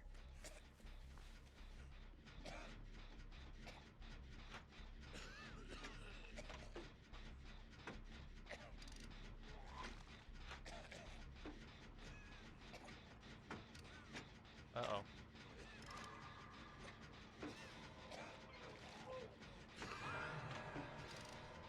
It's... Oof. Fuck.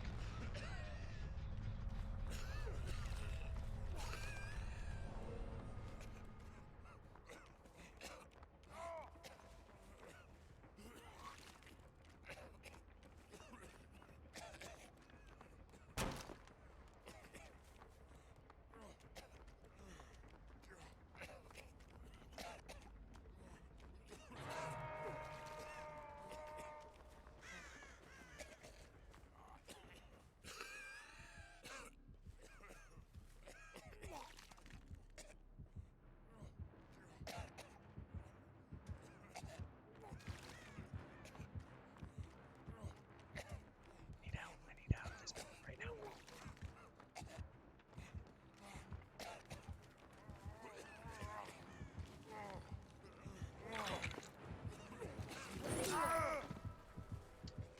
Yeah, I can't do anything. I can be unbreakable. That's what I can be.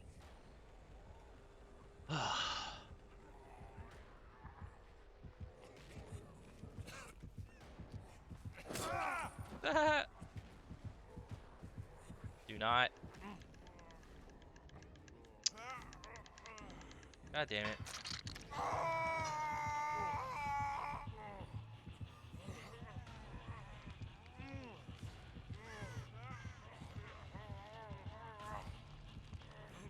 Half the Kobe. 2. 3. Oh boy.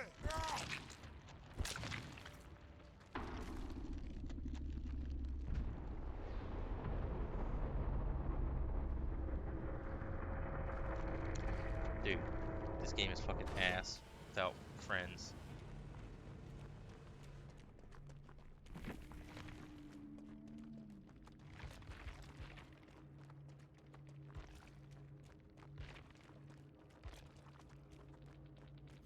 No peep.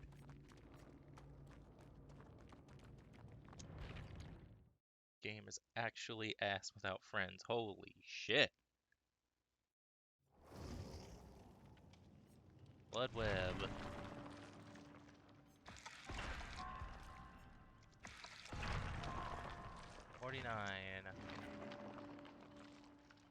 Okay, there's Dark Sense.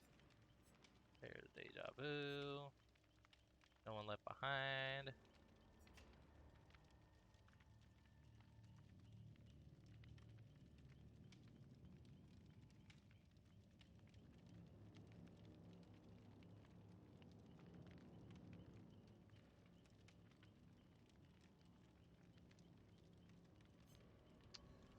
Amongst potential China Jones. Sure.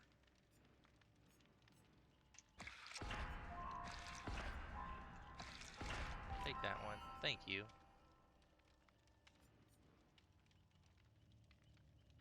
What the fuck is this? Considerably increases luck.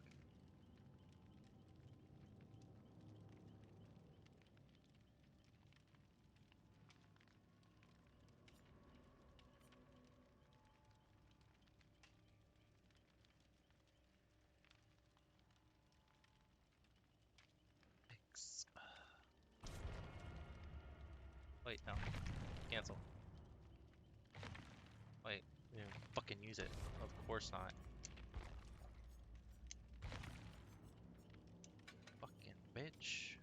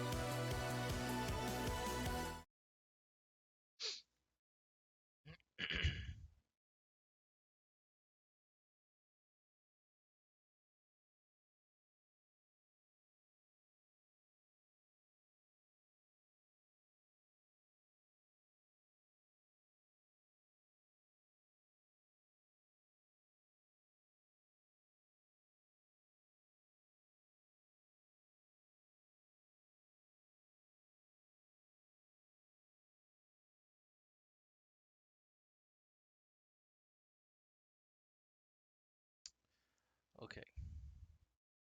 Last level as Billiam Ballas. Overbeck.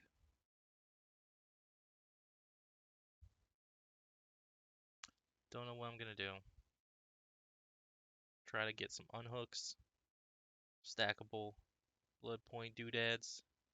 You know, as the talent man would say, Bava Voom. Baby. He didn't say baby. Baba boom. Baba boom. Bada boom. Oh shit.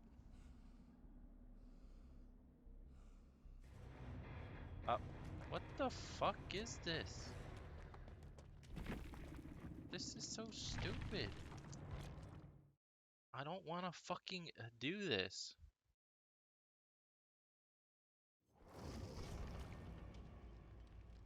Did I lose my fucking thing? Of course I did.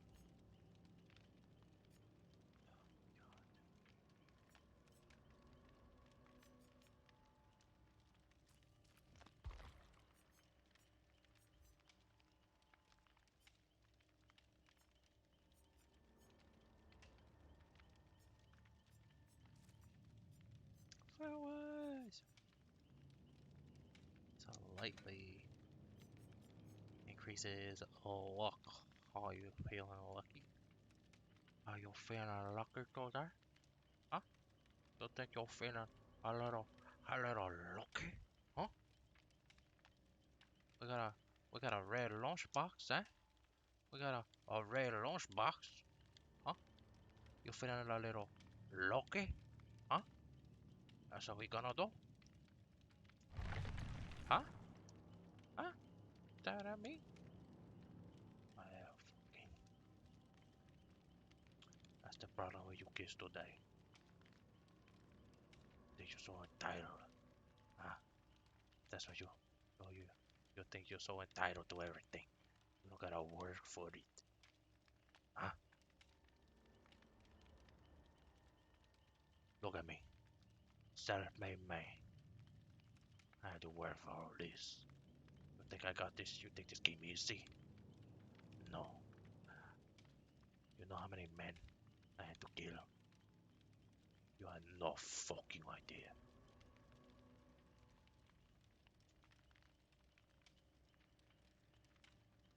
This is what drives me to smoke.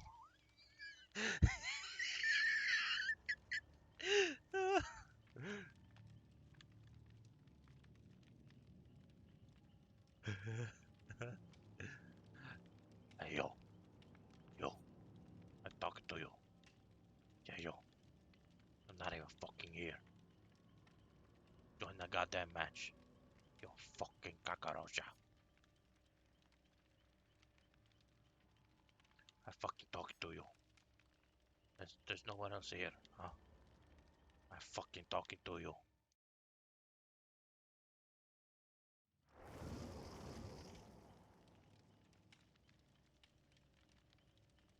Look at you.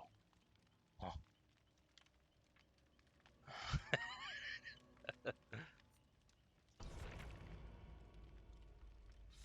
Are you ready to escape, my friend? No? You don't fucking look ready to escape. You look like you're ready to go to a mall or something. Newsflash. This ain't a mall.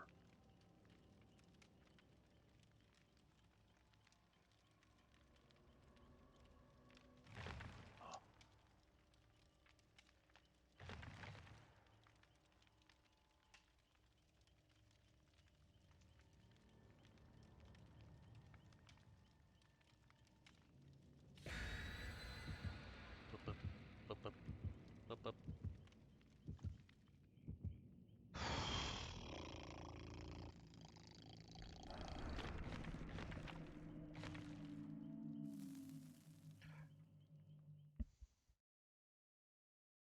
God, it is fucking hot in here, dude.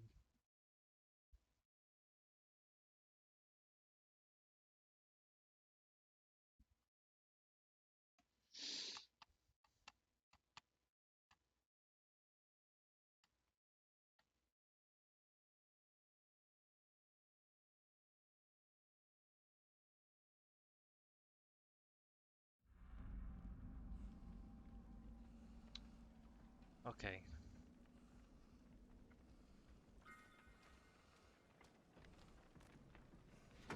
Let's go. Oh shit, it looks like Hex Rune.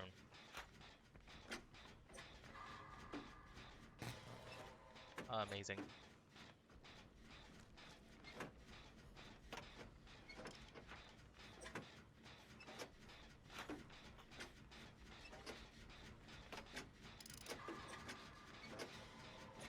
Ooh, there's a grate. I like that. Ooh, another grate. I am great.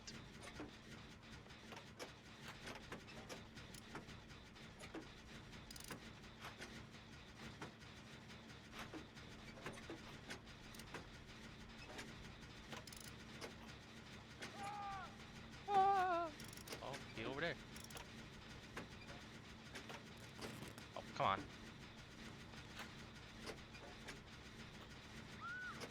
Oh shit.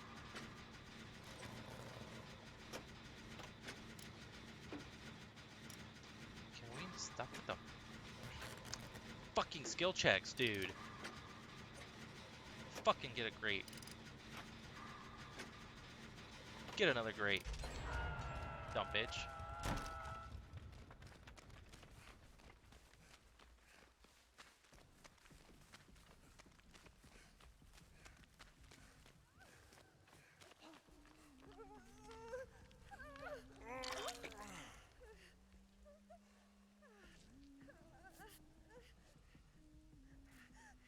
Give me this fucking heal.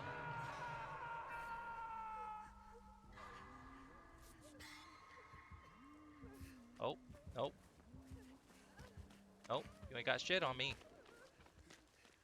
You ain't got shit, bitch. You ain't got shit, bitch. You ain't got shit, bitch. What you got? What you got? What you got? You ain't got shit. You ain't got shit.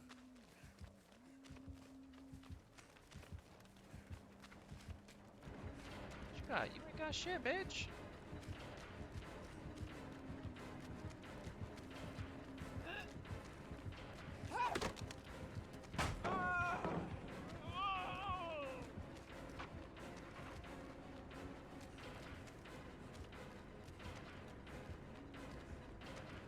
Come on, bitch. What you got? Fucking outrun that ass.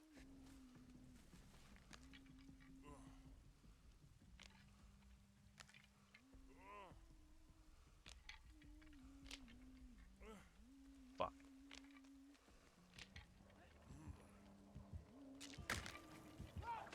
Oh, oh.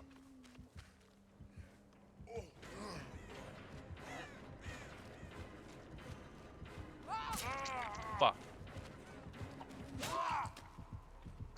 Damn it.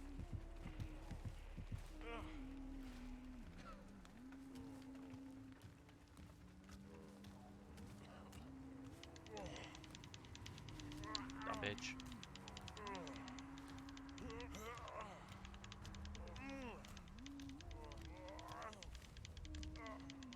Ooh, almost got out.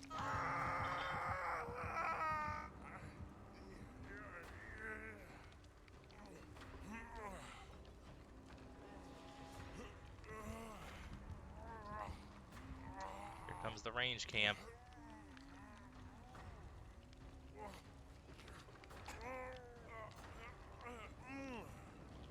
Let me off this fucking hook, bitch.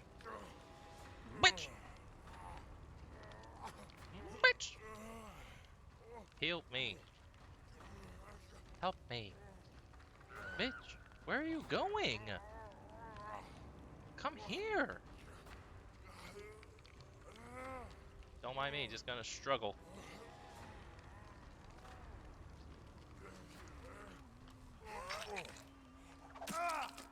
Wow. Fucking bitch.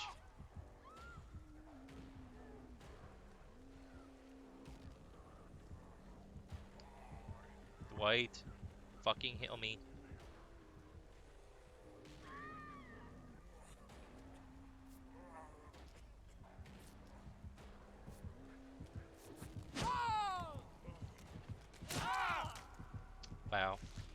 not have done that.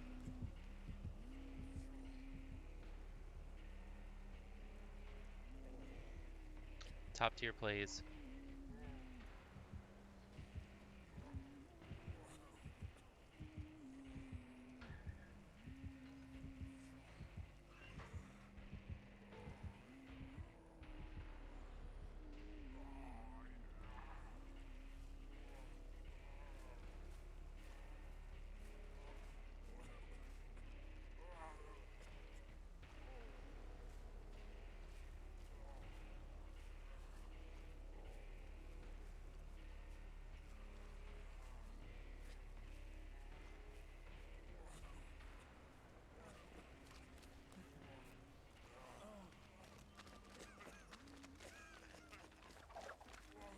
Can't hit shit, bitch.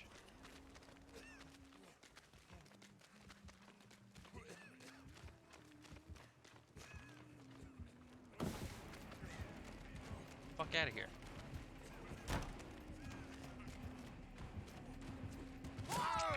Amazing.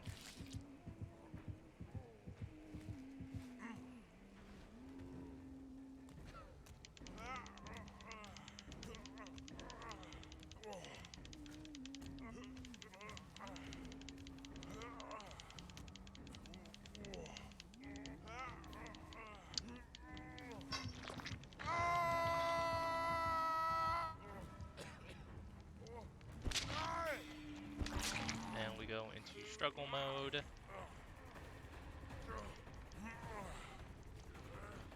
You almost won, fucking pussy. You are probably still gonna win.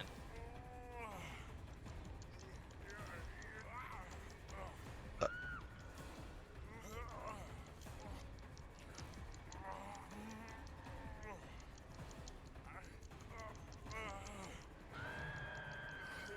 me just...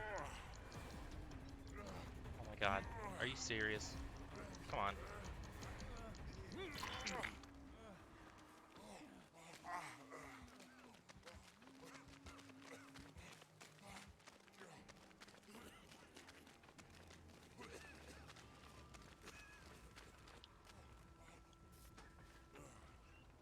Shit, no.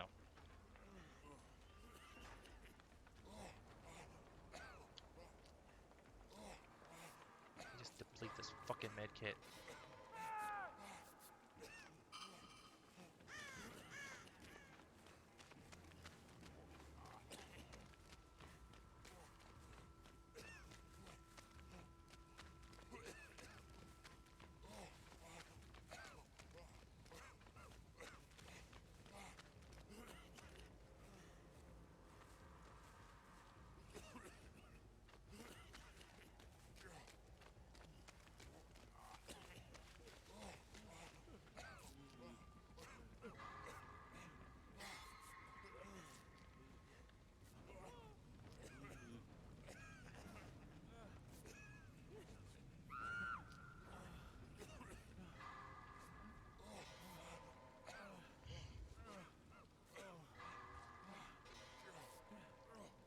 Come on.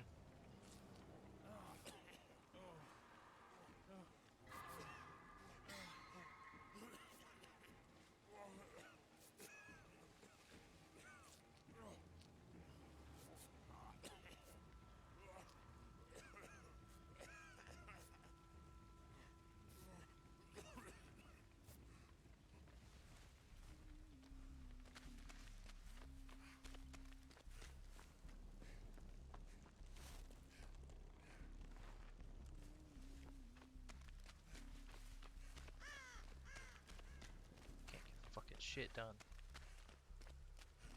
Whatever.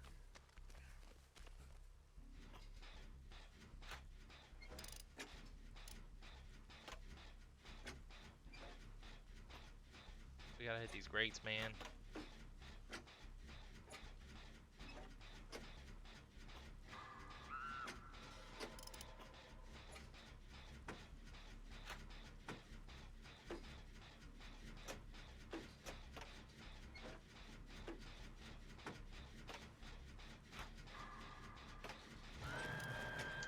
Shit.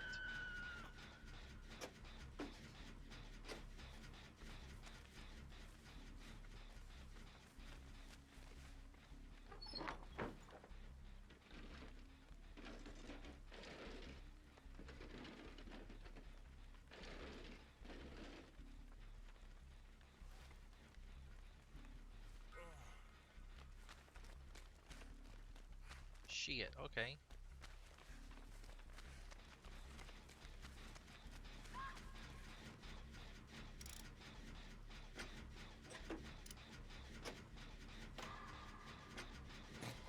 Damn it. Fucking give me the grate.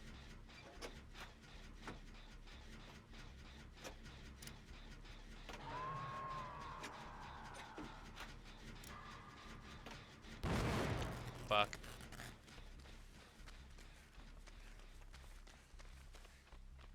Wide angles, wide angles.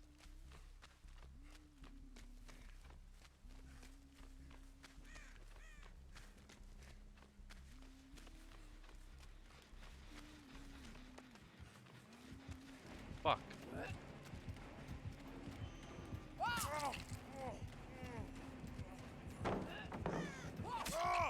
Are you kidding me? Dude, I'm behind a wall, game. You are actually fucking terrible.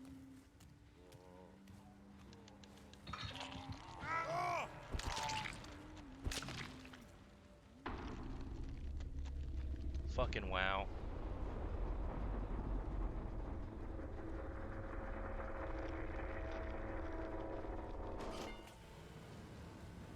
Need to calm down on those fucking hitboxes for those axes. Actual dog shit.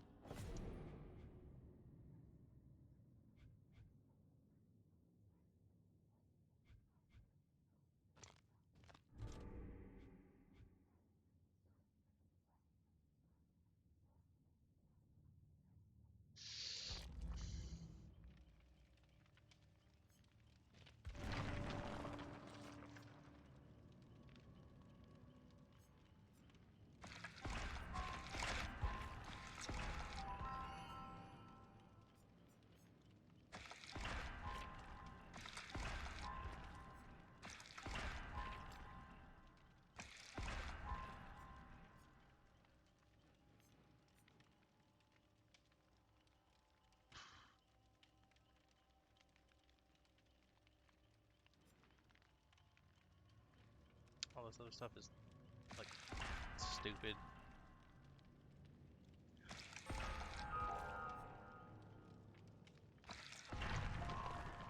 $50. Get off me.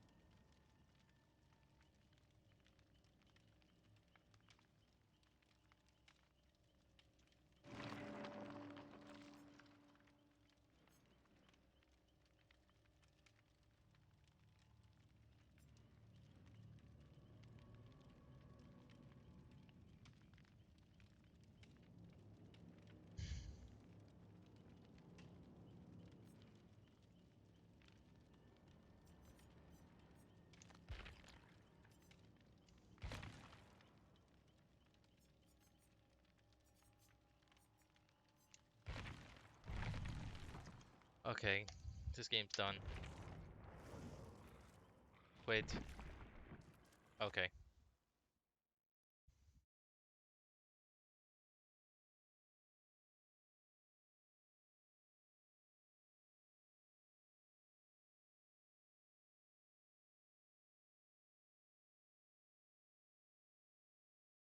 I do not know what to do.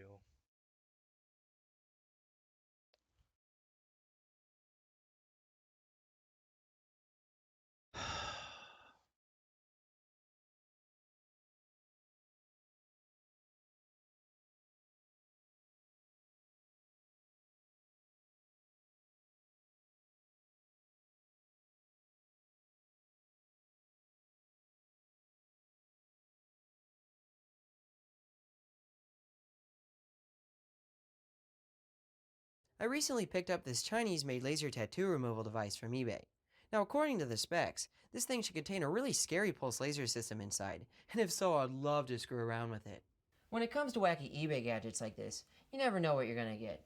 For one, sellers often blatantly lie about the ratings. And two, this entire system costs less than having a doctor burn off a tattoo. So so it's not like you can expect some state-of-the-art medical system. Now that being said, I'm not super concerned with how safe or effective this thing is, because honestly, I just want to blow some stuff out with a pulse laser. In fact, if this thing can produce pulses of, say, oh, I don't know, like 1,000,000 watts, I'll be pretty impressed. If not, I'll just have to give it some much-needed upgrades. So yeah, without further ado, let's fire this thing up. So, spoiler alert, this thing packs some serious firepower. See all those little marks in the screen? This thing is so powerful that it blew a bunch of holes in my camera sensor without even taking a direct hit. Now what I'm getting at is that this thing definitely isn't a toy. As tempting as it may be, I do not recommend buying one of these things. Dangerous is an understatement for this laser, and if you don't have some high-end laser goggles, you'll go blind using this thing. So yeah, please don't try anything you see in this video at home. Alright, so here's what all came with this unit. So you got the laser head here and the main power supply. You got these treatment-specific tips that actually might be able to change the laser's output color. You got this this really mysterious ointment, this funnel for adding cooling water, a foot switch, and then these really sketchy laser goggles. This manual here, if you could even call it that, is an all-in-one device. You can also remove eyebrows, remove birthmarks, freckle, and then whatever black doll is. My eyebrows probably could use a little bit of taming. But you know what, before I start pointing this thing at my face, I better test it on something like this piece of metal over here. Alright, I got the energy maxed out. Here we go. Oh my gosh, that is loud. It's literally blowing craters in the metal. That is a lot of damage. Check out those insane plasma fireballs. The surface must be getting incredibly hot. I was not expecting this thing to be so strong, especially out of the box. Like, that's just blowing craters into metal with nothing but light. Like, that's insane. Like, that's insane. This thing packs some serious power. Right here I have a 2.5 kilo chunk of tungsten. Let's see what happens when I hit it with the laser.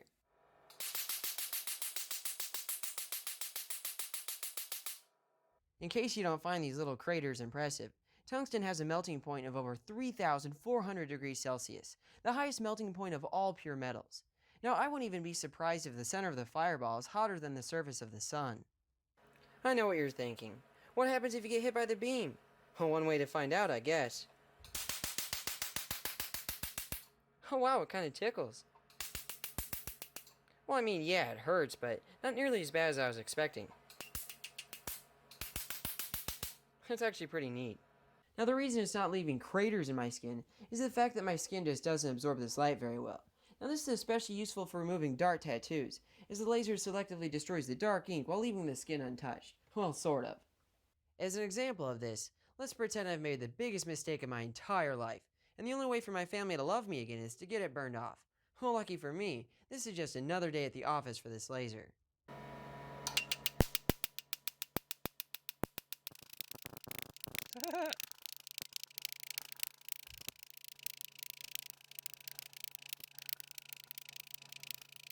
Well, that sucked.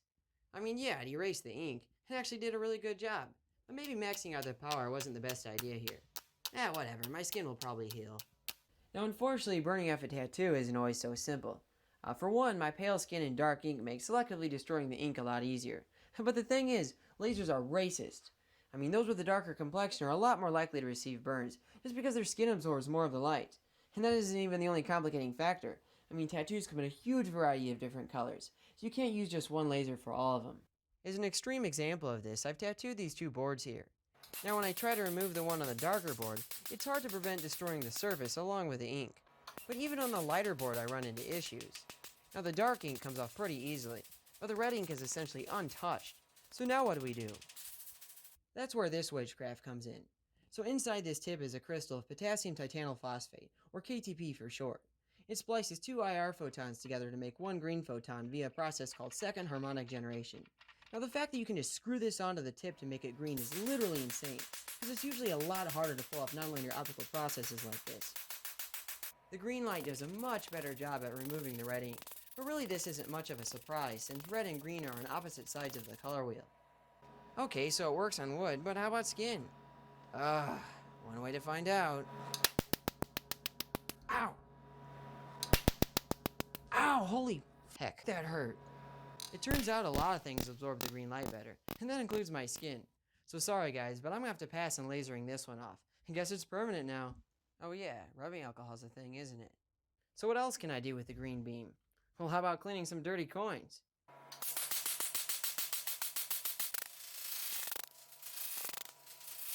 Oh wow, look at that. Good as new. The polka dots give it an added touch. Don't you hate it when your transformers get all rusty? Well, luckily with this laser, you can burn the rust right off.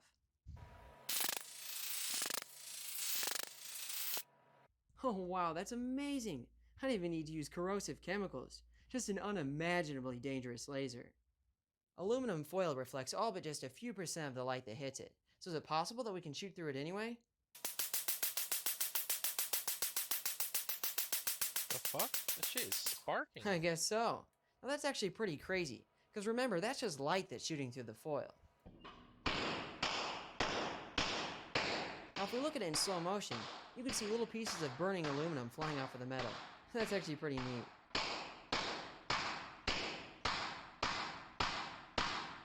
Oh yeah, see all those little spots in the picture? This is when I noticed them too. Ah, heck. Turns out that even without a direct hit, the laser still managed to blast a bunch of holes in the camera sensor. And since there's no fixing that, I might as well keep lasering stuff until the entire sensor goes blind. This one was suggested to me by YouTube user Viduli. It's just a block of clear acrylic. Now even though it's nearly transparent, the laser can still burn its entire beam path into the plastic. Now it's funny because I tried using this effect to engrave stuff into the acrylic, I just ended up vaporizing the surface of my table behind the block. A balloon seems like a silly test compared to everything else, but check this out.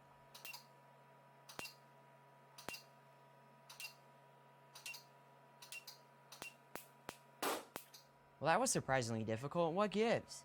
It turns out that the hot plasma formed on the surface ends up absorbing most of the laser pulse energy, and this actually protects the material behind it somewhat. This is why military laser weapons are almost never pulsed. When it comes to burning stuff with a powerful laser, it's hard to find something easier to set on fire than a match. But this is a pulse laser, so it doesn't behave like you'd expect. In fact, the laser obliterates match heads without even igniting them. I think the explosions at the surface must be too violent to allow a stable flame to form. I wonder if this laser can burn a CD. Oh yeah, it punches straight through it. Even if I flip it to the shiny side, it still vaporizes the metal coating. That's pretty crazy. Oh yeah, I can't forget about these goggles that were sent with the kit. Now surely the sellers care about our safety, right? Ha! Look at that. Yeah, that's right. Your retinas would look like a slice of Swiss cheese if you trusted these things. Big oof to those who bought one of these kits and used the included goggles. Look what happens if I don't point it at anything. Oh yeah, the air ignites. Think about just how crazy that is. Air, which is basically transparent, is exploding in the laser beam. If you want to light the air on fire with nothing but light, you need some gigantic power densities. In fact, the threshold is something like 300 billion watts per square centimeter. Now that gives us a lower bound in power density, but what's that say about actual output power? The seller claims that this laser outputs a max of 2 joules in each 10 nanosecond pulse. Now 2 joules may not seem like a lot of energy, but when that's dumped in just 10 nanoseconds, you're talking a peak power of 200 million watts. But let's just pretend like the seller's a total liar. How do we measure the output power ourselves? Well, it's not as easy as just pointing it at a meter, because it turns out that most sensors just don't like eating megawatt class laser pulses. But that being said, we can get a pretty good estimation using just a tiny bit of math. Calculating actual power from the power density means that we need to find the minimum size of the waste radius using the laser with output in the megawatts. Now blowing stuff up is always going to be fun, but what else can I do with it? Well, how about using it to build a laser pumped laser? There's a lot of ways to pull off laser inception by using one laser to drive another, but today I'm feeling old school and I also want to play with some chemicals. Here I have an assortment of organic dyes, some that I synthesized years ago and others that I bought online. Now under the right conditions, these dyes can be used as a laser medium that can output a huge variety of colors. Oh wow, this brings me back to my time in academia. Well, this does at least. I'm not exactly throwing a party though. I just need to make some solutions of these dyes in ethanol. These dyes are extremely photoactive, so a little goes a long way here. In fact, I only need something like 50 milligrams per 100 milliliters of solvent. And even this may be too much, so I'll probably end up diluting them. Now a precise concentration isn't super important, but too much dye in the solution will kill the output. I started by filling a cuvette with rhodamine B dye solution diluted to about 10% of the original. Now placing the cuvette directly in the beam path does give some colorful light, but I can't be sure that this is actual laser emission. By kicking the cuvette off at an angle, the green laser beam is refracted through the cuvette so that it doesn't line up directly with a potential dye laser beam. Now sure enough, this reveals that the liquid is actually operating as its own laser, as there's now an orange beam exiting at an angle to the original pump green beam. Now that is pretty cool. Since there's still so much green light left exiting the cuvette, I upped the concentration to utilize more of the pump light, and this actually dramatically increases the output. Now I found the best results using about a half a millimolar of rhodamine B. Now notice that I'm not using any sort of external mirrors to act as an optical resonator. In fact, the roughly 10% reflectivity of the cuvette walls provides enough feedback to achieve a massive amount of optical amplification. Now that's a material that likes to laze. Since the reflectivity is the same on all sides of the cuvette, you get laser emission from each side of the cell, with one face typically favored stronger than the others. Now of interesting note is the presence of these side beams running 45 degrees to the main beams. Now it turns out that the corners of this square cell act as strong enough retroreflectors to form laser cavities here too, thus forming this beautiful but terrifying laser star of insta-blindness. Sticking a mirror on one end causes the majority of the dye laser output to exit in the opposite direction, giving some sort of controllability. Still though, I wasn't comfortable viewing the output in person as the peak power is still very high, and my goggles don't even block this color. Now this is a real bummer too because orange lasers are very hard to come by. In terms of peak output power, this laser tattoo removal system is actually the most powerful laser that I've shown on this channel. So what exactly is inside this beast? I tore down the main unit to see what's inside. It's actually pretty simple. So you have some control circuitry over there, you got a water pump and water cooling reservoir, a switching high voltage power supply, then an energy storage capacitor right here. With this little optic is probably the simplest. It would actually increase the energy a bit, but that's at the cost of a dramatically decreased peak power. In fact, if I want to increase the output, my best bet is to feed more energy to the lamp. Looking at the energy storage capacitor, I see that it's rated for 1400 volts at 100 microfarads. When I actually measure the live voltage through a voltage divider, I see that it only gets charged to a max of about 800 volts, or only about a third of the energy that it's rated for. As a side note, using this measurement as a way to estimate peak power actually gives a similar result to the one I got earlier, but this time I get about 30 million watts. For funsies, I use this number to calculate the strength of the electromagnetic field at the beam waist, and as expected, it's insane. Look at that, an electric field of over 1 billion volts per meter. That's hundreds of times stronger than what the accelerators produce in the Large Hadron Collider. Now granted that's over a tiny distance, but still shows the potential of lasers and desktop particle accelerators. Alright, so back to modding this thing. So I guess I have two main options here to increase the output. I could crank up the voltage feeding the capacitor, but since the impedance of the flash lamp is non-linear, a higher voltage would mean a shorter pulse length, and that would disproportionately overpower the flash lamp. My guess is that charging the cap up to its full rating would annihilate the lamp in one shot. So I guess my other option is to add more capacitors, as this will definitely increase the energy, but will be done more gently over a longer pulse. I went ahead and added enough capacitors to triple the energy in the circuit. So without further ado, let's test this thing out. Alright, here we go. Bam. That was bad. You missed. Did it just break? Yup, it broke. broke. It turns out that some underpaid grad students in the 60s came up with these empirical equations that describe the lifetime of a flash lamp with its drive energy. In fact, there's a dramatic relationship here, to the power of 8.5 actually. That means that tripling the drive energy for a given pulse length will actually destroy the lamp about 11,000 times faster than running it at its original energy, so it's no wonder that the lamp exploded. As a side note, pretty much all of the laser science in this video can be found in this book from 1976. I learned a bunch from it when I first read it 4 years ago, and the info is still just as relevant today. Now for those out there who are interested in experimenting with old school flash lamp pump lasers, you'd be hard pressed to find a better resource than this. Well, I hate to have such an anticlimactic ending, but I think I've destroyed enough of my equipment for one video. But seriously, I obliterated the Sony camera that I just bought last year, and I even put a few more holes in this camera that I'm shooting with right now. Now including the tattoo laser that I destroyed, this was by far my most expensive video yet. Now luckily I have some dedicated Patreon supporters that have kept supporting me even when I can't upload very frequently. Now as a thank you to you guys, I'm gonna let you guys see this video first before I make it public anywhere else. So yeah, big thank you to you guys. One last thing. So even when I'm not uploading to my channel, I'm usually posting content to my other social media, so be sure to check those pages out via the links in the description. I especially recommend watching the most recent vid on my backup channel of an amazing lightning storm I experienced while tornado chasing. Damn.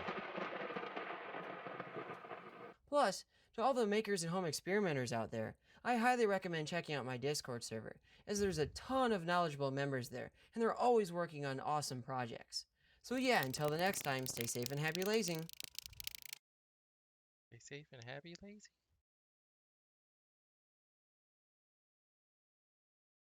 Good video, man.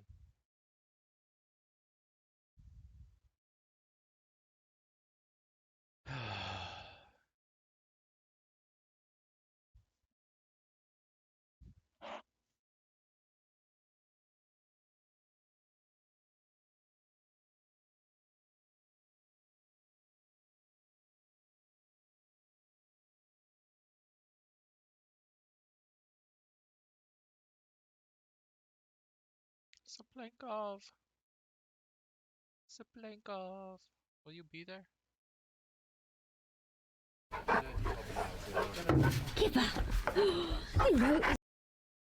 Whatever, and I almost did it, and then it turned into a 40-minute workout, so I changed my shoes. But I have done workouts in them. Rich doesn't have a t-shirt though. No, he's hot. I'm frozen. Do you feel the cold? Yeah, I 100% feel the cold. I could see my breath this morning. You don't want to have this like goatee. Me goatee too. You know? Do you see this side of my face? A little nick right there? Just Yeah. like barely. I lost a part. Well, see, right here, it's like cut in a little bit more than this side. So I don't know if it's my right hand. It looks, so, all right. looks solid. Yeah. Rich actually looks exactly the same as he did like years ago. It's hard, man. I'm jealous, yeah. It's hard, right? Yeah. This beard is terrible, and it's not even easy. Congratulations to you. Thank you. You know, I went in Denver. That's where I went, and it was. A very fit gentleman, but I'll do my best, and if there's things to work on, then I've got a couple other backups.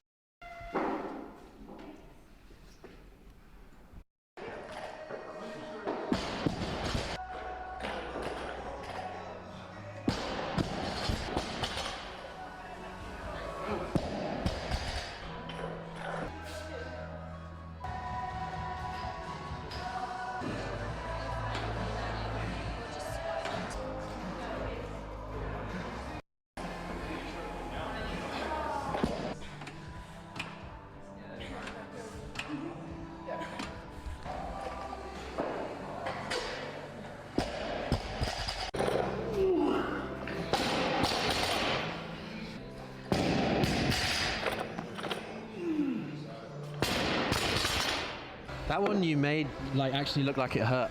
Yeah, it hurt. Yeah. It did. It was not easy. How many weeks now until strength and depth? 2, I think. We leave the 21st. Today's the 7th, yeah. So we leave in exactly 2 weeks. So now you're just sharpening the sword. Sure. Yeah. 900 feet of lunges last night. Yeah. The sword has always been sharp, Always. but just the tip. Just a little bit more. Just the tip.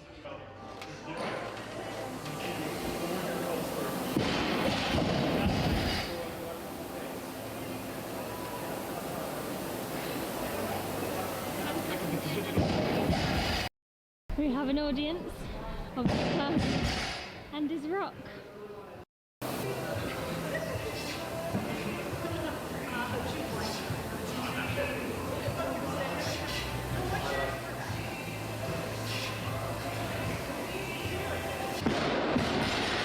How was that? I was a mess. I felt like I was gonna vomit. It's just like the bike where you get breathing into strict chest to bar. What they call it like the drowning grip, you know. So if you do like some cardio and blow up the lungs and then hold onto the bar, it like stretches your rib cage and makes it hard to breathe. Doing that with strict chest to bar. Oh, I was really struggling. Oh, a little rest now. Had to go out there and like put my head over the gravel. Oh, you know, like full blown, one eye closed, like, oh no. Now Rich gave me this chair to be in here because they said the least fit person has to sit on it. Take my seat. It suits you wonderfully. Oh, it suits me, yeah, look at it. Oh, yeah. Look at that thing. That was hard. So we're meant to do 10 rounds. Craig decided to do 2. That's Lakeland. My kids just pitch their stuff everywhere.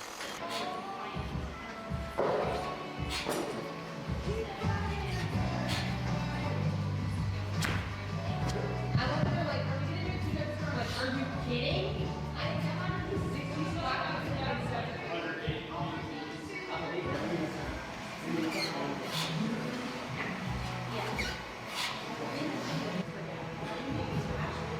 Stussy, What? he never did finish his 10 rounds. Who? Look. Woo. It's not a good thing. I wanted to be able to hold on. I got 4 sets and then the last set I couldn't. But grip's always a weakness, so I just need to keep hitting it. You know what the worst thing was about that? Is your grip blowing up on the bar muscle-ups, then come into this wall and having to extend your forearms that you just gripped with and like do handstand push-ups. My forearms were whoopah. And we just, I was so pitted, bro. Rock, not the rock. What look though was it that I threw it and it... This is the real hustle right here, look at this. Get the hustle 1, hustle 2, the hustle 3. Hustle 4.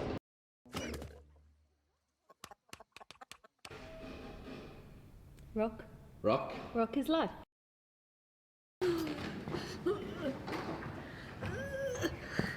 It's not the most elegant move, is it? This morning. And find a smaller pack. Yeah, I was feeling stupid looking for the shower gel where the shampoos were. Level of this content, hey? Great level of this content.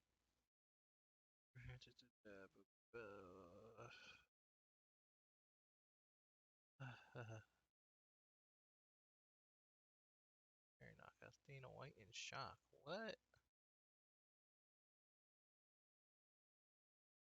Shock God.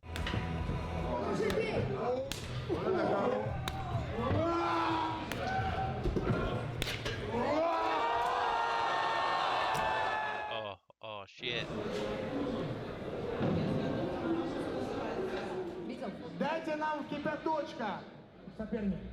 А сдаться можно? Все, ребят, кто капает? И, конечно же, уважаемые гости, человек, без которого нет... Ай-яй-яй-яй. Отлично! Why are you holding back? Отличный удар!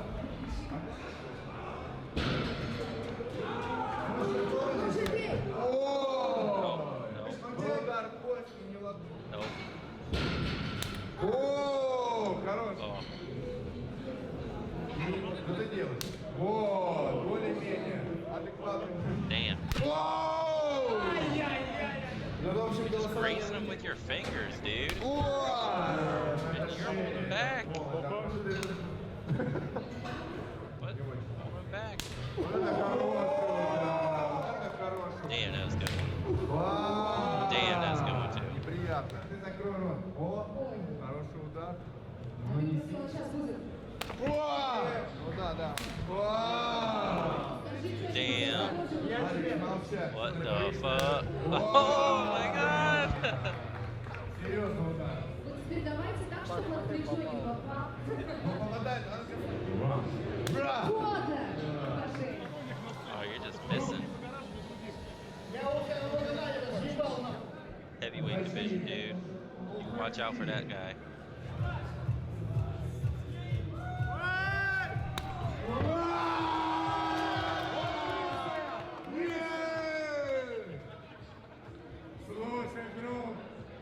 Damn, dude. Oh, they got slow-mo. Oh. Oh. God damn it. Oh my god, that guy got fucking rocked. Nothing. Oh, what? What? There's a crack in the rock.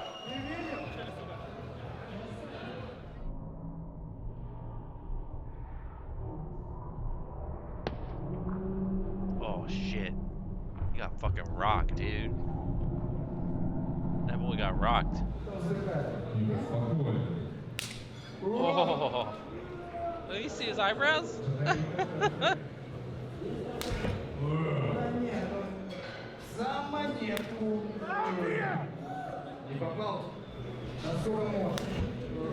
Oh, dude. Dude, fucking palm.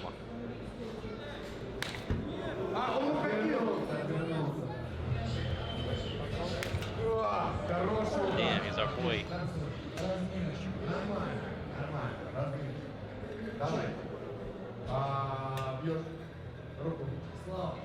Через кривая борода прикрывает. Давай. Бьешь руку. Слава. Через кривая борода прикрывает.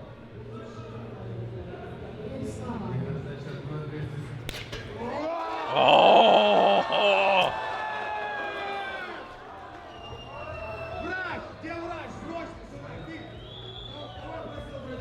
Damn, dude. Это было что-то нереальное.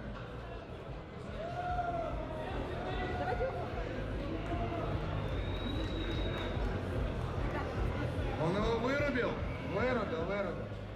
Ты заработал 200 тысяч от меня, как я обещал.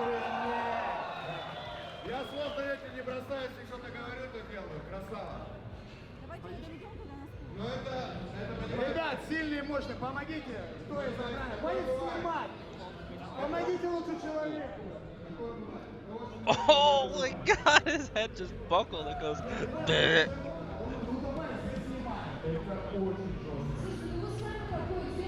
Damn, you're gonna need some painkillers for that slap, dude. Is that a legal hit?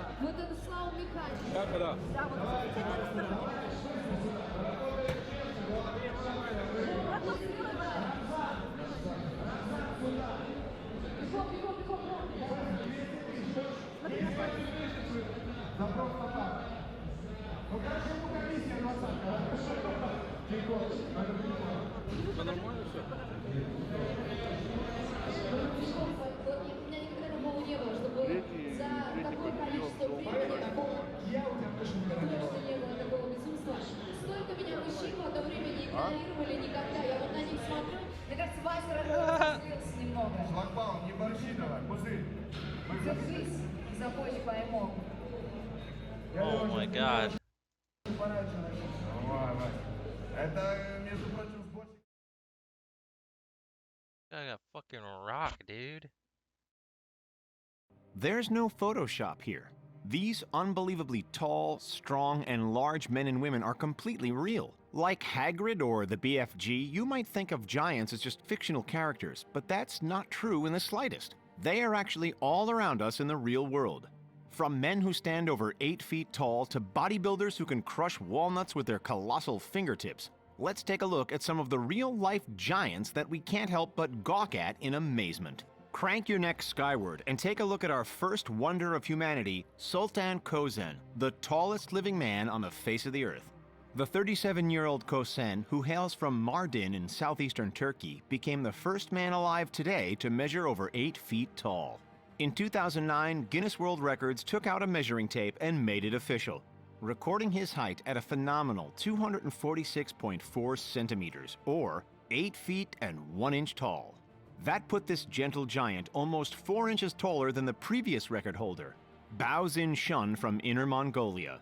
Holy Guinness shit. also declared Kösen as the man with the largest hands at 27.5 centimeters, just shy of 11 inches, and the second largest feet on the planet, measuring 36.5 centimeters on the left and 35.5 centimeters on the right. That's about a size 22 shoe. No matter which way you look at it, he's a giant. Just a couple of years later, Guinness measured him a second time and actually declared Sultan to be even taller. Since 2011, he now measures 251 centimeters. That's 8 feet and 2 7/8 inches in height, with a hand span of 28 centimeters. A Still study from growing. the University of Virginia Still thought growing. that Kösen had another 2 inches up his sleeve, as Guinness didn't take into account his poor posture and scoliosis. The monumental height Yeah, was the that result of a sucks. pituitary tumor. But if Sultan hadn't received gamma knife treatment to deal with it, then it's possible he could have grown even more. Take a look at this photo of Sultan side by side with the world's shortest living man, Chandra Batahor Dangi, and it's impossible not to be amazed. But is Sultan the tallest man ever? No, not quite. That trophy goes to Robert Pershing Wadlow, the so-called giant of Illinois from the mid-1900s. He stood at an astonishing 8 feet and 11.1 inches, or 272 centimeters. Meanwhile, the tallest woman in recorded history, Sandy Allen, measured 7 feet 7 inches, or 2.31 meters. Wow. Compared to current-day celebrities that we consider large, like Dwayne Johnson or LeBron James, these people are real-life mountains. From one enormous-handed man to another, next up is 37-year-old Ukrainian-born arm wrestling champion Denis Saplenkov, known to have some of the biggest hands and thickest fingers in the world. Seriously, take a look at this and tell us that these Hulk-like mitts aren't the biggest you've ever seen. Standing at 6'1", tipping the scales at 308 pounds, or 140 kilograms, and with biceps that measure 25 inches, that's 63.5 centimeters. Denis is clearly not someone we'd want to mess with. If he can crush rock-hard walnuts with merely the touch of a finger, then we'd rather not know what he could do to our skulls. Has he been taking advantage of his superhuman size? Absolutely. After training in kettlebell lifting, he dove into arm wrestling, where he won the Nemiroff World Cup in 2008, 2009, 2010, and 2011, as well as several Russian arm wrestling championship titles. Of course, his phenomenal strength doesn't come without a little hard work in the gym. Denis's routines usually consist of very heavily weighted chin-ups, heavy cheat curls with a barbell, wrist curls, and bench presses of over 500 pounds. If you thought Denis looked huge, wait until you see Sajjad Garibi, better known as the Iranian Hulk or the Hercules of Persia. At 6'2" and 340 pounds, about 155 kilos. It's not hard to see why. According to the Body Mass Index, the ideal weight range for a man of Sajjad's height is 145 to 194 pounds, about half of what our Iranian Hulk weighs. Sajjad is mighty proud of his size, too. He constantly shares photos of his routine and frame on Instagram to his 471,000 followers, including comical snaps of him next to regular objects which frankly look tiny in comparison, like this car. Make no mistake, this guy eats enough to feed an entire family, although he keeps his diet relatively healthy. As Sajjad told Sputnik News, quote, "I eat 4 to 5 times a day, but when I'm trying to bulk up, I increase my meals to 7 to 8 times a day." He can lift up to 175 kilograms, that's 386 pounds, more than double his weight, and uses that supreme strength in bodybuilding competitions around the world. It's not all about the gym, though. Sajjad has a real life outside of sport as a, ready for this, a real estate agent. Combine that with working out for 2 to 3 hours a day and sleeping for 8, and we get a pretty busy schedule. Over time, he started to consider competitive fighting, and back in 2018, he was touted as the perfect opponent for another bodybuilder, Martin Ford. Let's take a closer look at Martin, shall we? At 320 pounds and 6'8", this English bodybuilder would have given the Iranian Hulk a real run for his money. Martin's story is an interesting one. He didn't always have his sights on bodybuilding, and he wasn't always the absolute tank we see today. Far from it, in fact. He'd always been relatively tall, but much, much slimmer. Martin was actually an aspiring cricketer. However, sadly, that dream was crushed when he was dealt a double serving of bad luck, with injury and glandular fever striking him down. So with cricket off the table, Martin took to the gym instead, mostly as a way to channel his frustrations. As he said himself, quote, "I was lost when I finished playing cricket. I was convinced I would turn pro and that would be my life set out." End quote. Thankfully, he was able to develop a gym routine, and what a monster of a routine it turned out to be. Monday is all about chest and biceps. Tuesday is back strength, focusing on deadlifts and rows. Wednesday is his day to relax, and then on Thursday, it is straight back on the horse with shoulder and triceps, and then, of course, Friday is legs.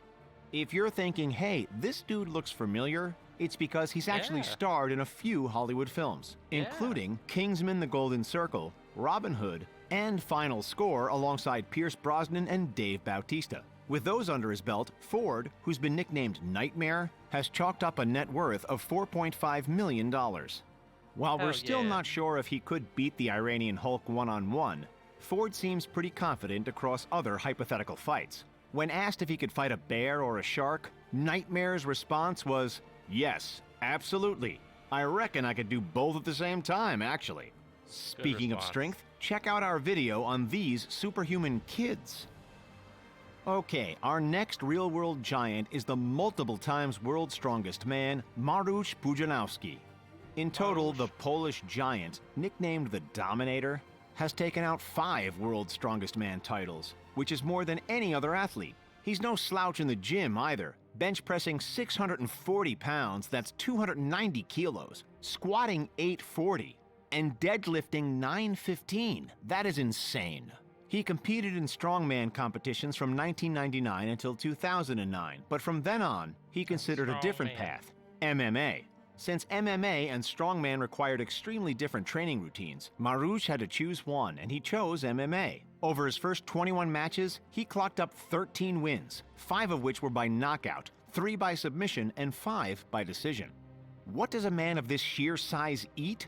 In his own words, quote, "I eat anything I want, anytime I want." We've seen him smash down chocolate, ice cream, and massive burgers. As he told MTV, he eats 10 eggs and 2 to 3 pounds of bacon for breakfast, often a double meal of Polish pork chops for lunch, and whatever he can scrounge for dinner, with bodybuilding supplements throughout, of course.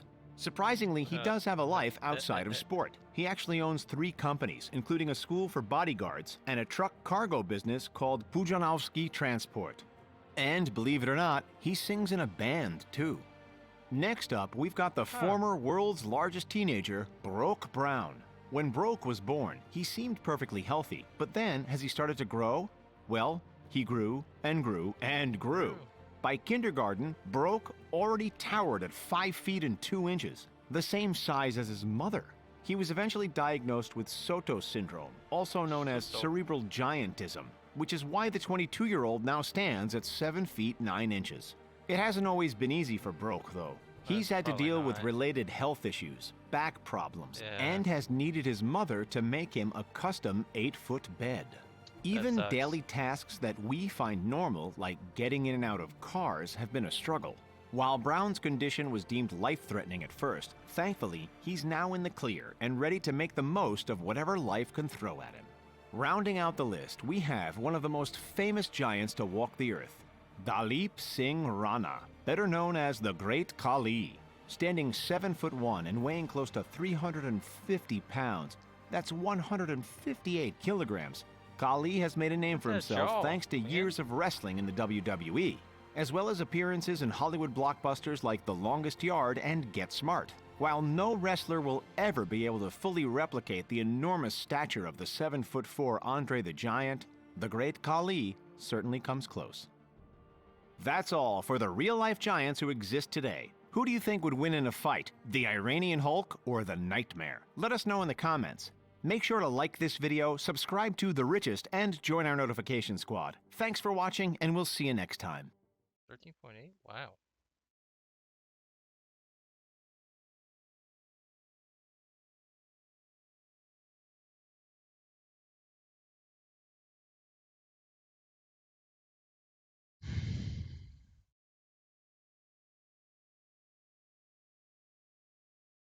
Plague. Let's see, his true talent through ruin and surveillance is amazing. Yeah, that is like turbo cheap.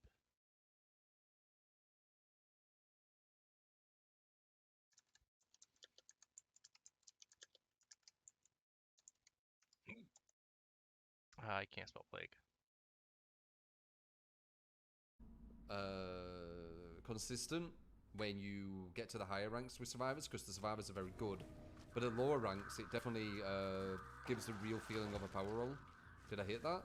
Yeah, I did. That thing threw me off, that log.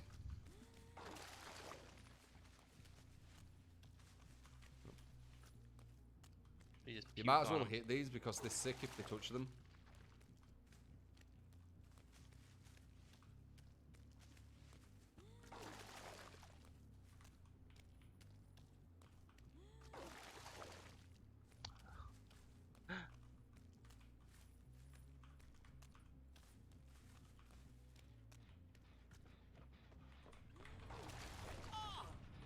Oh, got hit. And it begins. And it begins. Get him, True. Ooh, that boy can't use Yeah, items. maybe monitor would have been a good one. It's whatever. It's done now.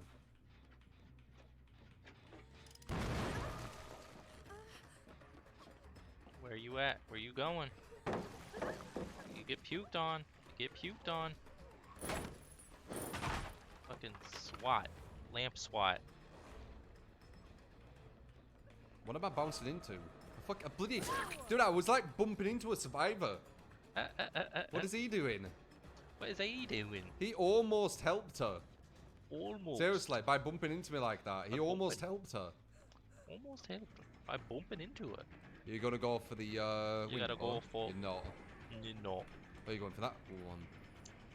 Going for that one. For that one. Oh, nice. What is that spray pattern? What is that, dude? What is that? What the fuck?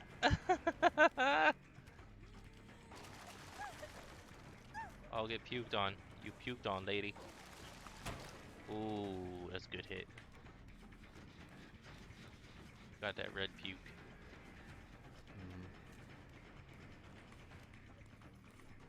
Where you going, lady? Where you going, lady? Nice dead hard, I get you. Oh, shit. I was scared about her going for the pallet there. Went for a panic swing. What's the green shit? It's, puke. Look at that eyebrow. It's, puke. Why cleanse is the question. Well, it's the big debate, that. It's the big Isn't it? debate. That's the big debate. Is it good to cleanse? Is it not?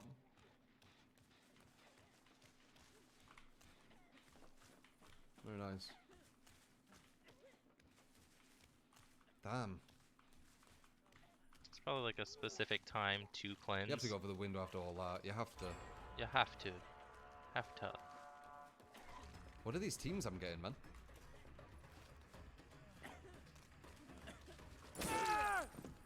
They're like really solid. And then the teams I get are like so bad. Yeah. So bad. But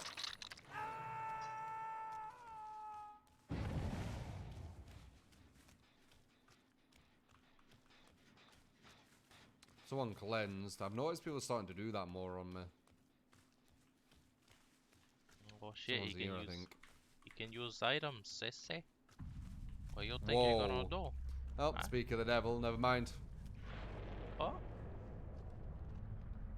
Where the? Oh, dead. Never mind. I mean, still not never mind actually, because like, he was solid on the loops. Or loop.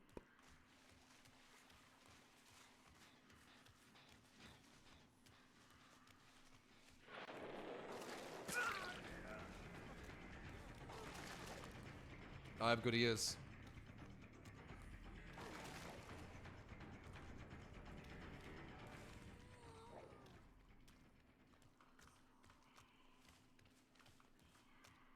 Good wasting time.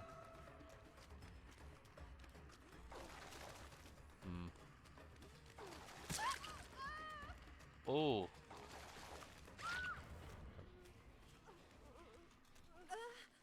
You chose this fate. Yeah, it is GG now.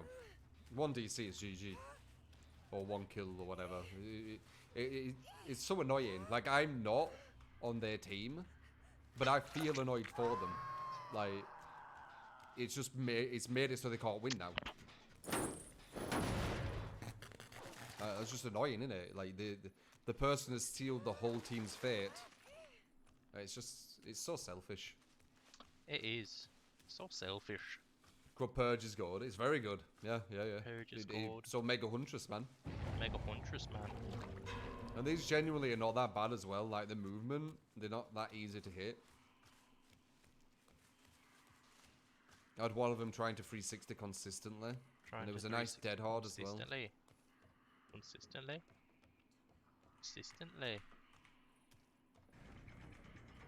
Now look, the movement's good. Ooh! Almost.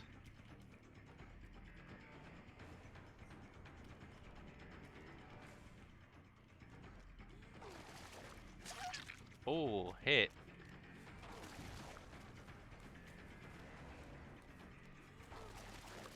Oh. What? That missed? Yeah, yeah, talent. Yeah, true. True. Mess it up. Fucking running circles around me. The Yeah. Corbid? Corbid? Corbid? Corbid?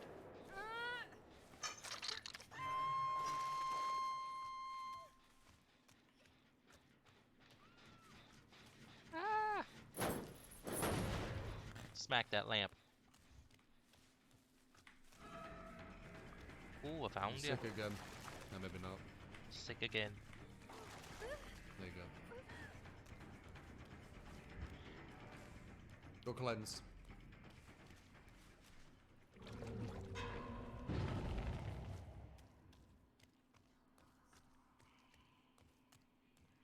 Have you ever thought you are the bad one? Are you saying that to me, Wally? Are you saying that person DCing, have I ever thought I'm the bad one?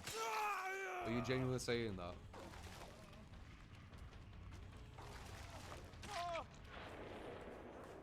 Or are you saying that to someone else?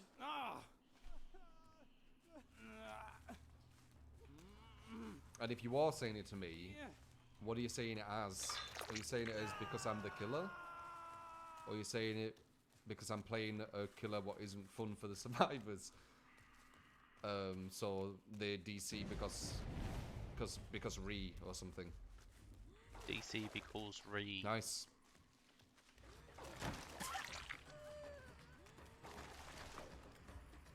Woo! That almost hit her. You see that?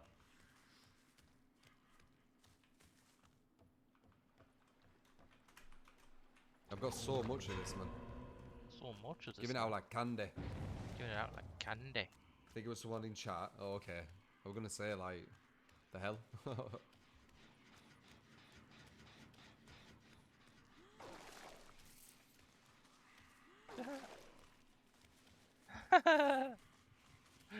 Oh, it just like sprays and it's like.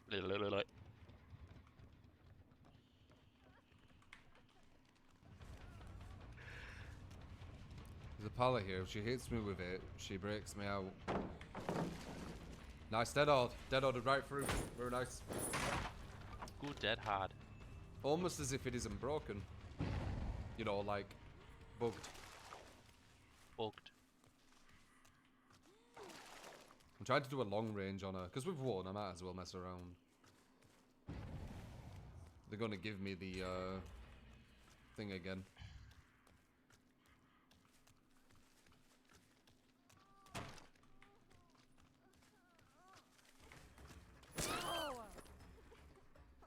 They're going to give me the puke again, so I might as well.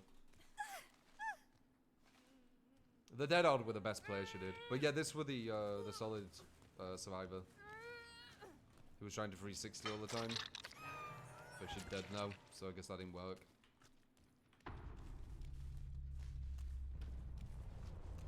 This girl's annoying as hell, let's be honest.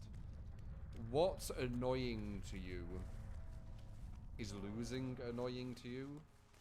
Like, what is it about? What's annoying?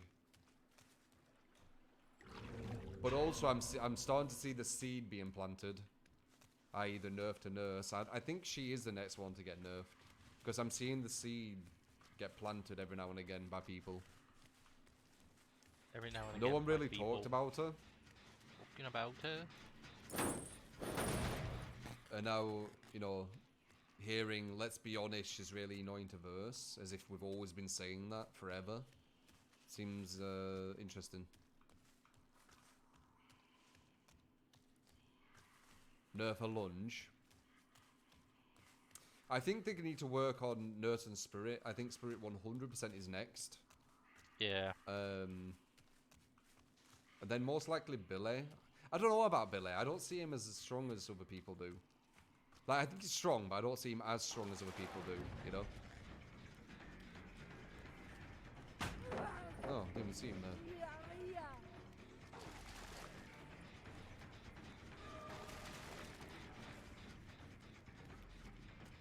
It's a solid team. I don't know why the person DC'd.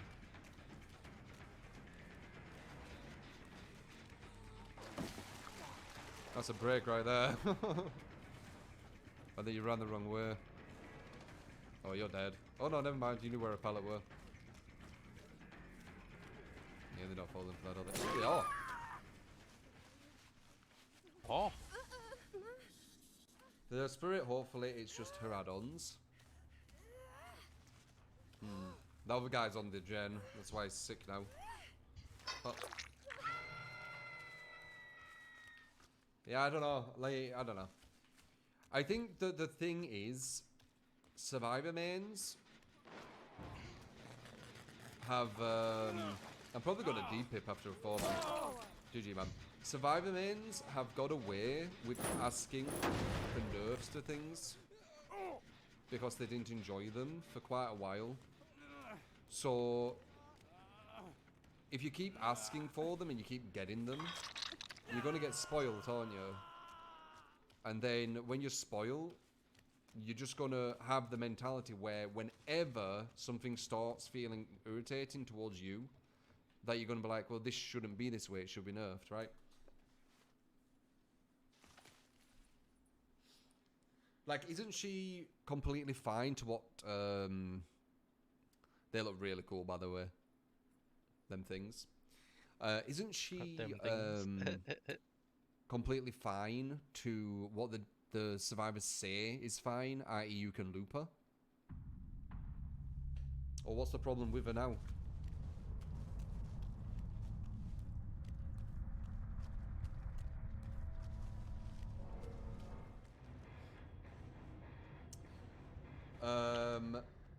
Some people say she's annoying because of the vomit sounds. Oh, okay, that's something completely different. Completely different.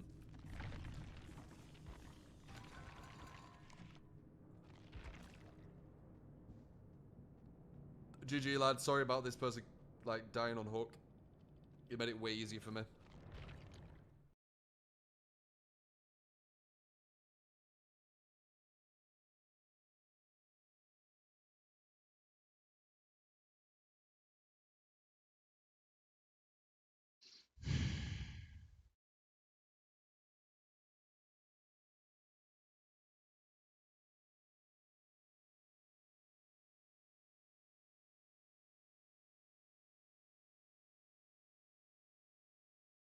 Oh no.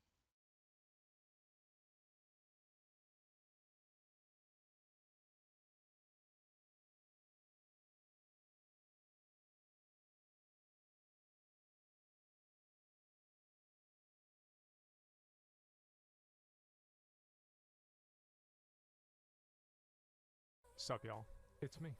It's your boy Asmongold. That's actually not very good at all. Swallow it.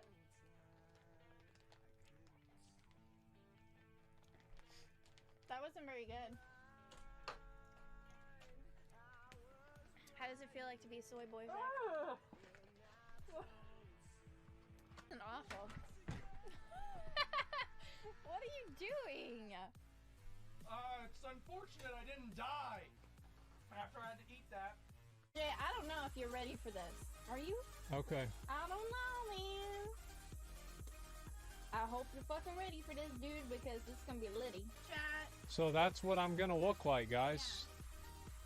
Where should I put it? Just put it in front of me. There. Okay. See, look at that. She painted my face. Look how good that was. Guys. Oh my god. This palette sucks dick. I could paint you with eyeshadow, but I don't really have like an eyeshadow that's this color. The payoff is atrocious. This is my first time ever having makeup on me. Oh, good. But it's like still really shitty color. Like there's no color in this. Yeah. Oh, good. Oh, yeah. Oh, okay. Good enough. God, you look like a I look like a White Walker. Close your Can we say a silent prayer for me? This is gonna be hard. Can we say a silent prayer for me? Turn to me. Wait, I need you to face me, or otherwise I'm gonna fuck it up.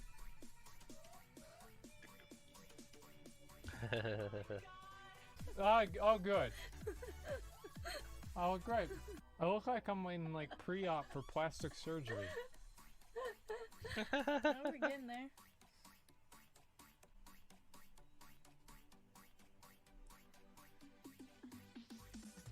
This actually, you know what? I do kind of look like a koala now. With the nose? I mean, it's the exact same thing. Yeah, I mean, come on. Okay. Okay. It's not finished. Oh, is it? No, it's not finished yet. Zach, we're not done yet. Oh, shit.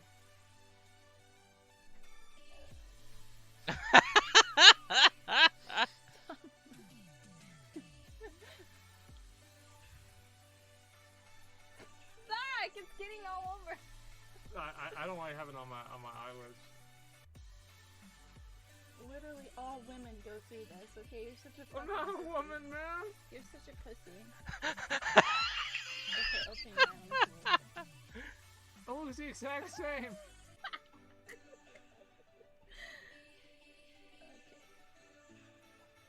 Alright, open.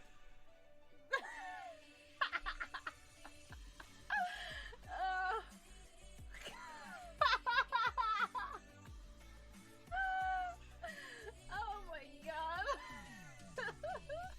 Was so bad, was it? It was awful.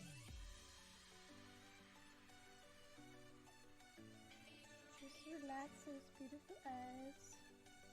Think about the beach. Oh, it's a little lighter than the other one. Do the other one again. Gotta match. Yeah. Oh. You look like you're dead.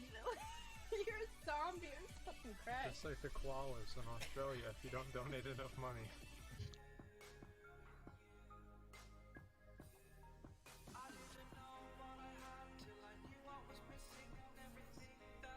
Oh my god. Can you not make me laugh? It's for charity, okay?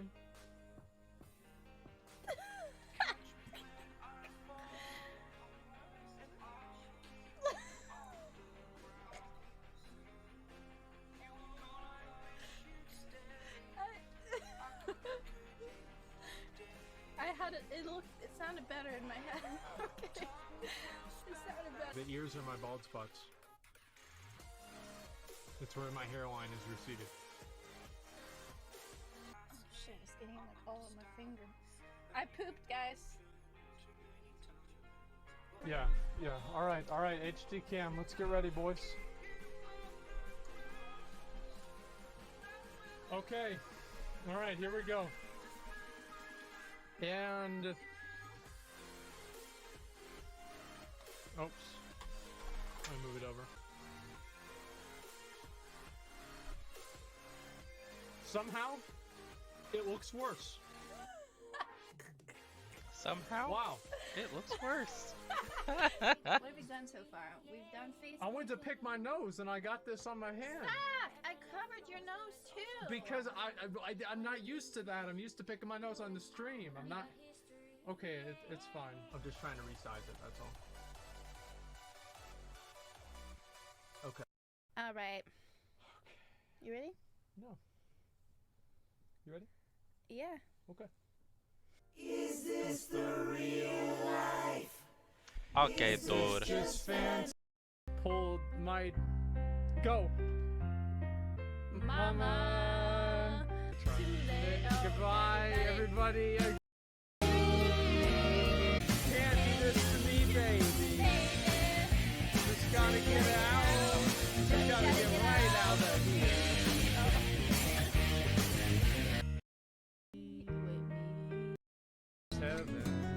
West Virginia. More karaoke. Okay.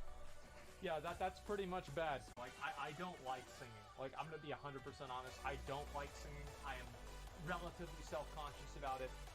I don't like it. I'm doing it right because I don't really care, you know. But yeah, it's a little bit weird.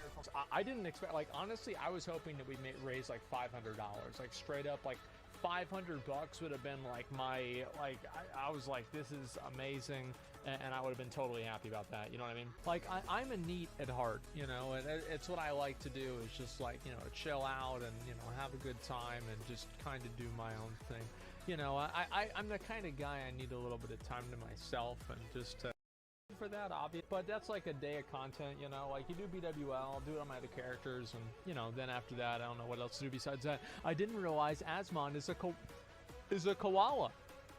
Yes, of course I will help save Asmon. Thank you very much, man. I appreciate that, Tomcat. Thank you, thank you, thank you. What about 8.3? We'll see what happens. 2-minute quest out any hour now. Yeah, I mean, who gives a shit about that? I'll get it done at some point. I don't know, rank 14 yet? Man, I quit ranking, dude. That shit's boring. It's a huge waste of time, man. I'm gonna be 100% real. It's not streaming 8.3. I'm not sure if I'm gonna stream 8.3 or not. Like, I don't know. Like, it's only in just a few days, and I'd kind of like to let people know ahead of time. And, you know, we'll see what happens. Come on the charity podcast. I mean, like, the train wreck. Like, Izzy's actually, like, she was pissed she missed her Molten Core raid. Twitch sucks without you. Thank you very much, Fragsteel, for the $10, man. I appreciate that. Oh. Oh, God. Excuse me. When are you coming back? Twitch sucks without you. Is that for me or you? I'm gonna guess it's you. I don't know. We'll see what happens, okay? Like, I'll be back when I'm back, okay? Yeah, same. I've wanted to take a little bit of a break. I'm the kind of guy, like, I like to stream a lot. Like, in Classic, I streamed a lot. I'm ready. Where did my hair go? Yeah. Yeah. Well, I have a capture card on my computer, so I just connect it into there, but I don't remember how it works. Yep, Beat 2? that's true. No. You do it once and then you forget it. Fierce. Oh. I kind of like it. Rawr. You know I don't have acetone to remove it later. What's that? That's the nail polish remover. We'll have to buy it. What happened? Look, he scratched it off. No, it was just like that. I didn't touch it. Wait, so you're saying that I'm stuck with this? Yeah. It's forever now. But I have to go out later on. Well, you're just gonna have to tell your dad it was for charity. I don't think he's gonna understand. He'll understand. Just tell him. My dad was in Vietnam. Tell him and his dad's painting his nails, and his son's painting his nails. Like. No, just tell him I painted your nails for charity, and we raised $5,000. He'll understand. I'm sure he'll understand. Yeah, he will. Why wouldn't he? Of course. Time to come out now. Yeah. Yeah. Zach is gay. It's okay to Not be gay. quite, yeah. You had to think about it for a sec. You think, oh wait, I can't react too much.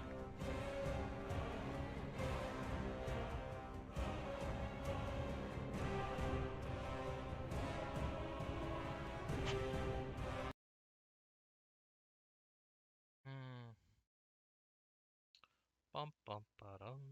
Bow.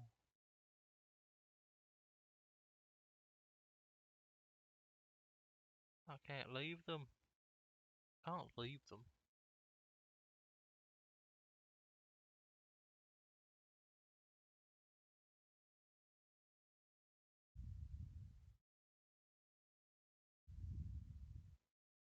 Okay, I think I'm done.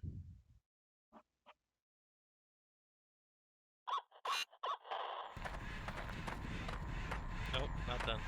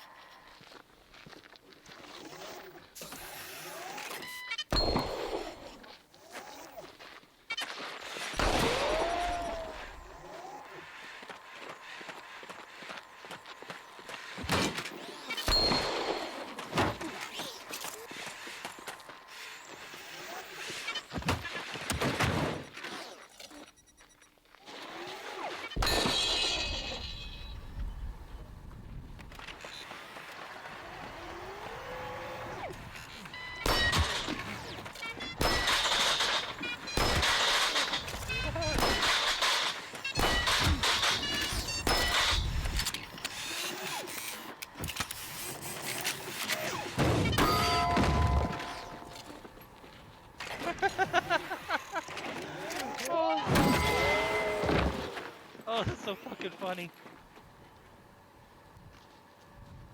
Yeah, he's good.